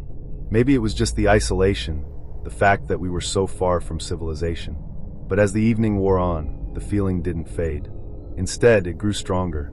I sat there, trying to shake it off, when I heard a whisper. It was soft at first, like a breath brushing my ear. I blinked and looked around. Ben was still sitting beside me, looking at me with that same relaxed expression. The wind outside was picking up, but it wasn't the wind I was hearing. It was something else. Something that wasn't supposed to be there. "Ben," I whispered, my voice trembling ever so slightly. "Did you hear that?" He turned to me, frowning. "Hear what?" I shook my head, trying to convince myself it was nothing, but the whisper came again. "Clear this time. Come outside. I'm waiting for you." My heart pounded in my chest, but when I glanced at Ben, he was oblivious, still lost in whatever thoughts he had. I told myself it was just the wind again, maybe some animal outside making noise. But the voice felt so real, so close. I told Ben I was going to check something outside. I didn't know why, but I needed to. I had to see what it was. I stepped out into the cool night, the crunch of gravel underfoot loud in the otherwise silent air. The moon hung high, casting long, eerie shadows across the yard. The trees were twisted shapes in the distance, their branches creaking and groaning in the wind. I took a deep breath, but that feeling, that wrongness, hadn't left me. It felt like the very night was holding its breath, waiting. Then I heard it again, a whisper low and coaxing from the edge of the woods. "Come to me." My feet moved before I could think. I walked toward the trees, my steps slow and deliberate, as if someone was pulling me toward them. The closer I got, the more the world around me seemed to fade. The air grew heavier, and a cold shiver ran down my spine. But there was also something else, something inviting. Then I saw her, a woman, standing just beyond the tree line. Her figure was shrouded in the shadows, but there was something about her, something that made my heart race in a way I couldn't explain. She was tall, slender, with long hair that rippled like water as the wind blew around her. Her eyes, glowing faintly in the moonlight, locked onto mine. I should have been scared. I should have turned around and run back to Ben. But I couldn't. It was like a magnetic pull, something inside me that wanted to move closer, to see what she was, to know her. She smiled at me, the kind of smile that made everything inside me twist and tighten. It wasn't kind or friendly. It was knowing. Her lips barely parted as she whispered, her voice soft and coaxing. "I have what you desire." I froze. The words sent a shiver through my body. Something stirred deep inside me, a hunger I hadn't felt in years, a longing for something else. I tried to move, but my body refused to listen to me. My heart raced, my pulse thudding in my ears as I took a step forward. Before I could stop myself, I was right in front of her. The woman's presence was overwhelming, her scent intoxicating. Sweet, like flowers, mixed with something darker, something animalistic. My head spun, and all I could think about was the woman's eyes, those deep, glowing eyes, and the way she seemed to call to me. Her fingers, cold as ice, grazed my cheek, sending a jolt of electricity through me. "Come with me," she whispered, her voice barely audible, yet it felt like a command. Her hand slid down my neck, her touch sending waves of warmth through my skin, as if her very touch was heating my blood. I opened my mouth to speak, to tell her to stop, but the words didn't come. Instead, I found myself leaning in, my lips brushing against hers. The kiss was unlike anything I had ever felt. It was as if I had lost all sense of myself, all sense of who I was.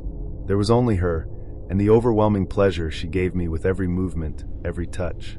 But then, just as quickly as it began, it shifted. I pulled away, my head spinning. The woman's smile had grown wider, darker, and for the first time, I saw the sharpness of her teeth. She wasn't smiling anymore. She was grinning, like a predator about to strike. Her form shifted then, twisting, changing. Her skin darkened, becoming gray and ashen, her body elongating. The eyes that had been so alluring were now cold, hollow, and alien. The lips stretched unnaturally, revealing sharp, jagged teeth. The woman, no, whatever she was no longer human. She was a monster, a skinwalker, a creature born of darkness and twisted magic. I stumbled backward, my breath catching in my throat. What are you?" I managed to whisper, fear overtaking me. The creature's voice was deep, guttural. "I am your desire and your undoing." I turned, adrenaline flooding my veins, and ran. My feet pounded against the ground as I sprinted back toward the cabin, heart racing. The wind howled around me, the shadows in the trees growing longer as the creature followed, its eyes glowing in the distance. I barely made it back to the cabin, slamming the door behind me. I locked it, breathing heavily, trying to calm myself. Ben was still inside, oblivious to everything that had happened. I collapsed onto the couch, my body trembling. I felt cold, empty, yet there was a warmth in me that I couldn't explain. The creature had touched me. It had awakened something inside me, something dark and primal. The Skinwalker Ranch in Utah has long been infamous for its strange occurrences.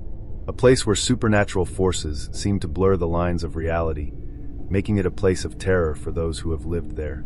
For Terry and Gwen Sherman, buying the ranch was meant to be a fresh start. Little did they know that it would soon become a living nightmare. Terry and Gwen were simple farmers, working hard to build a future. In 1996, they purchased the ranch, excited about the large piece of land that seemed perfect for cattle and quiet, peaceful living. Nestled in a secluded corner of northeastern Utah, the land stretched out over 480 acres, surrounded by rugged hills and desert terrain. It started out like any other dream home, a new chapter, a fresh beginning. But from the moment they moved in, things began to go wrong. At first, it was subtle, the kind of oddities that could easily be dismissed. Strange animal tracks near the barn, an unsettling rustle in the brush where there shouldn't be one. But then things escalated. The first sign that something was amiss came with the cattle. Terry and Gwen's livestock began to mysteriously die. It wasn't the usual cause, no signs of wild animal attacks, no bite marks from predators. Instead, the cows were found mutilated, organs removed with unsettling precision, and not a drop of blood to be found. It wasn't just any animal, it was something deliberate, something that had planned this. The strange mutilations persisted, and Terry couldn't ignore it anymore. Then one day, Terry encountered something he couldn't explain, a wolf. But not just any wolf. This creature was massive, easily 3 times the size of any normal wolf he had ever seen. Its fur was thick and matted, and its eyes glowed unnaturally, like 2 burning embers in the dark. Terry initially thought it was an ordinary predator, but when it attacked one of the calves, its behavior became terrifyingly strange. The wolf's movements were unnatural, too fast and too aggressive. Terry rushed to help. He grabbed an axe and swung at the creature, hitting it with all his might, but the wolf barely reacted. It didn't flinch, didn't howl. It simply locked eyes with him, unblinking and cold. With a surge of fear, Terry fired his .357 Magnum at the creature, hitting it directly in the chest. But it didn't flinch. No blood, no cry of pain. It just stood there, unfazed. Terry fired 3 more shots, until finally, on the 4th shot, the wolf backed off. But that wasn't the end of it. The experience left Terry feeling cold, like something far worse than just a predatory animal was watching him. The wolf wasn't a normal creature. Whatever it wasn't bound by the laws of nature. Soon after, the Shermans began to see more things, unexplainable things. They reported seeing strange lights in the sky, orb-like entities that darted across the heavens in erratic, impossible patterns. These lights moved faster than any aircraft they knew, vanishing in the blink of an eye. They appeared around the same time each evening, just as the last light of the day faded into night. At first, Terry thought they could be military craft or weather balloons, but no explanation seemed to fit. And then came the sounds. Beneath the earth, deep and rumbling vibrations began to echo up from the ground, low and unnerving. They didn't know if it was the wind or something else, but the tremors continued. The earth itself seemed to be alive, groaning, shifting beneath them. It felt unnatural. Gwen swore that the sounds were getting louder, like a constant thrum beneath the surface. The land was restless, unsettled. Then one night, Gwen saw something in the yard, a shadow. At first, she thought it was her imagination. But the longer she stared, the more she realized it was real. A figure, tall, dark, and unnaturally still, loomed just outside the window. It was hard to make out its features, but there was one thing that stood out: its eyes. They were glowing red, like coals burning in the dark. Gwen backed away from the window, her heart racing. She couldn't explain it, but she knew this wasn't some stray animal, or even a person. Whatever it was wrong. Over time, other strange entities began to appear. Terry would catch glimpses of tall, humanoid figures lurking at the edges of their property. They never came close, but they were always watching, always waiting in the shadows. These figures were tall, unnatural, and when Terry tried to approach them, they would vanish before his eyes. Terry wasn't the only one to experience this. Neighbors who had visited the ranch reported similar sightings. Figures standing in the distance, shadows that moved against the natural flow of light. Everyone who came in contact with the ranch was affected by the strangeness. The atmosphere was thick with an ominous energy, and it wasn't long before even the most hardened ranch hands started leaving in fear. Gwen wasn't the only one to see disturbing things. One night, Terry encountered something that made him question everything he knew. He was walking to his truck, passing the barn, when he saw something move at the edge of the trees. A figure, large, hairy, with glowing yellow eyes. The creature was staring at him, unmoving. It wasn't a person. It wasn't a bear. It wasn't anything Terry had ever seen. But it was there, watching him. He froze, heart racing. And then, just as quickly as it had appeared, the creature charged at him with terrifying speed, closing the distance in an instant. Terry barely had time to react. The creature slammed into him, knocking him to the ground. He scrambled to pull out his gun, but the creature was faster. It screeched, a high-pitched, unnatural sound, and Terry barely managed to push himself back up. But just then, a flash of light illuminated the sky, blinding both Terry and the creature. The creature recoiled, backing away into the darkness. It was gone. Terry could barely comprehend what had just happened. His heart pounded in his chest, and he could feel his hands shaking. This wasn't a bear or a wild animal. It was something else entirely. Something that didn't belong here. That was the final straw for Terry and Gwen. They couldn't live in fear anymore. The constant terror was eating away at them. They had no answers, no explanations. So they decided to leave. But before they could, they contacted a group called the National Institute for Discovery Science, NIDS, led by billionaire Robert Bigelow, who was interested in studying paranormal phenomena. Bigelow and his team arrived at the ranch, eager to investigate the strange events. But the activity didn't stop. In fact, it only intensified. More strange lights appeared in the sky, and more bizarre creatures were spotted on the property. The research team, armed with the best equipment, could not explain any of it. The land seemed to reject their understanding, slipping further into the realm of the inexplicable. In the end, the Skinwalker Ranch was sold again, this time to an anonymous corporation with no publicly known owners. The secrecy surrounding the new owners only added to the growing legend of the ranch. But the strange occurrences didn't cease. Even today, the ranch remains a hot spot for paranormal activity, a place where the supernatural lurks just out of sight, waiting to reveal itself. As for the shamans, they left. But the memories of their time on the ranch, the terrifying encounters, the feeling of being hunted, stay with them. They know what they experienced, and they know that what happened at Skinwalker Ranch is far from over.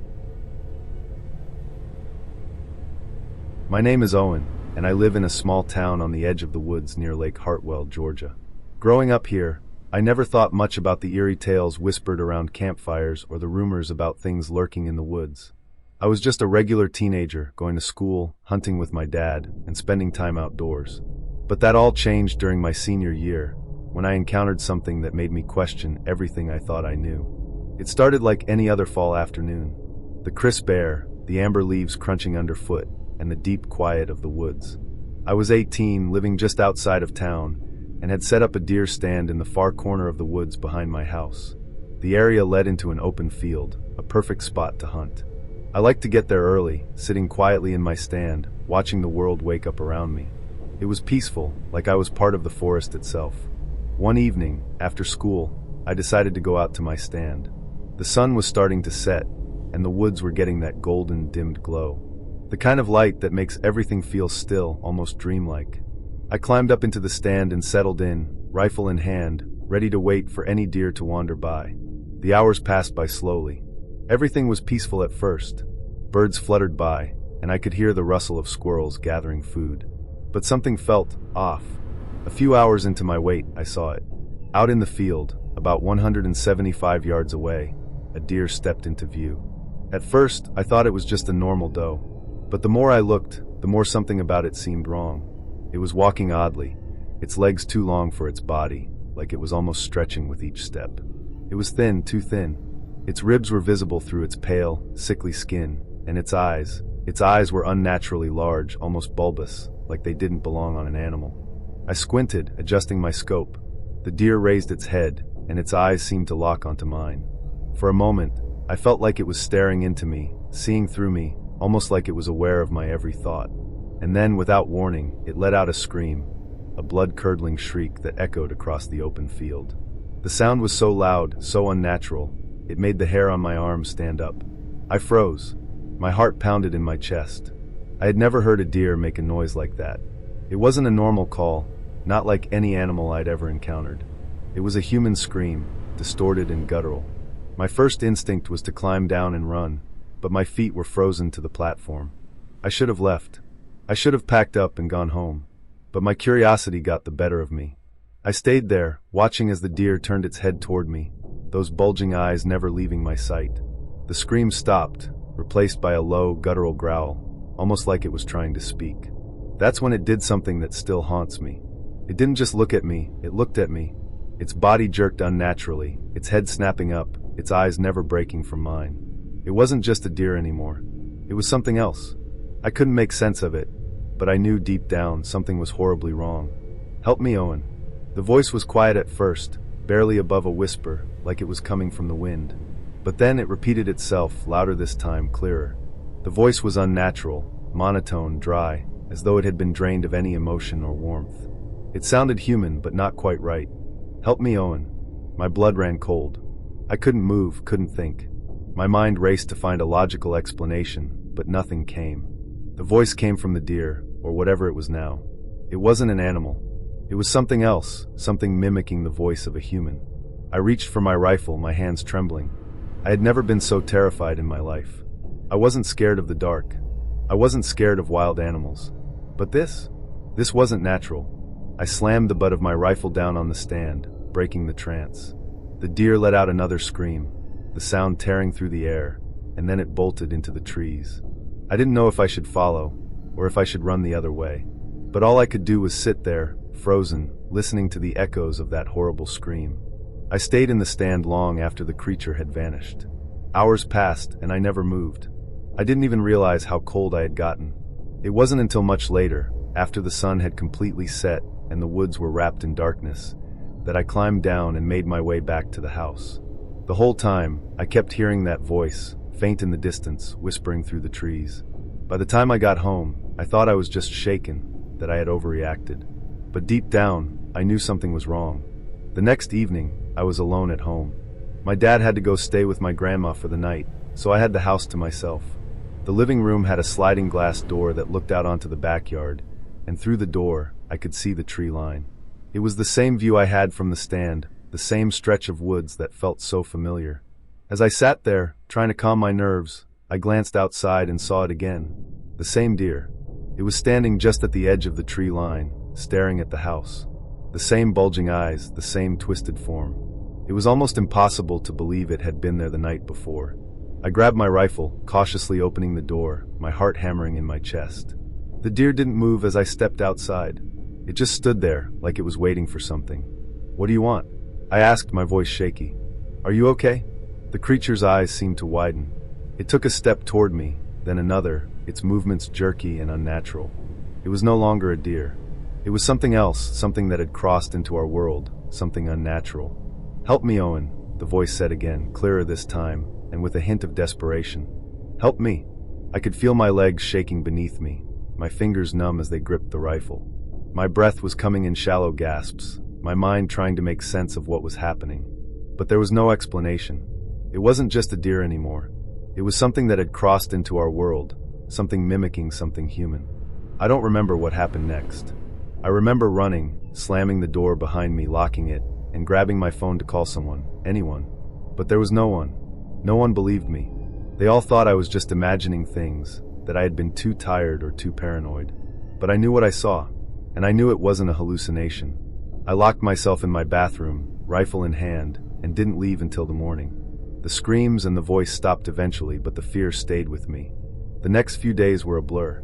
I couldn't shake the feeling that something was watching me. I couldn't shake the feeling that I had heard something in the woods, something that didn't belong. It wasn't until a few weeks later, when I was talking to my uncle about it, that I found out the truth. He was a Native American, and he told me that the creature I had seen might have been a skinwalker.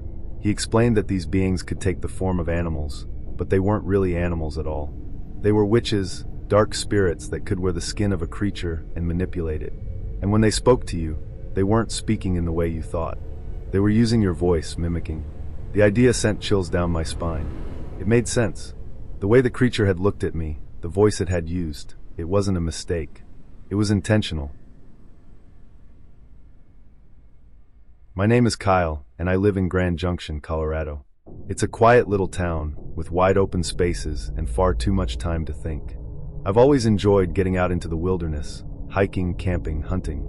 But one evening, what happened to me changed everything about the way I view the forest and the things that roam it. It started like any other night. My friends and I had been hanging out at the local park, goofing around and talking about life, as teenagers do. The park was close to a small strip of woods, and we'd often wander into them when we were feeling adventurous.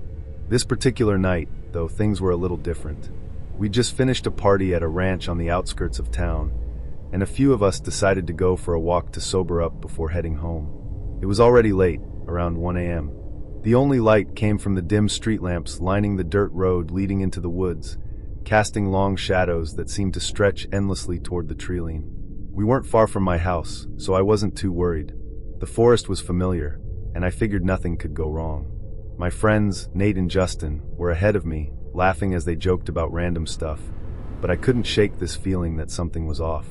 You know that sensation when the hairs on the back of your neck stand up for no reason? That's what I felt, like something was watching me. I tried to shake it off, but it only got worse as we ventured deeper into the woods. We passed a few more streetlights before coming to a small clearing. The moon was full, casting a cold, silvery glow over the forest. In the center of the clearing, there was an old, flickering street lamp. It had been there for as long as I could remember, and I often wondered why it was the only one in the area that never seemed to work properly. Its light buzzed intermittently, casting long, creepy shadows on the ground. I should have turned back then. I should have listened to that gut feeling. But instead, I kept walking. Nate and Justin were ahead of me, still laughing, but I noticed something strange. The air felt thicker here, heavier, and the sounds of the woods had stopped. No rustling leaves. No chirping insects. Just silence. Even the wind seemed to hold its breath. I stopped, looking around, my eyes darting between the trees. "Hey guys," I called out, my voice breaking through the eerie quiet. "Do you guys feel that?" Nate and Justin turned around and shrugged. "Feel what, man?" Justin asked. I didn't have a good answer. I just knew that something was wrong. But they were already moving toward the streetlight, so I followed. As we got closer, I could see the flickering light casting strange shadows on the ground. It looked off, like it was too dim for how close we were to it. Suddenly, a movement caught my eye. It was quick, too quick for an animal. Something shifted in the darkness near the edge of the clearing. I couldn't see it clearly, but I swear I saw something move behind a tree, just out of the corner of my eye.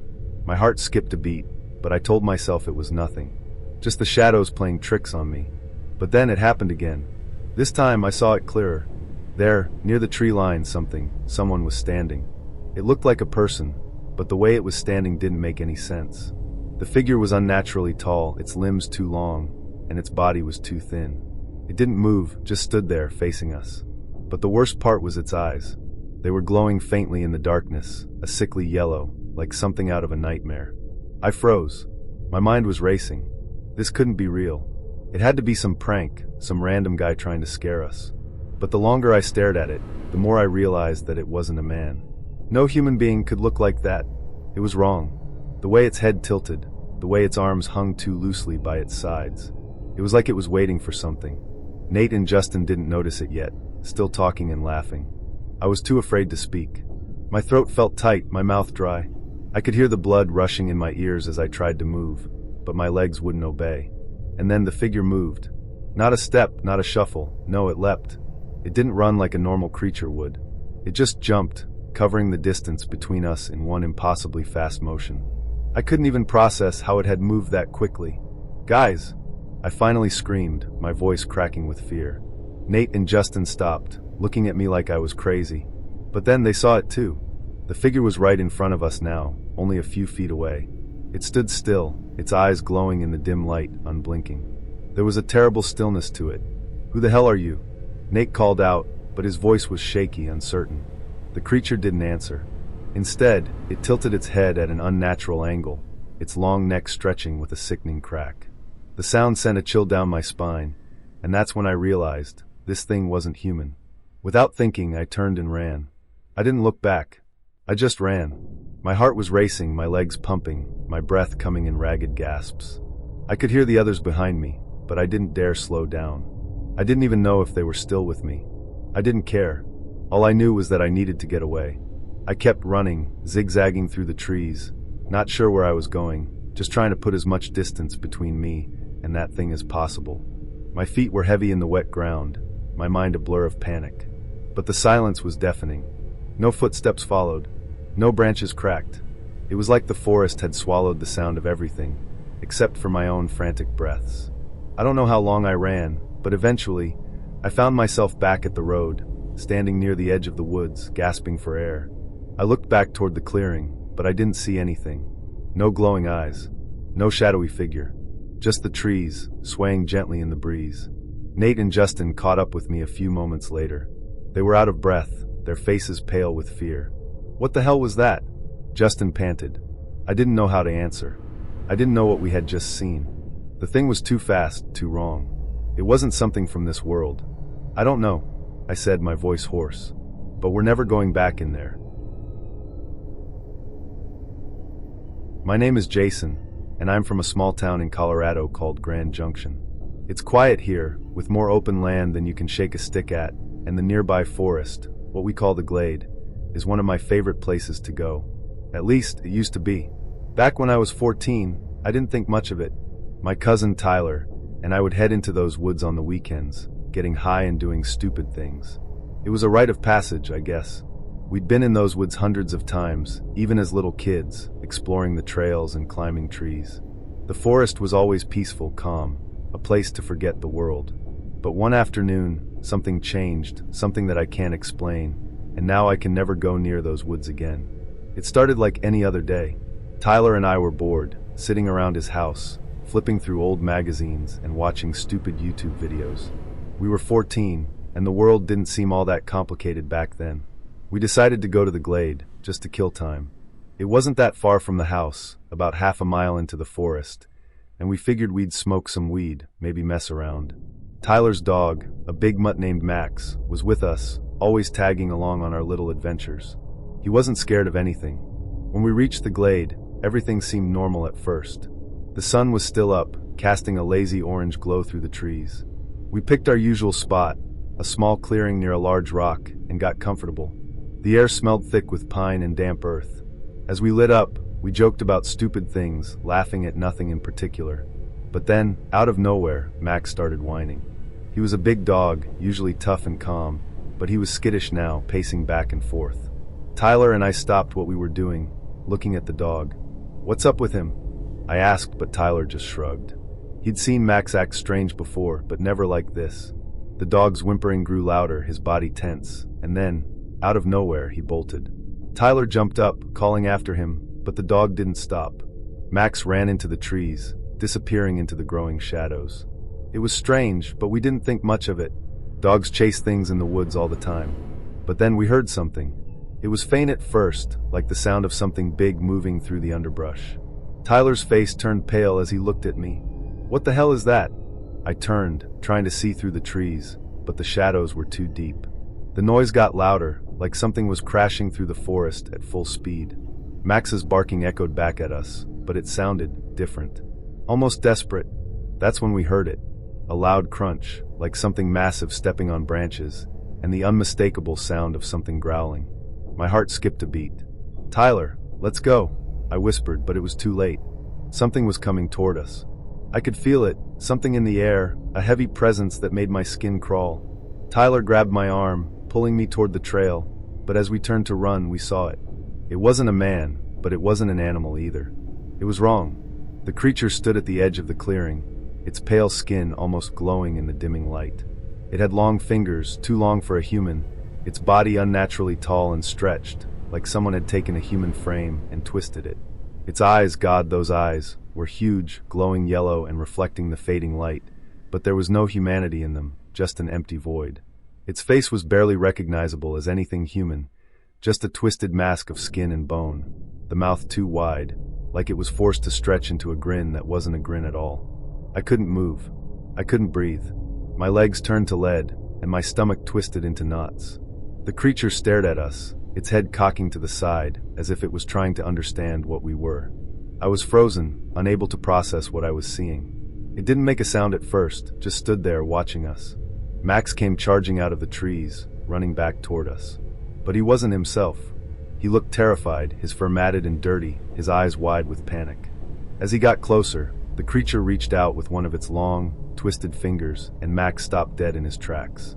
He let out a whine, a soft, desperate sound, before he turned tail and bolted again, running off into the trees as if he knew what this thing was, better than we did. "Max!" Tyler screamed, but it was no use. The dog was gone. Then, the creature did something that I will never forget. It dropped to all fours, its body contorting and bending in ways that weren't possible, and started to move toward us. It was fast, too fast. I could barely process the motion before it was inches from us, its eyes never leaving mine. "Run!" Tyler yelled, his voice cracking. He didn't have to tell me twice. We turned and sprinted, adrenaline pumping through my veins as we crashed through the trees, my heart pounding in my chest. I could hear the creature behind us, its breathing heavy, each footstep thudding in the dirt, closer and closer. It was gaining on us. I stumbled, my foot catching on a root, and I fell hard to the ground. I didn't have time to think, just to scramble back to my feet and keep going. Tyler was ahead of me, but he was slowing down, his breath ragged, his eyes wide with terror. He glanced back at me.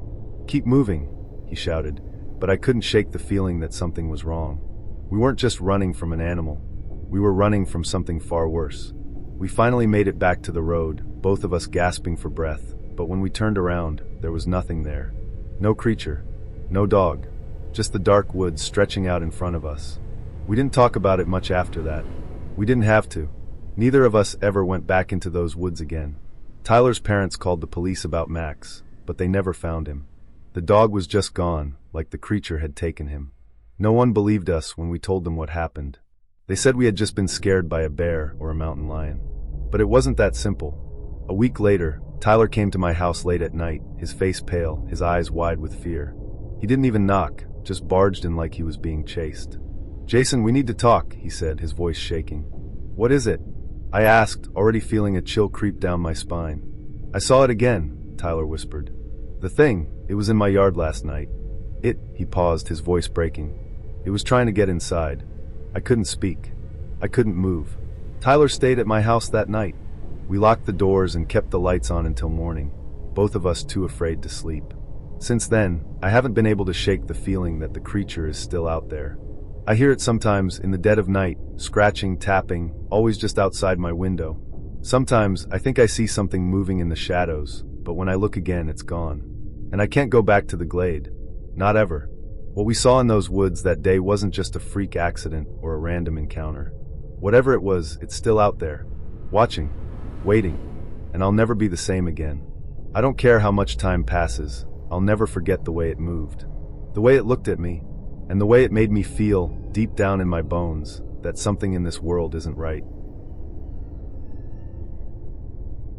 I'd walked this street countless times before, but tonight I felt like I was being watched. The feeling was subtle at first, just a shift in the atmosphere, like the weight of eyes pressing against the back of my neck. I shrugged it off, figuring it was just the late hour and the quiet. But then, as I passed by my neighbor's house, something caught my attention. Buddy, the Lawsons' massive Rottweiler, was outside, barking furiously.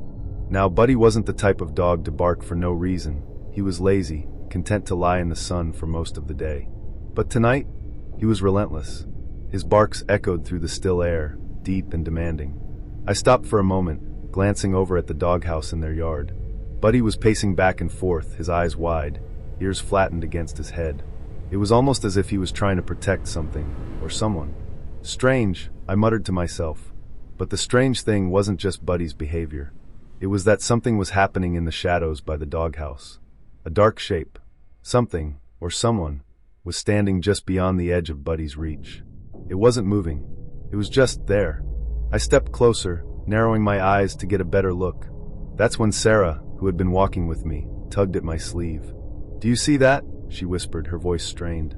I turned to her. "See what?" "That figure." She nodded toward the doghouse. I squinted again. Nothing. I didn't see anything that resembled a person, but there was definitely something odd about the way the darkness clung to the tree next to Buddy's house. A distorted, unnatural shadow. "I don't see anything, Sarah," I said, but my voice didn't sound as confident as I wanted it to.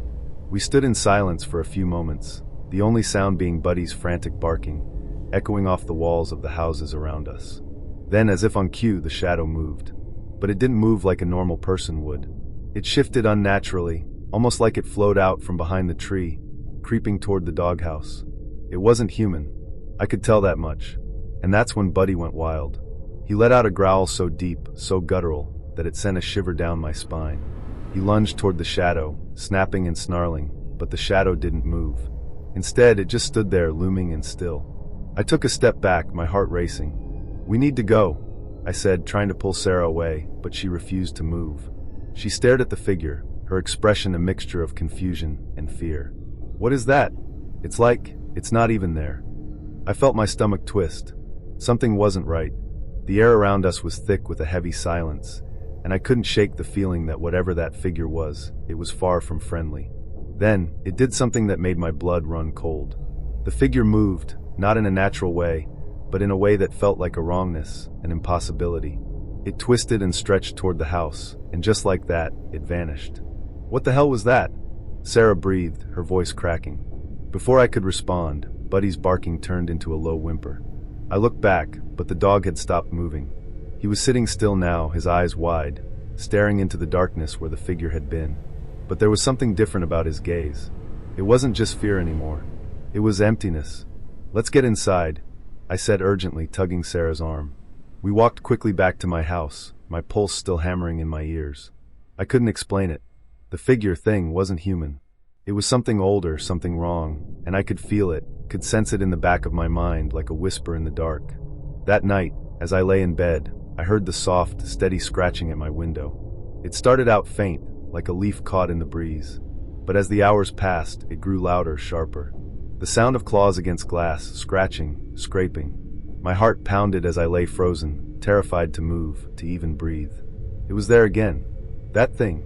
I didn't know what it was, but I knew it was real. It wasn't just a bad dream. The scratching stopped just as suddenly as it had started, and I sat up in bed, drenched in sweat. I didn't dare look outside, but I could feel it, whatever it was, still out there watching, waiting. The next morning, I went to check on Buddy. I had to know what had happened. But when I arrived at the Lawsons' house, I found their yard empty, except for the same scruffy dog I had seen before. It was sitting by the doghouse, its eyes hollow, unblinking. I hesitated before approaching it. "Hey, Buddy," I called softly. The dog didn't respond. Its vacant gaze stayed locked on the empty yard, and I suddenly felt the weight of something ancient and disturbing pressing in on me. The dog, this thing, it wasn't Buddy. It couldn't be. I tried to call the Lawsons, but when they answered, they seemed confused. They hadn't seen Buddy since the previous night. He'd just disappeared, gone without a trace. When I returned home, I noticed something strange, handprints. They weren't just on the window, but on the door as well. Large, uneven prints, smeared with something that looked like dirt, but didn't smell like dirt. It had a sharp, metallic tang to it, like blood that had dried too long.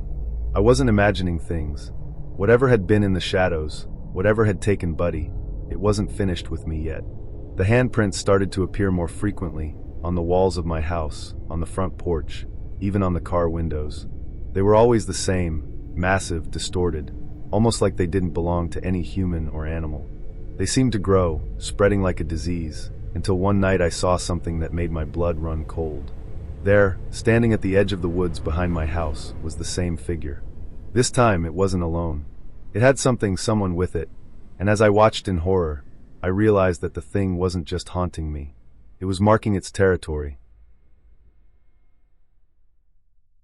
My name is Hunter, and this is my story. My best friend, Blake, and I had decided to go camping in a small patch of forest just beyond our town. We'd done it 100 times before, but this time I felt different. The forest was always peaceful, the kind of place where you could forget about everything and just exist. But as we set up camp and got everything ready, I noticed something odd, an unease, a strange tension in the air that I couldn't explain. We arrived late in the afternoon, the sun still hanging low in the sky, casting long shadows over the trees. The ground was soft with moss and fallen leaves, and the air had a sharp, crisp bite to it. As we set up our tents and began collecting firewood, I couldn't shake the feeling that someone, or something, was watching us. I kept glancing over my shoulder, but every time I turned, I saw nothing. Still, the sensation lingered. We spent most of the day hiking and exploring the woods, nothing out of the ordinary. Blake and I joked around and talked about whatever popped into our heads. But as evening approached and we started to head back to camp, the atmosphere changed. It wasn't just the deepening darkness, the kind of darkness that seemed to swallow the world whole. It was something else, something that gnawed at the back of my mind, making me uneasy. We were about halfway back to camp when it happened. I tripped. My foot caught on a root, and before I could even react, I tumbled forward, landing hard on my chest. A sharp pain shot up my leg, and I cried out, clutching my knee. I had twisted it badly, and I knew right away that I wouldn't be able to walk without help. Blake rushed over to me, his face pale with concern. "Damn, Hunter, are you okay?" he asked, his voice strained with panic. I tried to stand, but my leg buckled beneath me, sending me back to the ground. "No way," I muttered, trying to catch my breath. "I think I sprained it bad." "Shit," Blake cursed, kneeling beside me. "We need to get you back to camp. Can you make it?" I shook my head. There was no way I could walk, let alone make it back to camp on my own. Blake helped me to my feet, but I couldn't put any weight on my injured leg. He sighed, frustration creeping into his voice. "We'll have to set up a temporary camp here," he said. "I'll make a fire and get you settled." I didn't want to be a burden, but I didn't have much choice. We were still a good distance from camp, and I wasn't about to try to push through the pain and risk making it worse. Blake gathered what he could, a small pile of firewood, and some gear to keep me warm. He set up a small campfire, and I sat there, trying to keep my mind off the pain. As the night wore on, the forest grew darker, quieter. The wind picked up, rustling the leaves in the trees, but everything else was silent. There were no birds, no animals moving through the underbrush. just the crackling of the fire and the faint sounds of the wind in the trees. That's when I heard it. A low, guttural growl came from somewhere in the distance. I froze, my heart skipping a beat. Blake didn't seem to notice. He was busy poking at the fire, trying to get it to burn brighter. But I couldn't ignore the sound. It wasn't like any animal I'd ever heard before. It was deep, vibrating the air around me, almost like it was coming from the ground itself.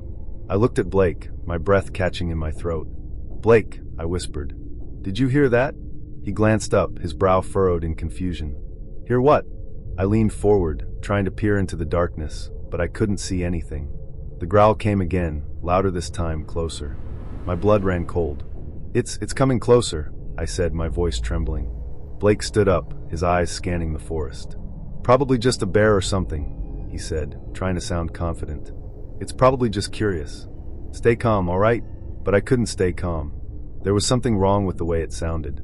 Something unnatural. The growl wasn't like any animal I knew. It wasn't the sound of a bear or a coyote or any other creature I'd heard in the woods.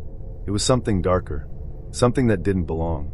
I heard the rustling of leaves, like something was moving through the underbrush, getting closer. My heart began to race, and I tried to get to my feet, but my leg gave way again, sending me crashing back down to the ground. Blake hurried over, kneeling beside me. "You need to stay put, all right? I'm going to grab the rifle from the tent." I nodded, but I was already panicking. What if it wasn't just a bear? What if it was something else? Something worse? The growling stopped suddenly, and I strained my ears, trying to hear anything, footsteps, breathing, anything. But the forest was dead silent. Too silent. Blake turned to head toward the tent, but before he could take more than a few steps, the growl came again, much louder this time. It sounded like it was right behind him. I turned my head, my eyes wide with terror, and there, standing just at the edge of the trees, was something I'll never forget. It was tall, easily 7 feet or more, its body covered in dark, matted fur. Its face was a twisted mix of human and animal, with sharp, jagged teeth glinting in the firelight. Its eyes were the worst part, glowing yellow, reflecting the flames of the campfire, staring right at me with a hunger that made my blood run cold. I opened my mouth to scream, but nothing came out. I was paralyzed with fear. Blake turned around just as the creature took a step forward, its long claws digging into the earth with a sound that made my stomach turn. Blake froze. "What the hell is that?" he whispered. The creature's eyes shifted to Blake, then back to me, as if deciding who to go after first. It took another step, and my heart hammered in my chest. Blake grabbed the rifle, his hands shaking as he aimed it at the creature. But it was too late. The creature lunged, faster than I could comprehend, knocking Blake to the ground. I heard the sickening sound of claws raking through flesh, followed by Blake's scream as the creature pinned him down. The rifle fired, the shot echoing through the woods, but it didn't stop the creature. It just kept coming. I couldn't move. I couldn't breathe. All I could do was watch as the creature dragged Blake into the trees, his cries for help growing fainter as they disappeared into the night. My legs were too weak, my body too terrified to do anything but sit there. When the sounds finally stopped, I was alone. The fire had died down to embers, and the forest around me was pitch dark. I could hear nothing, no growls, no rustling leaves. Just the silence. I don't know how long I sat there, numb with fear, too afraid to move. Eventually, I managed to crawl to the tent, dragging myself through the dirt and leaves. I didn't know where Blake was, or if he was still alive. I didn't know what that thing was, but I knew one thing. I couldn't stay there. With every ounce of strength I had left, I managed to hobble my way out of the forest, the night pressing down on me like a weight. When I finally made it back to the road, I collapsed, too exhausted to do anything but lie there, trembling. My name's Jack, and I've always been an avid hunter. I grew up in the woods, learning the ins and outs of tracking, shooting, and surviving off the land. There's something calming about the isolation out there, the hum of the earth beneath your feet, the whisper of wind through the trees. But that night, I learned that the woods could be something else entirely, something darker. It started out like any other hunting trip. I'd set out in the early morning with my rifle, looking for anything that could feed my family for the next few weeks. I was alone, like I always preferred, as I headed deeper into the woods near the old logging trails. The trees were thick this time of year, their dark silhouettes against the gray sky making it harder to see through the dense thicket. I'd been tracking a doe for about an hour when I heard something that made me pause. The rustling wasn't from the typical forest creatures. the squirrels or birds skittering through the underbrush. No, this sound was heavy, deliberate, like something was moving in a way that didn't belong. My heart skipped a beat. I dropped to my knees, listening closely. The rustling grew louder, and then I heard it, a snap of a branch, followed by something that sounded almost like a growl. My eyes scanned the forest, but I saw nothing. Instinctively, I grabbed my rifle and steadied it, but the woods had gone silent. Too silent. I knew there were predators out here, mountain lions, wolves, maybe even a bear, but this was different. Whatever it wasn't acting like any animal I had ever encountered. The growl came again, deeper, almost like it was coming from below the ground. I stayed crouched, my breathing slow, as I watched the space in front of me. That's when I saw it. A figure just at the edge of my vision. It was standing still, half shrouded by the trees, so still that it could have been part of the forest itself. But there was something wrong about it. The way its body was positioned, unnatural. Like it was too tall, too thin. Its head turned toward me, but there was something in its eyes that made my stomach churn. It was staring at me, and it was waiting. I barely dared to breathe. The figure didn't move. It didn't blink. I could feel the weight of its gaze, like it was searching my very soul. I had no idea what it was. Human? Animal? Something else entirely? I slowly pulled the rifle up, my hands shaking. As I aimed, I felt a cold sweat trickle down my back. But just as I was about to pull the trigger, the figure moved. It didn't walk or run, no, it shifted. It was like it melted into the forest, slipping between the trees with an unnerving fluidity that made my skin crawl. It didn't leave entirely. The space it had occupied felt wrong. I felt that unsettling presence, like something was still watching me, lurking just beyond the trees. I stood, trying to steady myself, my heart pounding in my chest. Whatever that thing was, it wasn't natural. Against my better judgment, I decided to follow. I had no idea why. Maybe it was curiosity, or maybe it was something darker, pulling me toward it.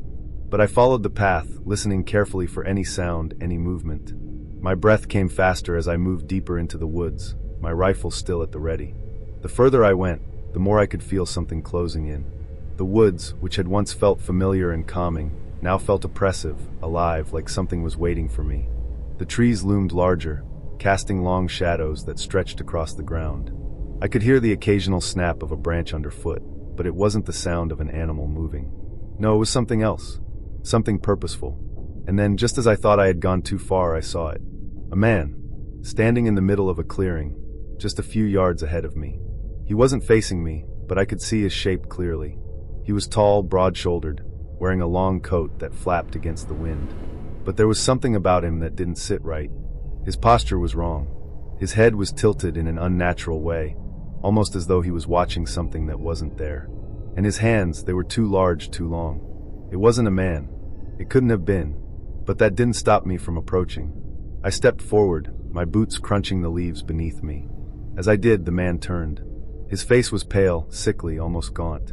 His eyes, dark, hollow, fixed on me immediately. I froze. The air felt thick, as if something were pressing down on me. My heart skipped a beat, and I could feel the tension building. I opened my mouth to speak, but no words came out. And then the man, or whatever it was, spoke. "Why do you chase me, Hunter?" The voice was deep, raspy, and hollow. It sent a chill down my spine, and the words made no sense. I wasn't chasing him.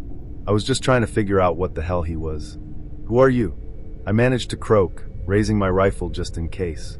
But I couldn't shake the feeling that it wouldn't matter if I fired. Something told me this was no normal man. The figure didn't respond at first. Instead, it slowly raised its arm, extending a long, clawed hand toward me.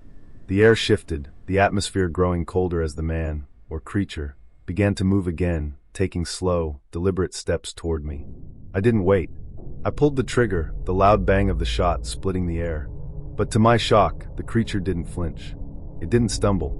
It just stared at me, those dark eyes glowing like something from the depths of nightmares. I fired again, and again, but it did nothing. The creature didn't move, didn't react in any way. It was as if the bullets had no effect on it whatsoever.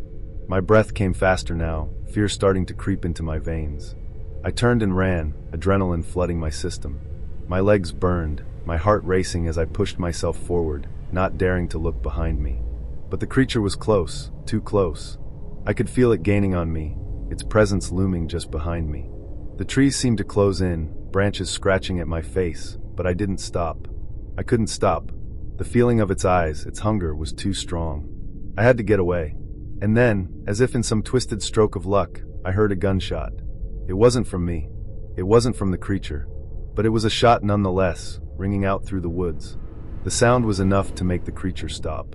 It froze for a split second, its head tilting in that same unnerving way. That's when I ran for cover. I didn't care what or who had fired the shot. All I knew was that I had a chance to escape. I ducked behind a large rock, hiding in the shadows, my breath coming in ragged gasps as I waited. The creature didn't pursue me any further. Instead, it turned and walked back into the darkness of the woods, leaving me in the silence. I stayed hidden, not daring to move until the sun finally rose, casting a faint light over the woods. When I finally emerged, I couldn't find a trace of the creature or the man that had been following me. The woods were quiet again, as if nothing had happened. But I knew better. When the police came, they searched the woods for hours, but they found nothing. No footprints, no sign of the strange figure. The only thing they found was a strange set of claw marks on the trees, deep and jagged. But they didn't know what they meant. No one did. My name is AJ, and I've never been the type of person to believe in the supernatural or let fear get the best of me. I was 15 at the time, a teenager who enjoyed the normal things, hanging out with friends, playing sports, and just being a good kid. That was until something happened in the woods behind my house that changed everything. We had a massive forest stretching out behind our property, and one weekend, I decided to do something a little different, camping in the woods with my two best friends, Jay and T. They're still my friends, but neither of them will ever look at those woods the same way again. I'll keep their names private for their safety. I don't know if what happened to us can be explained away, but I'll tell you this much, it wasn't normal. It was the middle of summer, and the sun had just dipped behind the horizon when we set up our camp. We were about 50 yards into the forest, deep enough that we couldn't see our house anymore. Our campsite was cozy, tucked under some old oak trees with just enough space for our tents. The evening air was thick with the smell of damp earth, and there was a strange stillness in the woods that made everything feel off, like the trees were holding their breath. The night went by fairly uneventfully at first. We had dinner, roasted marshmallows, and laughed at dumb jokes. It felt like just another night in the woods, the kind of evening I had so many times before. But as the night wore on, the feeling of unease grew, especially when the forest grew quieter. Not a single animal stirred. It was as if the whole forest had gone silent, holding on to a secret we couldn't see. By midnight, we were all in our tents. I could hear the faint rustling of the leaves outside and the occasional snap of twigs underfoot. That was when it happened. A scream, high-pitched and so loud it shook the very air around us. It wasn't an animal's cry. It was human, but distorted, unnatural. And then came the smell. A thick, putrid stench that made the air sour. Something like rotten meat mixed with the stench of decay. T, always the brave one, immediately opened his tent and stumbled out, claiming he needed to puke. But there was something in his eyes that made me uneasy. He looked pale, his face drawn, as though he had seen something he shouldn't have. We all huddled together, wondering if we were imagining it. But then, T pointed towards the tree line. His hands were trembling, and his voice cracked as he whispered, "Do you see that?" I couldn't see anything at first. My eyes were still adjusting to the dark, but when I focused, my heart stopped. A figure, white, almost glowing, was standing motionless by the edge of the trees. It was unnaturally still, like a mannequin frozen in place. At first, I thought it was just someone in a white jacket, but the more I stared, the less I was sure. It was too tall. The outline was wrong, too elongated. Its limbs seemed to stretch at odd angles. I couldn't believe what I was seeing, so I shouted out, "Hey, you have 10 seconds before I fill you full of lead." My voice wavered with the rising panic, but I wasn't about to stand there and wait for whatever it was to make a move. To my shock, the figure repeated what I said, but it wasn't in my voice. It was garbled, twisted, like it was mocking me. The words sounded wrong, the pitch too high, the language distorted into something foreign. And then it did something I can't explain. Its head jerked back and forth like it was trying to look at us from impossible angles. Without thinking, I grabbed my shotgun. I didn't even hesitate. I pulled both triggers at once, the loud bang splitting the silence of the night. The figure screeched, a horrible, ear-piercing sound that made my bones rattle, and then it dashed into the woods. It ran on all fours, but its legs were too long, like it was adapting to the terrain. "Run!" I yelled, my voice raw with fear, and without waiting for a response, I grabbed my combat knife and phone, shoving my shotgun under my arm. We bolted, racing through the thick underbrush, barely able to see where we were going. The fear clawed at me, urging me to run faster, to escape whatever the hell we had just seen. We didn't stop until we were back at the house, gasping for breath. My mom, still awake and probably wondering why we were so frantic, met us at the door. I could see the concern in her eyes as we screamed about the creature in the woods. But what I didn't expect was the expression on her face when I mentioned what we had seen. It wasn't disbelief. It was something else, recognition. She went pale, and in that moment, I realized that whatever was in the woods wasn't just a figment of our imagination. My mom, who is of Navajo descent, reacted quickly. Without saying another word, she took the shotgun from me and loaded it with special slugs. She muttered something under her breath, something I couldn't understand, but it sent chills down my spine. She then sprinkled ashes across the fireplace and flipped over the kitchen table, creating a barricade. Her eyes were wide, almost frantic, as she pointed the gun at the door. That was when we heard the knocking. It was soft at first, almost like a tap, but then it grew louder and more persistent. It sounded like someone, or something, was trying to get in. My heart sank as I realized who was at the door. It was my girlfriend's voice. The only problem was that she was supposed to be in Florida, visiting her father.